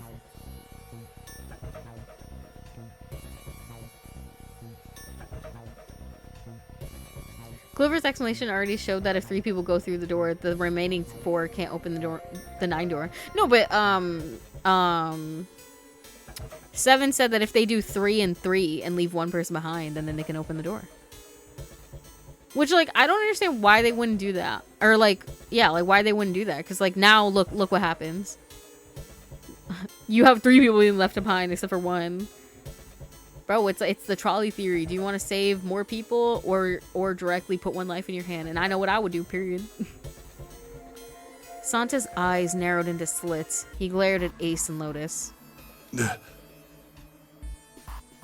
Junpei's like, bro. They leave. I'm just sitting on one of the pews with Clover and 7. I'm like, so how you guys doing? They stayed frozen, like deer caught in the headlights of an oncoming car. Fine. I didn't want to waste any bullets, but you guys just don't get it. Shoot her! No sooner were the words out of Santa's mouth than his hand twitched, and the gun roared. The section of the floor exploded, scattering wooden splinters across the floor. The thin plume of smoke snaked out of the hole in the floor. There could be no doubt that the gun was real and worked. He really shot it? But why? What if that was his only bullet? Santa, why are you... Clover's voice spoke of betrayal and disbelief. Santa, I thought you were one of us. I thought we were friends. What? You knew about the leaf words and the 4-leaf clover. Santa's cheek twitched, almost imperceptibly. What the hell is that shit? I've got no idea. You're lying! Shut up! Just shut up! You stupid bitch! You want me to put a bullet in your fucking head? Flecks of spit flew from Santa's mouth and his face twisted with rage. This is worse. This is worse than when Pewter betrayed me. Clover recoiled, her eyes wide. When she spoke, her voice was very small. He snorted and shook his head vigorously and turned to face Ace and Lotus. All right, assholes. What are you still standing there for? Get over here and scan those bracelets. I don't have all day. Oh, what's the matter? Your hearing's starting to go? Going senile, maybe? Ace and Lotus still didn't move. It almost seemed as if they couldn't move. June's face was pale behind Santa's arm. Her eyes were wild, and her chest heaved with every quick breath, like an animal cornered by a predator. Junpei's mind worked furiously. What were they going to do? Then he realized something. There was nothing they needed to do. There was nothing to debate. June's safety was the first priority. That much was obvious. Doing as Santa had commanded meant that she would be safe from at least 2 threats. She wouldn't be shot, and she would leave the ship alive along with Santa, Ace, and Lotus. There was only one thing for Junpei to do. Way. He turned to Ace and Lotus. Please, go. Huh? No way. Jumpy, what are you saying? Bro, you know what? At least I can die on this damn boat in some fucking peace, bro. I don't have to have her annoying ass around. If you stay here, you're going to be stuck, Jumpy. Anything is better than being with you. And so will Clover and 7. Listen, her brother is MIA. I don't know. Seven said he was gonna stay behind anyway, so get your ass through that fucking door. I know, but you don't need to worry about us. We'll figure something out. Right, Seven? Right. You just leave it to us. It's gonna piss me off to do what Santa says, but... Don't worry about me either. There's still something I have to take care of. No! No! You can't! Shut the fuck up. Bro, please. Santa, take her away. Please, I'm begging you. Ace! Lotus, don't come over! Don't worry about me! Please! Oh my god. Literally, y'all need to either leave or she needs to get shot. Please, I'm begging you. June was almost crying. Junpei walked around behind Ace and Lotus. He gently placed a hand on each of their shoulders and pushed them toward the door. They almost stumbled, then righted themselves and took another step, and another. They turned around and Junpei nodded. All right. Fine. Ace and Lotus turned around again and walked slowly toward the door where Santa was waiting for them. After what seemed like an eternity, they stopped in front of the door marked 9. Santa smiled. All right, now let's get those hands on the scanner panel. What's the holdup? What? You think I'm fucking around here? I don't give a shit about this girl. Girl, me neither. So go ahead and put your money where your mouth The red is. doesn't need a person, you know? All I need is the bracelet. You get it? Good. Now put your fucking hands on the scanner. I'm not gonna say it again. He shoved the revolver harder against June's head, and she winced. Fine. Ace sighed, defeated, and placed his hand on the scanner panel. Lotus went next. Lotus glared at Santa and slammed her hand onto the scanner panel. The fourth asterisk blinked on. Good job. Now, Lotus, pull that lever. Soon as the door opens, you get your ass in there. Try anything stupid, and you know what happens, right? Damn it. Junpei could almost hear Lotus's teeth grind.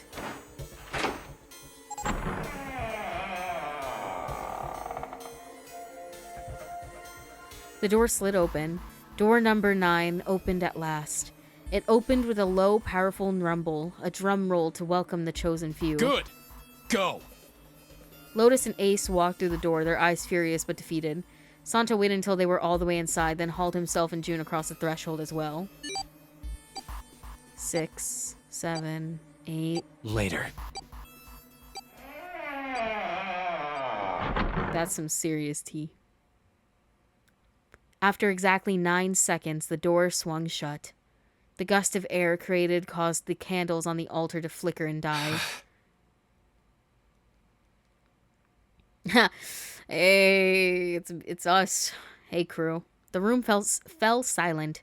Junpei, Clover, and Seven had been left behind. Clover looked down at her hand and traced with her finger the faint blue veins that crisscrossed them. Seven shoved his arms into the front of his overalls and scratched his stomach. No one spoke. Silence made the air feel thick and oppressive. Desperate for something, anything to occupy his mind, Junpei walked to the larger of the 2 9 doors. He stood in front of it and looked at the red. It read, engaged. He moved to the smaller door. The red read, vacant. The digital root of the remaining people was 7. 5 plus 4 plus 7 equals 16. 1 plus 6 equals 7. There was no possible way for them to open a door with 9 on it. Junpei touched the surface of the door. June. He thought about June, about Akane Kuroshiki. Was she safe? That was all that mattered to him. If she was alive, if she had escaped this horrible boat, that was what Junpei prayed for. 7 came up next to him. He pulled off his hat, scratched his head, and sighed. So, what do you want to do, Junpei? What do you mean, what do I want to do? What can we do? 7 opened his mouth to respond when a noise echoed throughout the room. Someone was pounding on something, vigorously. It wasn't mechanical, it was certainly human. Junpei and Seven looked at one another. What the hell is that? Yo, hello, Yama. Sorry, I almost said llama. Hello. Oh my gosh. It's getting wild in Caillou's house, I'll tell you what. Shh, quiet.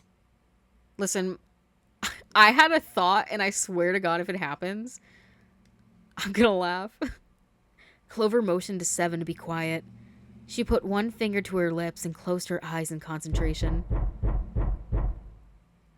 Lunar. The three of them listened, trying to determine where the sound was coming from. I knew it. Could it be? The coffin. I can be llama. I think it's coming from this coffin. We are all llamas on the inside, frolicking through the fields. You're right. Let's open it. Now, there's a person who I think is inside, and I'm just gonna say I don't know if I think it's Alice. But it could be Alice. But how? But low-key, I think it'd be funny if Snake was in here. What are those muscles for? For show? You're telling me to force it open? Just shut up and try. Junpei and Seven grabbed a hold of the coffin. There's clearly a keypad for a reason. Obviously, you can't just pry the lid off a coffin. They tried to get a good grip with what little purchase they could find and pulled with all of their strength. There's a little llama inside of all of us. Yeah, instead of like the inside of you, there are two wolves. There are two llamas. Damn it. Also, if anybody's just joining, well,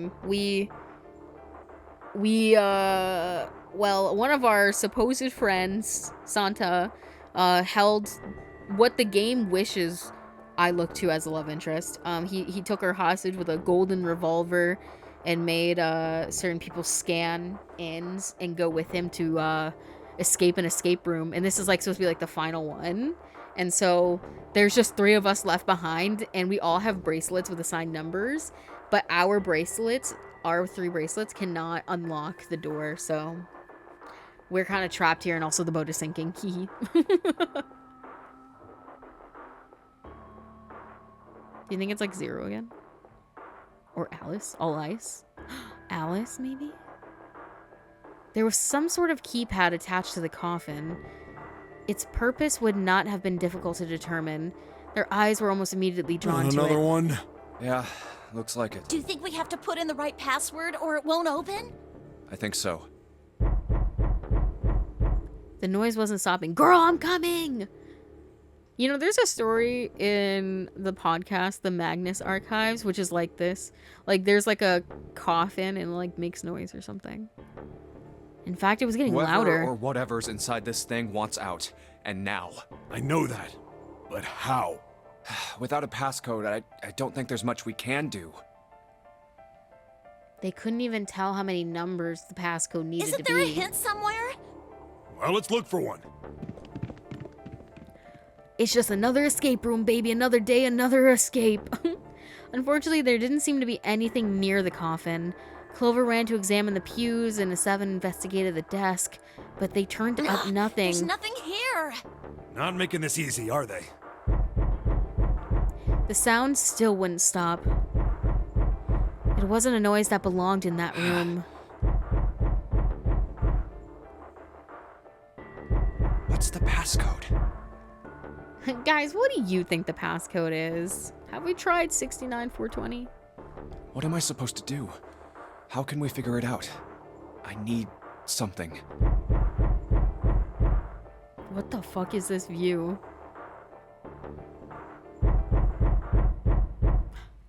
To be continued?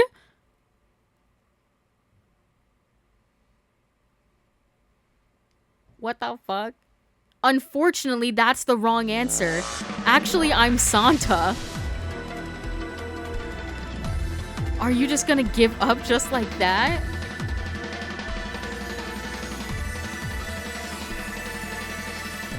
What the fuck? Now it's time. Let our game begin. Bro, what the hell?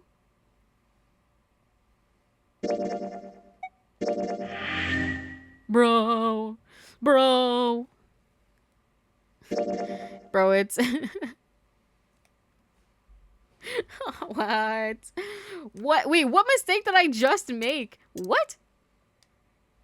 Outside the room?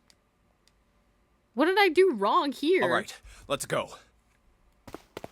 That's the next door. Wait, a piece of paper. Nani? This is...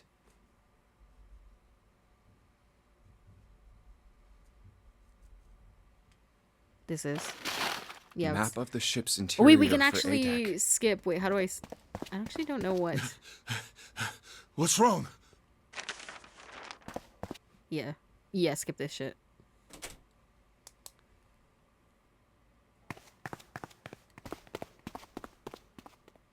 I don't even remember making choices. Am I tripping?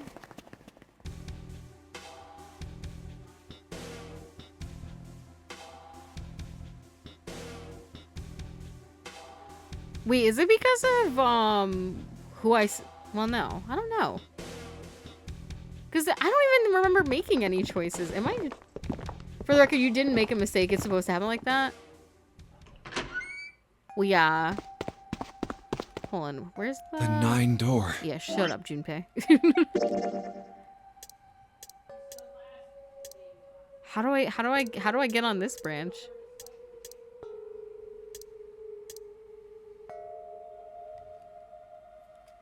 Bro. Deadass. Wait, how do I know where to go back to? I don't like how they have their flowchart. It's a lot easier in Somnium Files. What the Sigma?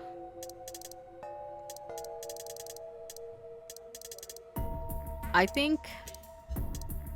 Damn, dude. How do I get to this side? Let me in. What the Sigma? There's still a lot of the game you haven't done yet. Go back to old choices and choose the options you didn't pick the first time around. How far back should I go? Like, over here? Or like...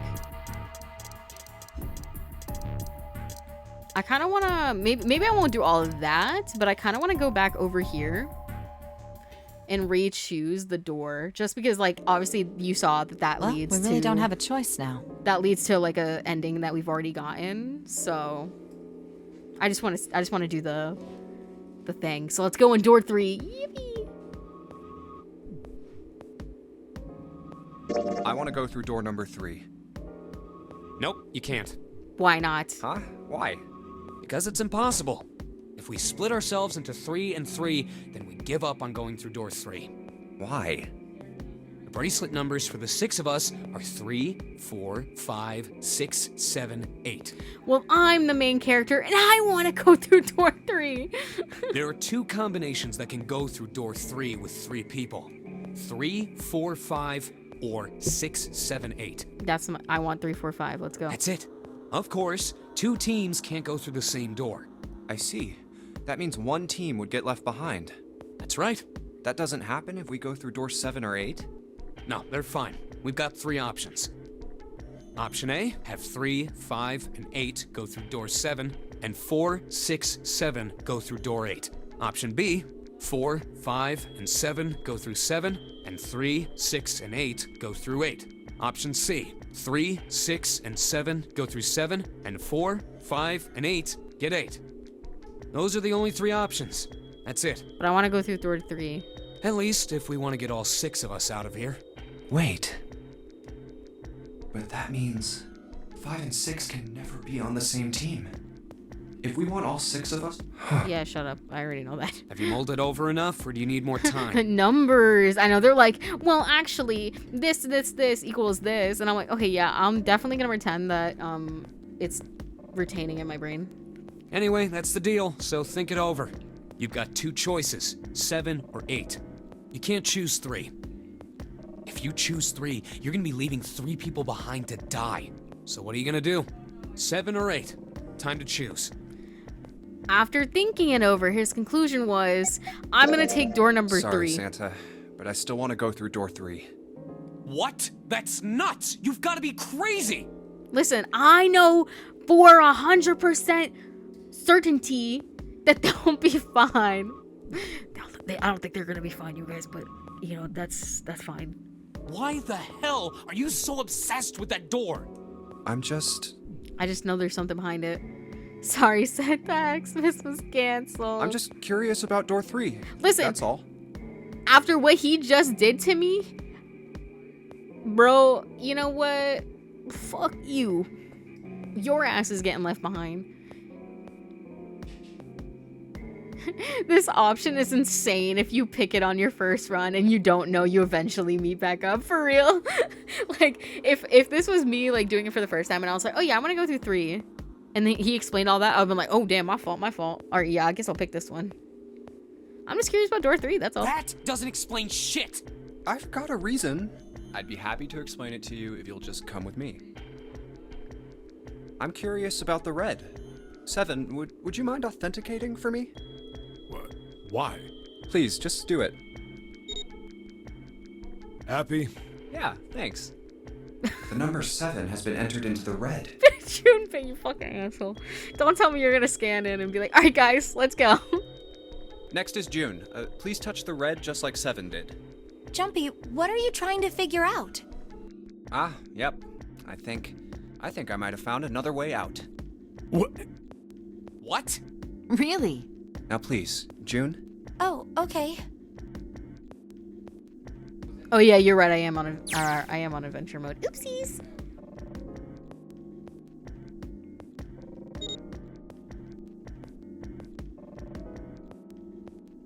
I just forgot. Like when you load in, I think it just automatically puts you on adventure mode instead of novel.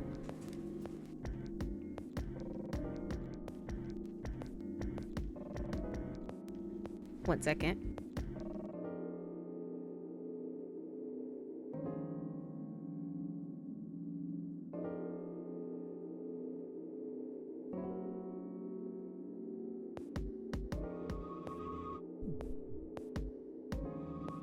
Sorry, people were talking outside my room and it was annoying me. I'm like, hey, I'm busy in here. Mom, I'm streaming. It wasn't even my mom. She's not even home. With those 2 numbers in the red, Junpei had what he wanted. He casually placed his own hand on the scanner and the third asterisk blinked.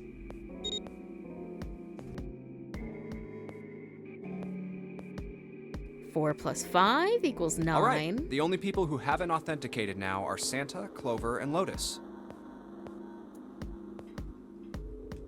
So, what's your point? You don't get it. Think about it. What are you saying? That would be 6 people. Huh? What's the sum of your number and Clover's? 12. And what's the digital root of that? 3. Which is Santa's number. By the way, Lotus, what's the number that's currently in the red? 7 plus 6 plus 5 equals 18. It would be 9, right? Yes, and what will the digital root be if you add 3 to that? 3. The door's number. There you go. Hey, wait a minute. What the hell are you up to? I'm not up to anything. I'm just waiting. Waiting for what? I'm waiting for the balance to shift.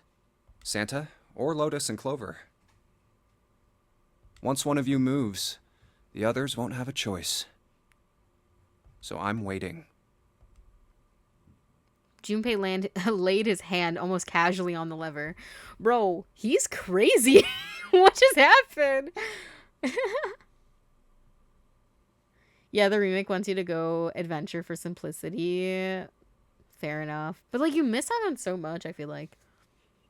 Because apparently most people who play this game don't like to read. I can see that. I can see that. Honestly, I don't know. I'd probably be playing like this normally. Because, like, it's easy to just read it in your head. But, like, when I'm playing with you guys, like, I want you guys to have, like, the whole experience. So, that's why I'm doing this mode. So you get the narrations and stuff. Because you actually do miss out on a lot of, like, what Junpei is thinking about the whole situation, you know? I love this option because it's just the start of Junpei's villain arc, for real. He's going crazy.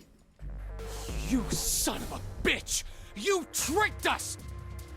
Then all that stuff you were going on about is all bullshit! I didn't trick anybody. Listen, you don't have to go through. Bullshit. Oh, I don't think so. Didn't I tell you I'd figured out another way to get out of here? This is it.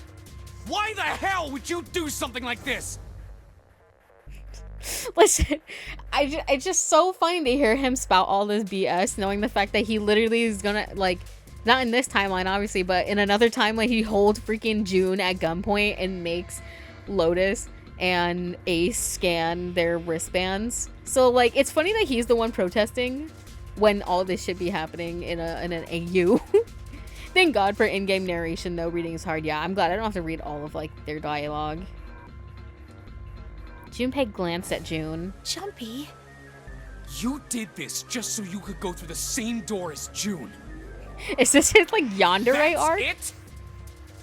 Junpei's literally just the :3 face with the little C as the paw. He's like, what are you talking about? I'm just a little guy. He's just mad you did it before he could. Real. Santo was furious. His face was red and flecks of spit flew from his lips as he spoke. He spits a lot. Junpei closed his eyes calmly and then opened them again. So, who's it going to be? Santa? Or Lotus and Clover? Shit! He said shit! Let's go, Clover. Huh? Period. Eek! Oh man, I have a lot of good images for a thumbnail today. Lotus leapt forward. She grabbed Clover by the sleeve and ran for Junpei in the door. That's so funny. Caught by surprise. Caught by surprise, Santa froze for a moment, then shot forward like a bullet from a gun. Listen, if one of them scans, then he's done, because the only person left to scan is Clover. Lotus had a head start, but Santa had an advantage in size and speed. Almost immediately, he passed Lotus and Clover. No, wait! Santa did not hesitate. Ah! He slammed his hand down on the red. This is insane! This isn't right! He glared at Junpei, his chest heaving. Yeah, well, you may be right. Junpei's voice was cold, but not without effort. He turned to the red and pulled the lever. Wait, I don't know, like, I was mad when Santa did it just a little bit ago in that other alternate route, but like when Junpei does it, it's funny. Because like, you know, I feel like I'm getting revenge on something that like Santa doesn't even know he did.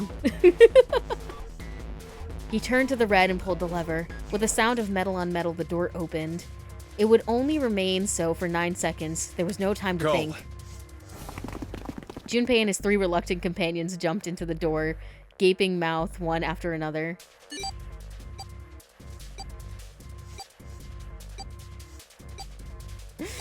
I know, that's why I was like, Junpei's in his yandere arc. He was like, I need my woman. No sooner did they enter than an all too familiar noise sounded from their left wrists. I mean, if like, in quotes, Snake is in this room, it's kind of a good thing that Clover didn't get in, because she would have been traumatized having to be stuck in here. The detonators had activated. Junpei looked back only once and saw Lotus and Clover on the other side of the closing door. No. They stood still, stopped where they had been when Santa reached the red. The defeat and desperation on their faces tore at Junpei's heart. Then the door closed and they were gone. You son of a bitch, Junpei! This isn't fair! Teehee!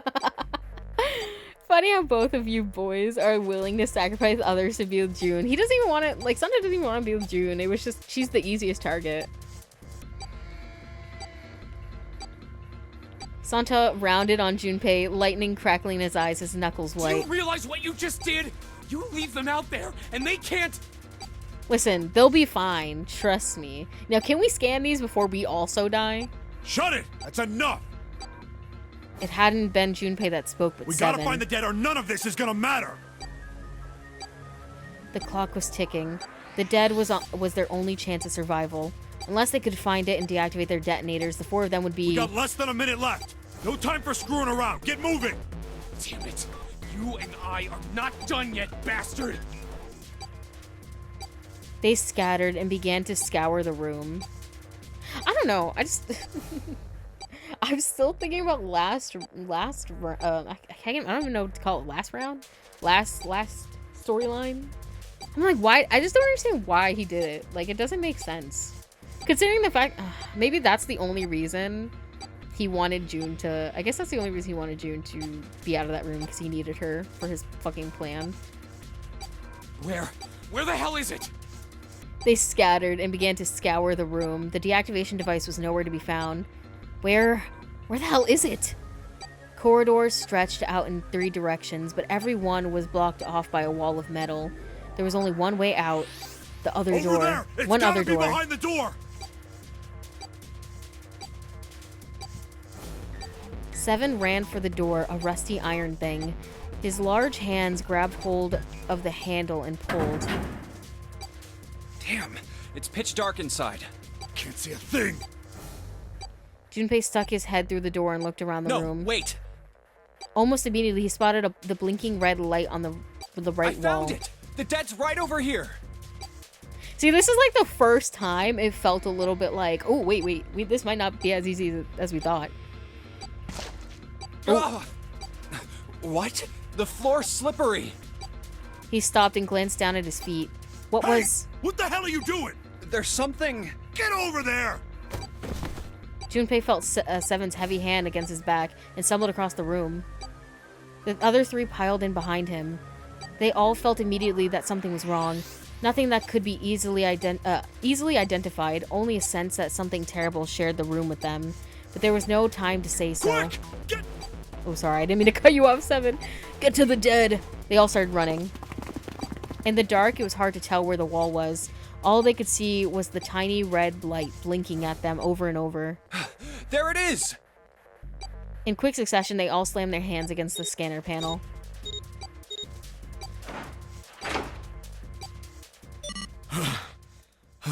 That, like, felt like the first time we were actually in danger. You are missing a lot of mysteries in this game. You haven't even scratched the surface yet. What the fuck?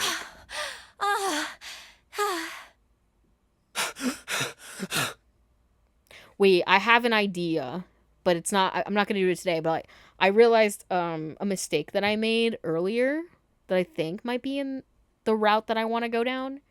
So we'll see if I... Because there was that one time when I disagreed with Clover, when I feel like I should have agreed with her, and then maybe that I have to, like, get her completely on my side, and I don't think I did that because I didn't agree with her that one time. 7 leaned against the wall, gulping air.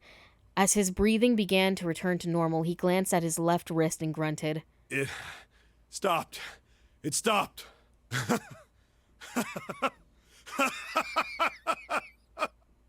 Junpei could hear him laughing in the dark, but could barely make out the large man's face. I don't think I'll ever get used to doing this. What the...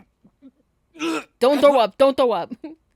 The sound of retching came from Santa's direction. What the hell is this smell? This is vile. I'm gonna puke. So desperate had they been in their race to the dead that no one noticed the horrible smell that pervaded the room. It was a terrible, nauseating stench, like burnt and rotten meat. Adrenaline had drowned it out, but now it rolled over Junpei in waves, forcing itself into his nose with every breath he took. Oh, you're right. This is... He felt his stomach clench and bile rise up in his throat. Let's get the lights on first. There's a switch over here. The light that spilled in from the door barely illuminated a light switched plate next to the door. Slowly, with the toll of the last few minutes apparent in his gait, 7 walked toward it. Yucky. He stopped as he got close and extended his fingers toward the switch. Okay, guys, I'm flipping it on. There was a soft click as the lights came on. Just as the light turned on, June took in a short breath and... A scream echoes through the room. Junpei's breath stopped in his throat. His heart ceased to beat. Time froze. His mind scrambled to make sense of what he saw before him. Hey. Oh, this is... What was left of the body sat in a sea of blood. Chunks of flesh torn from the body sat in the blood like tiny islands in a great red sea. A vast, ragged hole had been torn in the torso, and what remained of his intestines spilled out of it like fresh spaghetti. Smaller chunks of meat had splattered against the wall and become stuck there as they dried. Globules of yellowish fat had left trails like tiny slugs as gravity pulled them down the wall, even as they dried to it. Looks like an explosion. Seven's voice was low and strained. Just like the Ninth Man. The detonator in his bracelet set off the bomb in his gut. Oh god. The bone is coming out of his left arm. It's definitely an open fracture.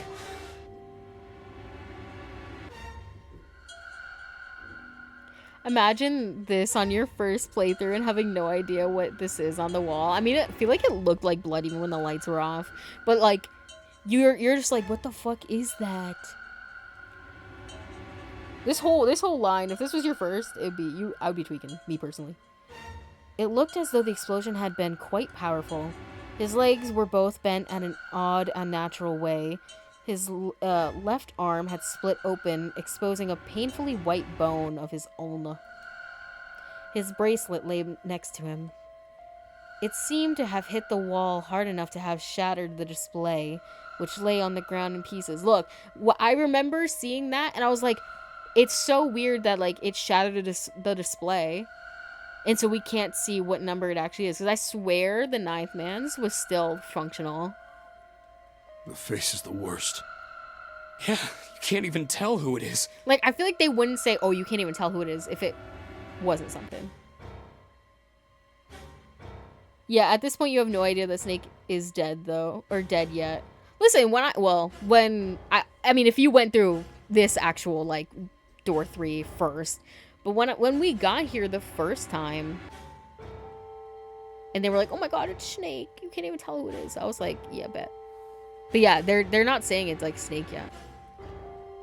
Half of his head had simply collapsed. I like how they're saying his, though.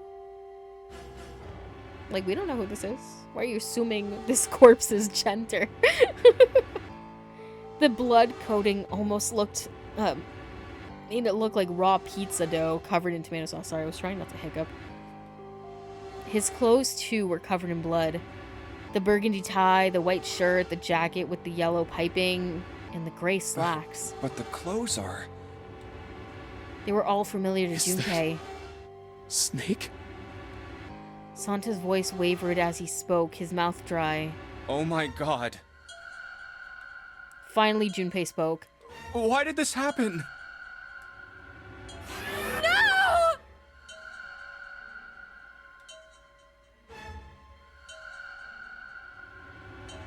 Suddenly, June was screaming, her voice broken. It was an eerie scream, full of insanity and not entirely human. No! Oh yeah, we couldn't warn her not to look this time because we didn't even know it was a thing. She shook her head violently and grabbed fistfuls of her own hair. Junpei could hear the sound of hair tearing. Jesus Christ! Calm down! He grabbed for her wrist. I bet you regret forcing June in here now, huh, Junpei? Yeah, he's like, oopsies. Hey! But as he did, June leapt up and ran toward the exit. Please! Get me out of here! You have to let me out of here! She screamed at the door, her fist slammed against it with a hollow sound. Wow, I wish I could speak. I keep skipping sentences. Junpei could see drops of blood on her knuckle. Why are you doing these horrible things to us? What did we do to deserve this? Listen, now, I can't say what I would do in this situation, but compared to everybody else, she's kind of being a little bitch right now. June. She screamed again, a desperate, mindless cry. Her fist flailed against the door. Get me out of here! Please! Please! Just let me out! Snap out of it, woman! You freaking out is not gonna get us out of here! Slap, slap, slap. June! Junpei couldn't watch anymore. He ran to June and wrapped an arm around her, pulling the screaming girl away from the door. Calm down. Onto the bloody floor? We're just on the bloody floor? No! Get off of me! Let me go! Let me go! Please, calm down. She scrambled for a moment, her legs skittering across the floor, but her resistance didn't last long. As suddenly as her outburst had begun, it was over. The manic energy disappeared and her body went limp in Junpei's arms. June collapsed toward the floor. June collapsed toward the floor and Junpei knelt down with her. He felt drops of something warm and wet. Was she crying? A moment later, she began to sob.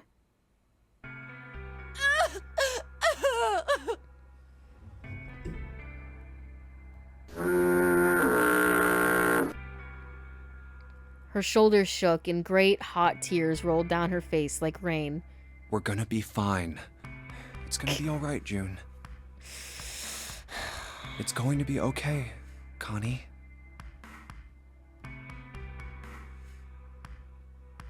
Her name was a whisper. I'll be here with you, okay? I'm glad I don't do face cam because if you guys saw my face, sometimes I cannot keep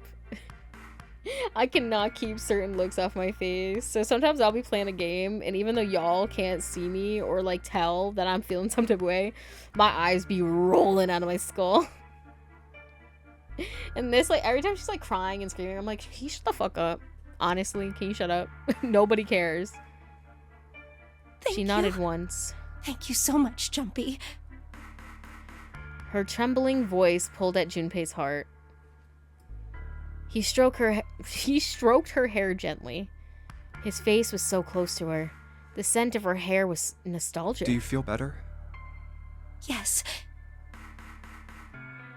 But I'd like to stay here. For a little while, at least. Jumpy's body is so warm.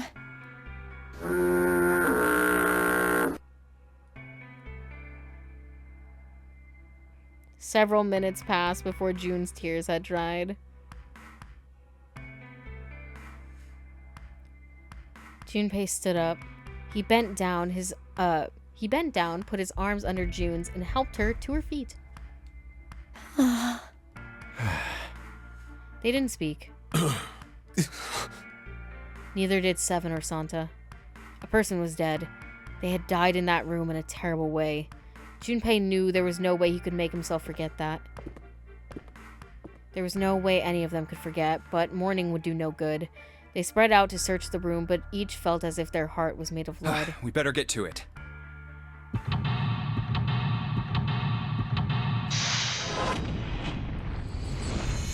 It's rough out here. It's rough out here. Alright, gamers.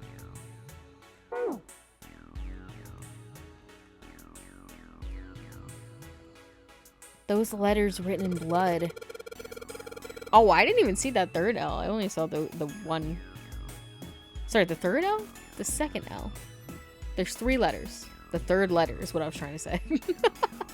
LLR. Do you think that might be some sort of dying message from Snake? No, it couldn't be. No. It's actually 11037. Actually, that was the code to the casket or the coffin or whatever. No, that's impossible. You saw the body. You aren't doing anything after something like that happens to you. Then this, the way this blood dries tells you it's really old. Whoever's blood this is, it ain't Snake's. Then you're saying this blood was put here a long time ago? Yeah. Word. Wait, we can actually turn the lights off. Wait, what the fuck? Okay, wait, let's look at everything with the light on first. An old message written in blood. It says LLR. That's where we came in. I guess it's... Oh, sorry. That's where we came in. I guess it's not locked, but there really ain't any point. All that's out there is the numbered door. We can't go back through the numbered door even if we wanted to. Okay, this is like a shower room. Alright, let's see if anything happens when I turn you. Nope, nothing. Not even a drop. Is the pipe clogged? There's water coming out of the shower head. Let's see if... Shit, that's hot. Really hot. Man, that water must be just about boiling. There's a piece of paper tied to this pipe with a wire. Notice, drainage valve operation. Please do not flush the water in these pipes. Doing so may cause the drain to overflow. Oh wait, hold on. Let's not do that. I want to look around at everything else first. Okay, we need some sort of something here. What's this? It's a thermometer. Sorry, I almost said thermometer. Who? Luminol light revolution. Long rhymes. Left, right was my first thought. Can you get it off? No. No, it's screwed onto the wall. Okay, is that all that tells me? Okay, so we need to find a screwdriver. I already checked all 3 toilets, you know. Nothing unusual there. My fault, damn. What about these ones? There's nothing in the toilet. If there was, that would be gross. There might be something in the tank, you know. Let's open that shit up. There is! Wait, there's a card! Give me that shit. Red key card. It's a red key card. Red card, probably a key card. Do you remember if you saw a card reader anywhere around here? On the door. We know Santa can't be trusted. Maybe you should check the toilets anyway. That's honestly, that was my first thought. I was like, okay, yeah, I know that you're a little backstabbing bitch, so take where the red card was. Nothing's there now. Okay. A skinny shelf. Skinny. Can I click this? Some pipes. They're connected to the tank on the toilet. Oh, this one actually has toilet paper. I don't think the other one did. What is this? What do you think this is? It looks like tar. It's kind of sticky. I don't think we can just wipe it off. I doubt just pouring some water on it's gonna help much either. What about hot water? Hot water? If we had some really hot water, like boiling hot, then maybe we could wash it off. It's a water tank for a toilet. I've seen a lot of OC guys trying to hide a piece in something like this, usually for a 187 or something. Guess they think it's clever. Don't know when they'll figure out someone else thinks it's clever too. Huh? I mean, I know peace, but what's OC? Organized crime. What is that? Some kind of police slang? Huh? Probably. Huh? What'd I say? Why does he look all sad now? That's not really important right now, guys. Let's just check it out, alright? Well, he's not wasting any time. Oh, a screwdriver. Fuck yeah. It's a screwdriver. We can unscrew things with it. Was there something we needed to unscrew somewhere?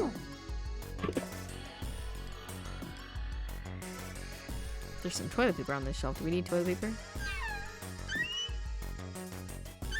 Oh no, I want this one. Can I have this bucket? Bucket! For the hot water! It's a tin bucket. Hey, Jumpy. Do you remember back in elementary school when you spilled all of our paint across the whole classroom? They made you clean it up and all they gave you was a sponge and a bucket. Like this. Hey, come on now. Can't we just leave the past in the past? Junpei reached for the broom, and as he grabbed it, he heard a soft voice from behind him. It was June. The rabbit hutch. What? Huh? He turned around.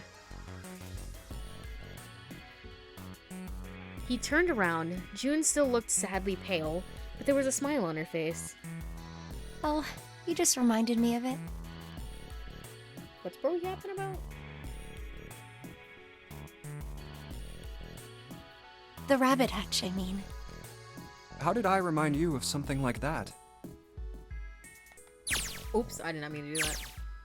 Jumpy and the broom. You're always playing around with the broom in front of the rabbit hutch. What was I? I was. Don't you remember? Junpei stared at the broom in his hand. No.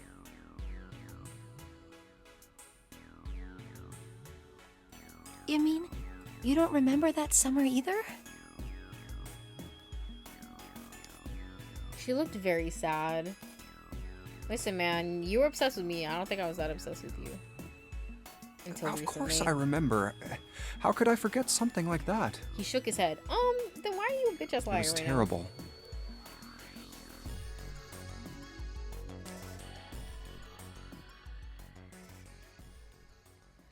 They were in the 6th grade. Junpei and June had been assigned to take care of the classroom pets, the rabbits. Their chief duty was to clean the hutches every morning.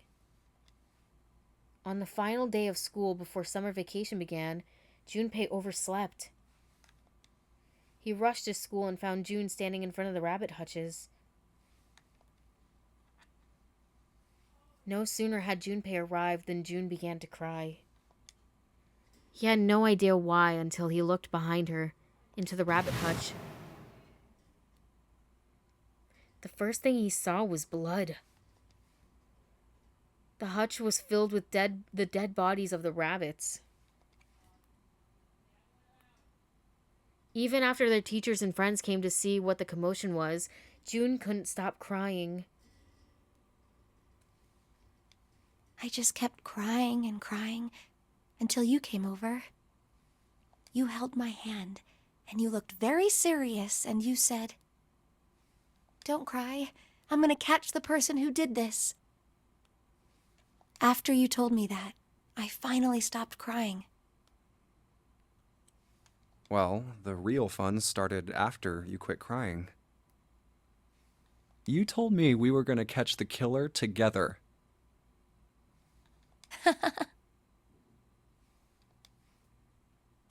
June smiled and a little of the flush of life returned to her cheeks. Then we decided that we'd ambush them. Yeah, I remember.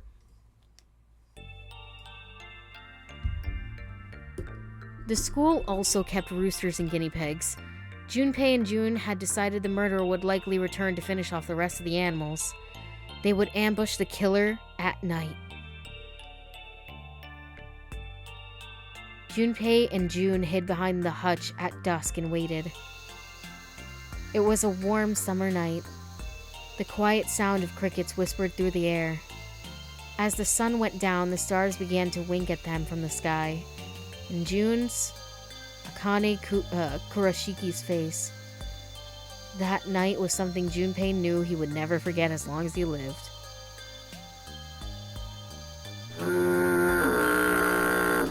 Girl, get the fuck out of my face.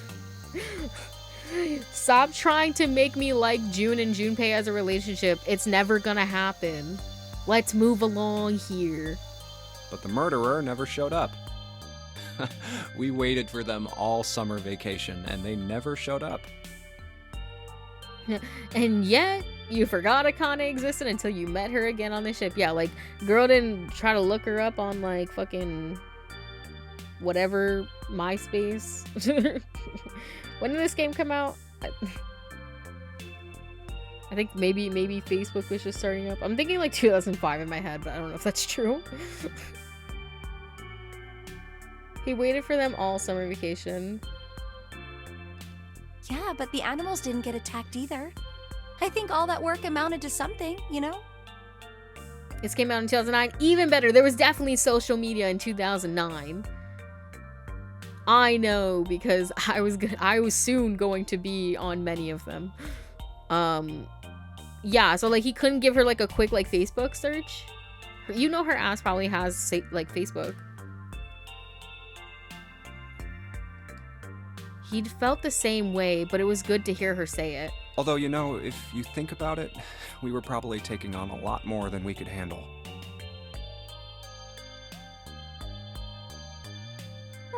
What do you mean?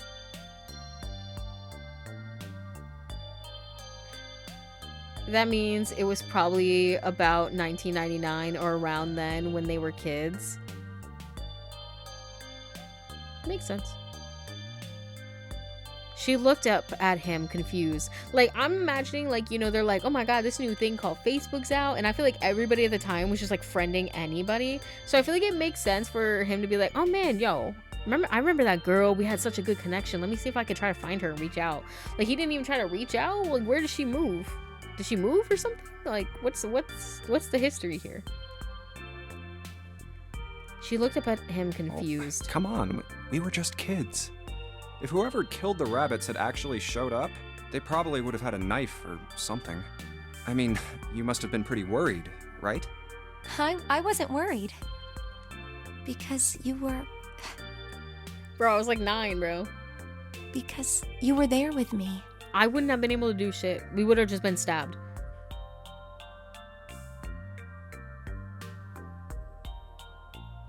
Facebook and MySpace came out in 2003 and 2004. I'd say that's close enough for them to try and find each other. Yeah, exactly. Like, what? You're like, how are you not trying to get in touch with this person who apparently meant so damn much to you? Both of them. I'm not even just dogging on Junpei. I'm dogging on June too. She blushed furiously. You know, no one else wanted to take care of the animals. Clearly embarrassed, she tried desperately to change the subject. I was the only one who asked to do it at first. Yeah, well, boys don't really want to bother with taking care of animals, you know. You heard it here first.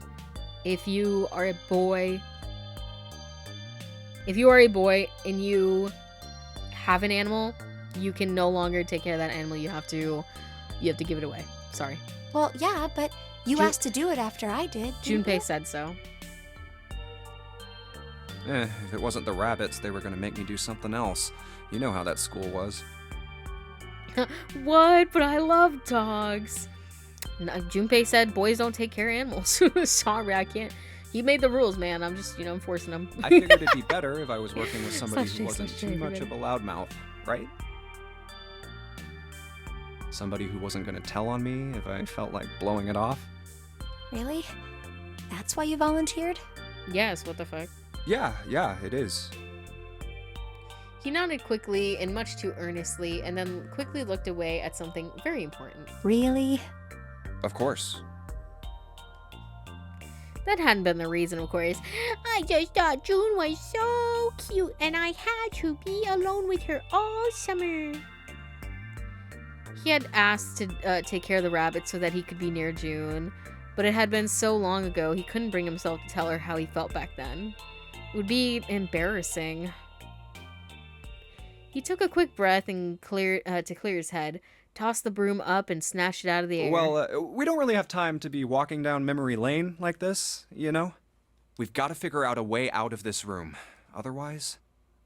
Yes. I'm gonna look over there. June nodded curtly, then turned and walked away. I should get back to it myself. Ah! That's right. The pool of blood. Junpei turned around and looked at the room, at Snake's body. Chunks of flesh and organs still lay on the floor. Going on and on about old times right next to a corpse? What were we doing? Hey, at least he's a little self-aware. Well, maybe it was because we're in this mess. Despite such a situation, or perhaps because of it, the mind turned to the farthest thing from death that it could find. Still, Junpei couldn't help but feel a twinge of guilt at wanting so desperately to live when Snake lay dead before him. I have to survive, no matter the cost. So Sansa and Seven watching them go down memory lane and gagging. Real. They're like... Sansa's like, bro, this guy's a fucking psychopath. Listen, he hasn't yet gone down his crazy route. Maybe I stopped him. Maybe I shoved him into the hero role while I took the villain role. I need to make sure she gets out too. As he stared at the clumps of blackened flesh, all Junpei could think of was how much he wanted to live.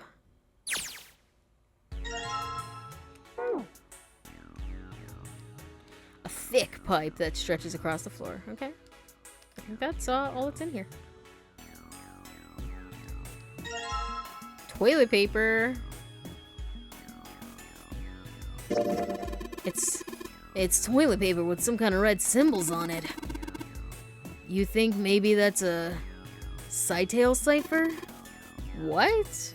Cytail cipher? What the hell is that? You wrap a piece of paper on a stick and then write several sentences on it so that the whole paper is filled up. Then you unwrap the toilet paper and you can't tell what the original message was, right? That's how it works, more or less. Then to decipher it, you gotta have a stick that's the same diameter of the original one. Same diameter of the original one, huh? Yeah. Then you just wrap the paper on the stick and you can read the code. Alright, well, let's do this and this. What if I wrap the toilet paper around the broom? Broom wrapped in toilet paper. What does it say? Oh, so you wrap the toilet paper around the broom, huh? Oh, sorry, that was Santa. Oh. Looks like the symbols line up perfectly. It says 634 plus. Okay. Oh wait, I didn't look at this. Can I look at this? A wooden box. There's something in here. Luminol! What the hell is this thing? Some kind of spray bottle? There's something written on it. Lumin... Can't read anything else. The label's all faded. Let me see that. He just grabbed it from him. That wasn't very nice. Oh, this is luminol. You know, forensic guys use it at crime scenes. Oh yeah, that stuff that glows blue when you spray it on blood. Even if the blood's been wiped off, it'll still glow. Okay. Let's switch to the bucket and try to get some hot water. Maybe I can use the shower here to fill up a bucket with hot water. Hey, Seven, could you turn on the shower? I'm gonna put the bucket under the head. Okay, sure thing.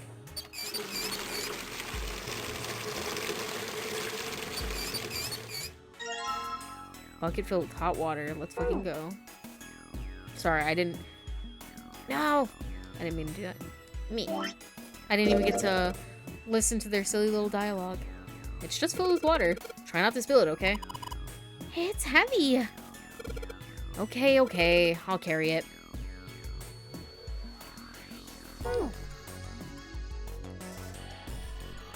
Was it this one? There's something that looks like tar inside the toilet bowl. If I flush the hot water from the bucket, that should clean it up. Okay, well, do it. Oh, do I have to put it in here? Alright, so I just poured the hot water into this tank, and... looks like you filled it. Now you should be able to flush it, right?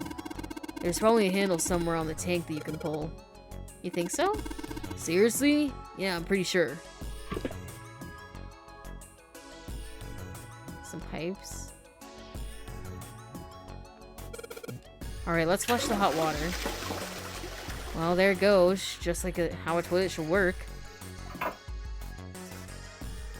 185 equals... That stuff's washed off. What was the first part? It was like 6 something.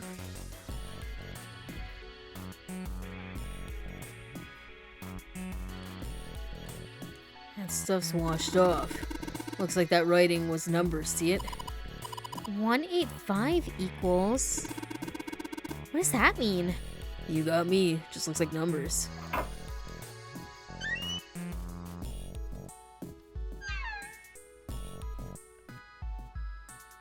Wait, I forget. Where was the other set of numbers that we got?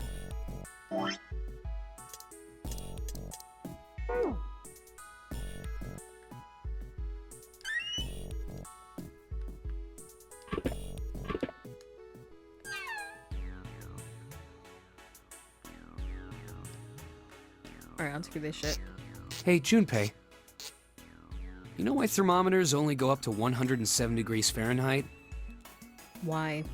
No, I can't say I ever thought about that. At 107 degrees, the cells in the human body start to die, and the organs begin to shut down. The proteins in your cells start to harden. It's like when you hard-boil an egg. Even if you cool it down afterwards, it won't go back to being a raw egg. In other words, it's dead.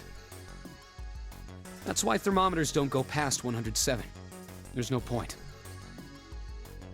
Oh yeah? But it's pretty rare for a fever to get that high.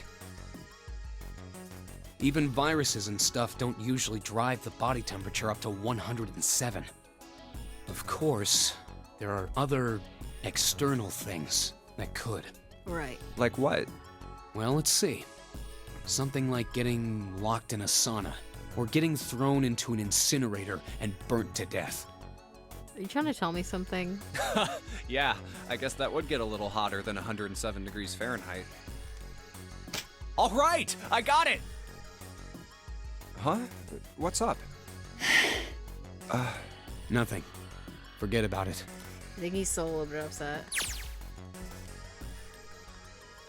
Santa spun around and walked off away from Junpei. Sorry, I didn't realize I could What switch was back. that all about? But as Junpei watched him go, he didn't look angry. He looked very, very sad. Sorry, I missed out on all that shit. Oopsies. Oh, you took the thermometer off. It says open at the bottom of the gauge. I wonder what that means. Maybe when it gets that hot, something will open?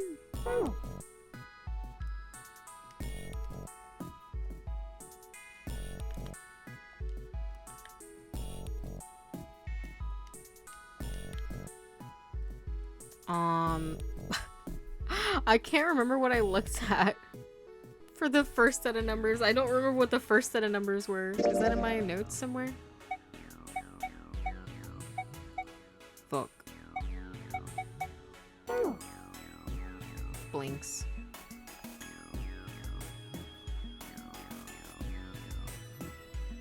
It was on the broom? Was it?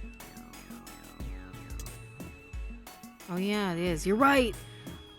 I literally was like, where the fuck did I see those numbers? I literally... Oh no. Go back. No. I completely forgot. Put the broom out of my fucking mind. 634. Thanks, chat, for being my brain cells. Y'all know I have really bad memory. Okay. Am I doing like the digital route, or am I actually adding them, or am I like adding their digital routes? Because there are 3, and that's why it makes me a little sus. You know.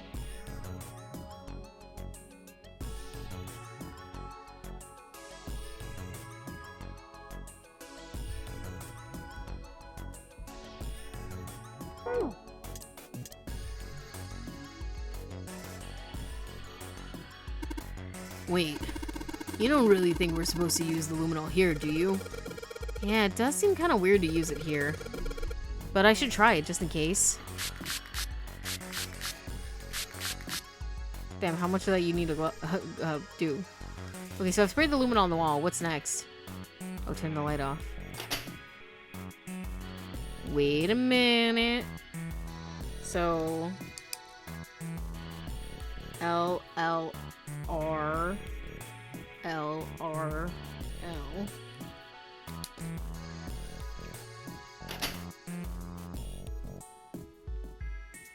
Yeah, I didn't realize like they won't let you do it anywhere else. Cause you can't leave with the lights off. Just like you thought, Junpei. There's some more letters showing up after the LLR. See? It says LLR LRL.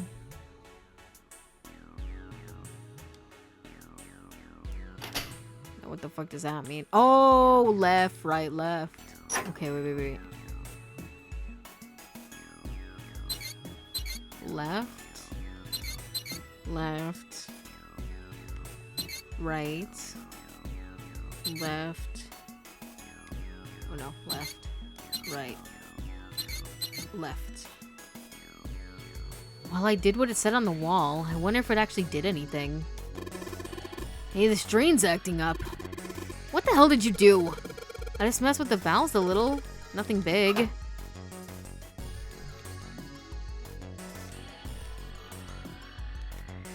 Doesn't look like the shower works. Is it over here? Come on, man. I said I already checked them. Wait, you don't trust me? Dude, I just clicked on something twice. My fucking bad, buddy.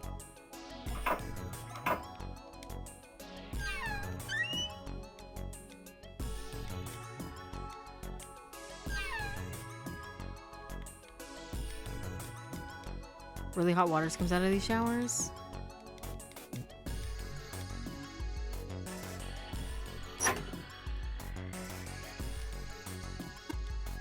The pipe on the right here must be connected to the drain in the middle of the room. If you turn on the water here, it'll probably come up through the drain.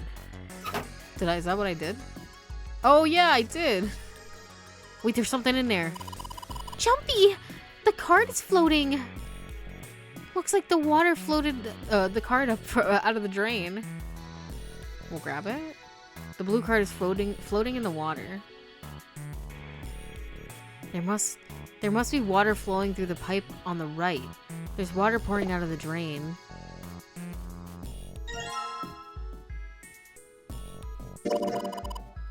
It's the blue key card. This is the symbol for Mercury, isn't it? There was an elevator right outside of the big hospital room. I think that same symbol was on the card reader next to it. That's right. I guess that means we're not supposed to use this card in this room. Do you really think so? You don't think that maybe we need it for this room and for the elevator?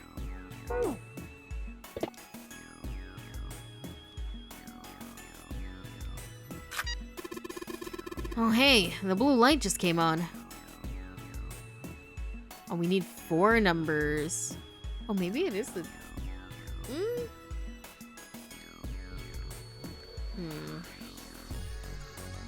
What am I doing with this? And I still have the red card. I just realized. The Sigma.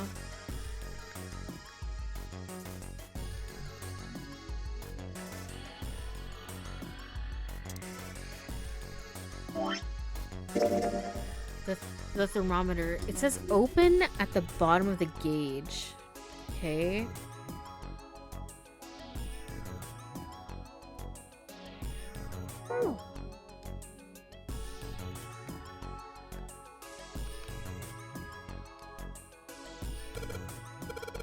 Yeah, if I can get this hot water on the thermometer, then maybe. Alright, thermometer, let's get this party started. Yep, looks like that's doing the trick. There goes the gauge. Now it's at the open mark. Huh, it opened. What's this? Looks like there's a piece of paper in here. Oh, wait. 957 plus...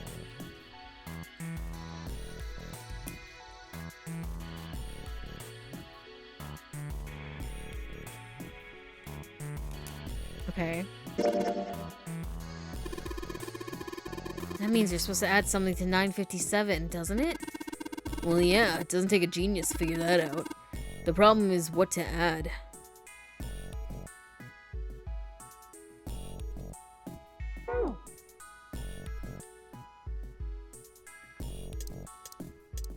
Okay, but what about this?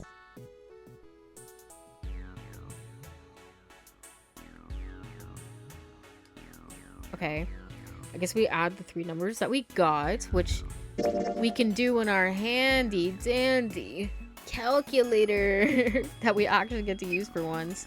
Okay, 957 plus 634 plus, I think it was 18. Oops. Fuck. Bro, the fact that you can't backspace, you just have to clear the whole thing because you made one fucking mistake at the end. Krills myself.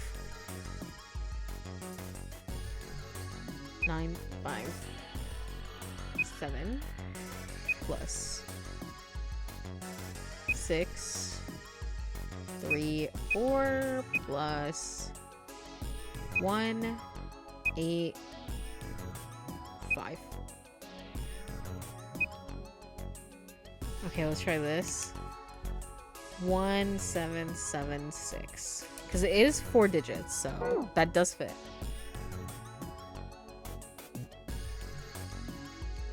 Nothing happens when I press the button. I guess I have to get the red and blue lights. Oh, oopsies. Here we go. Huh? The blue light was just on, but it's off now.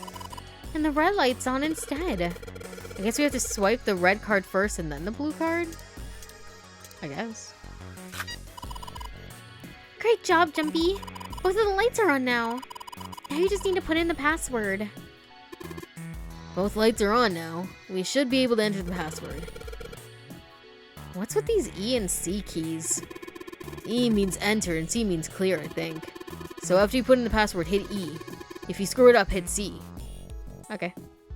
Okay, so it's 1. Oh, okay. I gotta 1, 7, 7, 6. Enter. Yippee!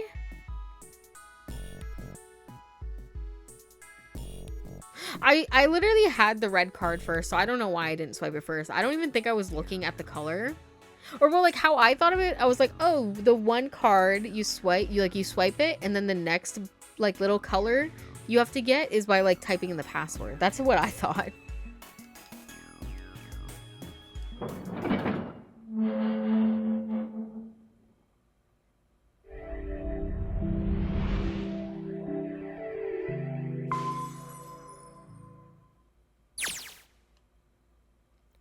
Outside of the shower room was a hallway that extended off to the left and right. There's a large iron door at the end.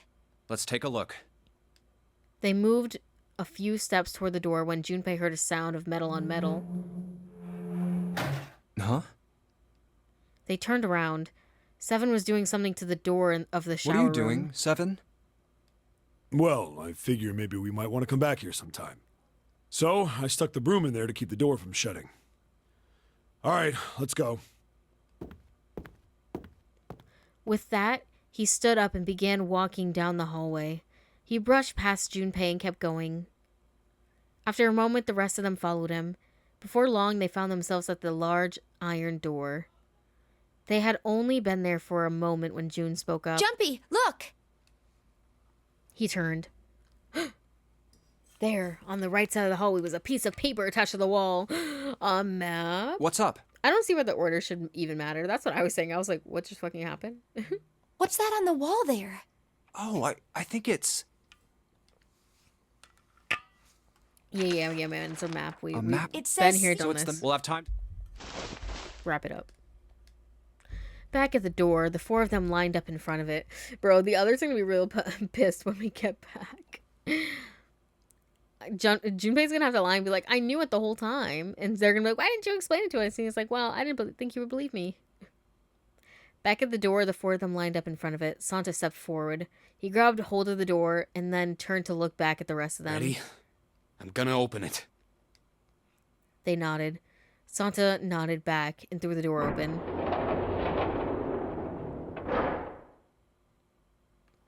All four of them leapt through. What the? You're shitting me. It only took a moment for them to realize where they were. We're back. They hadn't been there. They had been there only a short time ago. It was the large hospital room filled with the countless beds.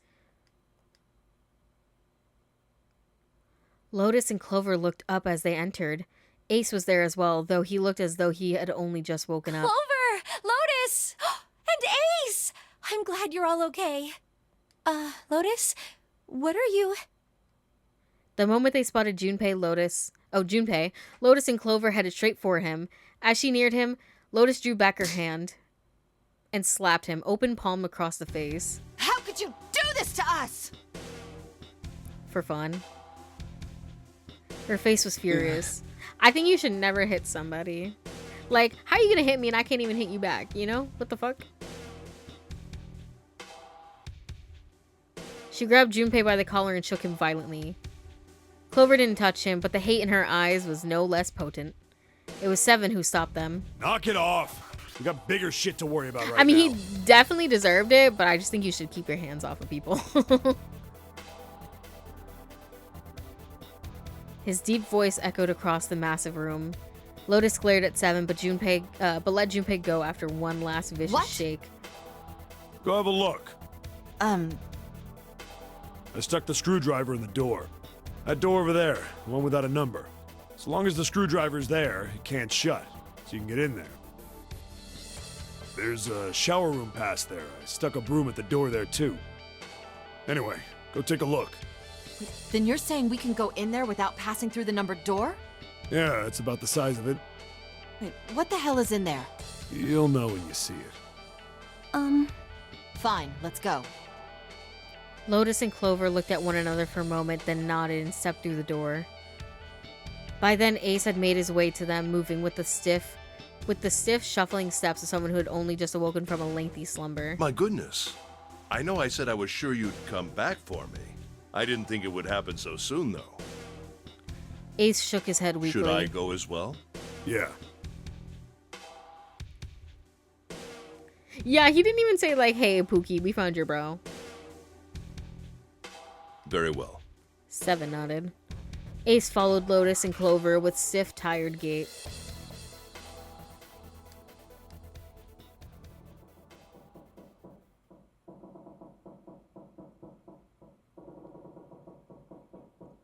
The squeal of tortured metal made Junpei's teeth curl. It sounded like the noise a ghost would make. No matter how many times he heard it, he never got used to it. Every time it pushed him on edge. Sorry, I said push. I'm pretty sure I said put. It didn't help that there was a girl nearby who looked far more like a ghost than a living human should. It was Clover. Here, before you say anything. Yeah, I'm gonna save right here. Return tunnel? Not yet. I want to... No. Back. There we go. Okay. Okay, we have officially completed the upper half of the flowchart. We have filled in the upper half of the flowchart. Here where we at. So we still have to go this whole route and then these two. And then we also have this route. I guess this is locked right now. So I think you have to start from here and choose the right answer. I think that's what's up. But yeah, that will be for next time. For now, though, we will leave us here. We've finished. We've gotten one ending, and we finished an extra thing. So let me get out of here so I don't have to listen to the creaking of this fucking boat anymore. Okay. Epic. Quit the game. Yes, please. Ugh, let me unplug my controller and get y'all guys on the ending student screen with some lo-fi beats. Let's see. Who should we raid today? Do I have anybody who's live? If anybody else has somebody they want to do a raid suggest, by all means.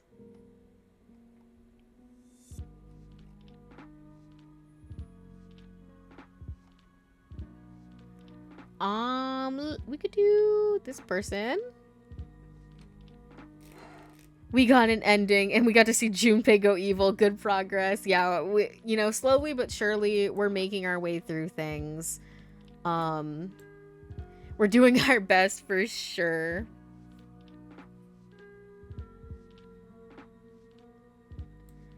Well, actually, if you have somebody, listen, I know I just started that raid, but if there's somebody new, I'd rather do a new person, so like I said, I don't care if other people raid me multiple times, but for me, I'm like, what if I'm annoying? Lo-fi beats, rah! Thank you for streamer. Yo, I'm glad you actually got to see one. I know I stream a little early in the morning for you, Yama. No berry. Okay, let me see. Gimme. Oops. Me trying to copy and paste. Struggles. I always love rating new people, so. Ew. Okay, there we go. Alright, let's stick around for the raid, show some love to some other people. Next stream will be tomorrow with who knows what I'm gonna play, because I never do. It's the weekend for me, so it was perfect. Yeah, let's go. I don't know. I don't know if you know like a ton about Zero Escape, but I hope it was interesting to watch. If you guys have not followed, hey, consider doing it. That would be really cool. We're moving on up. And until next time, take care of yourselves, and I'll see ya. Oh boy, oh boy.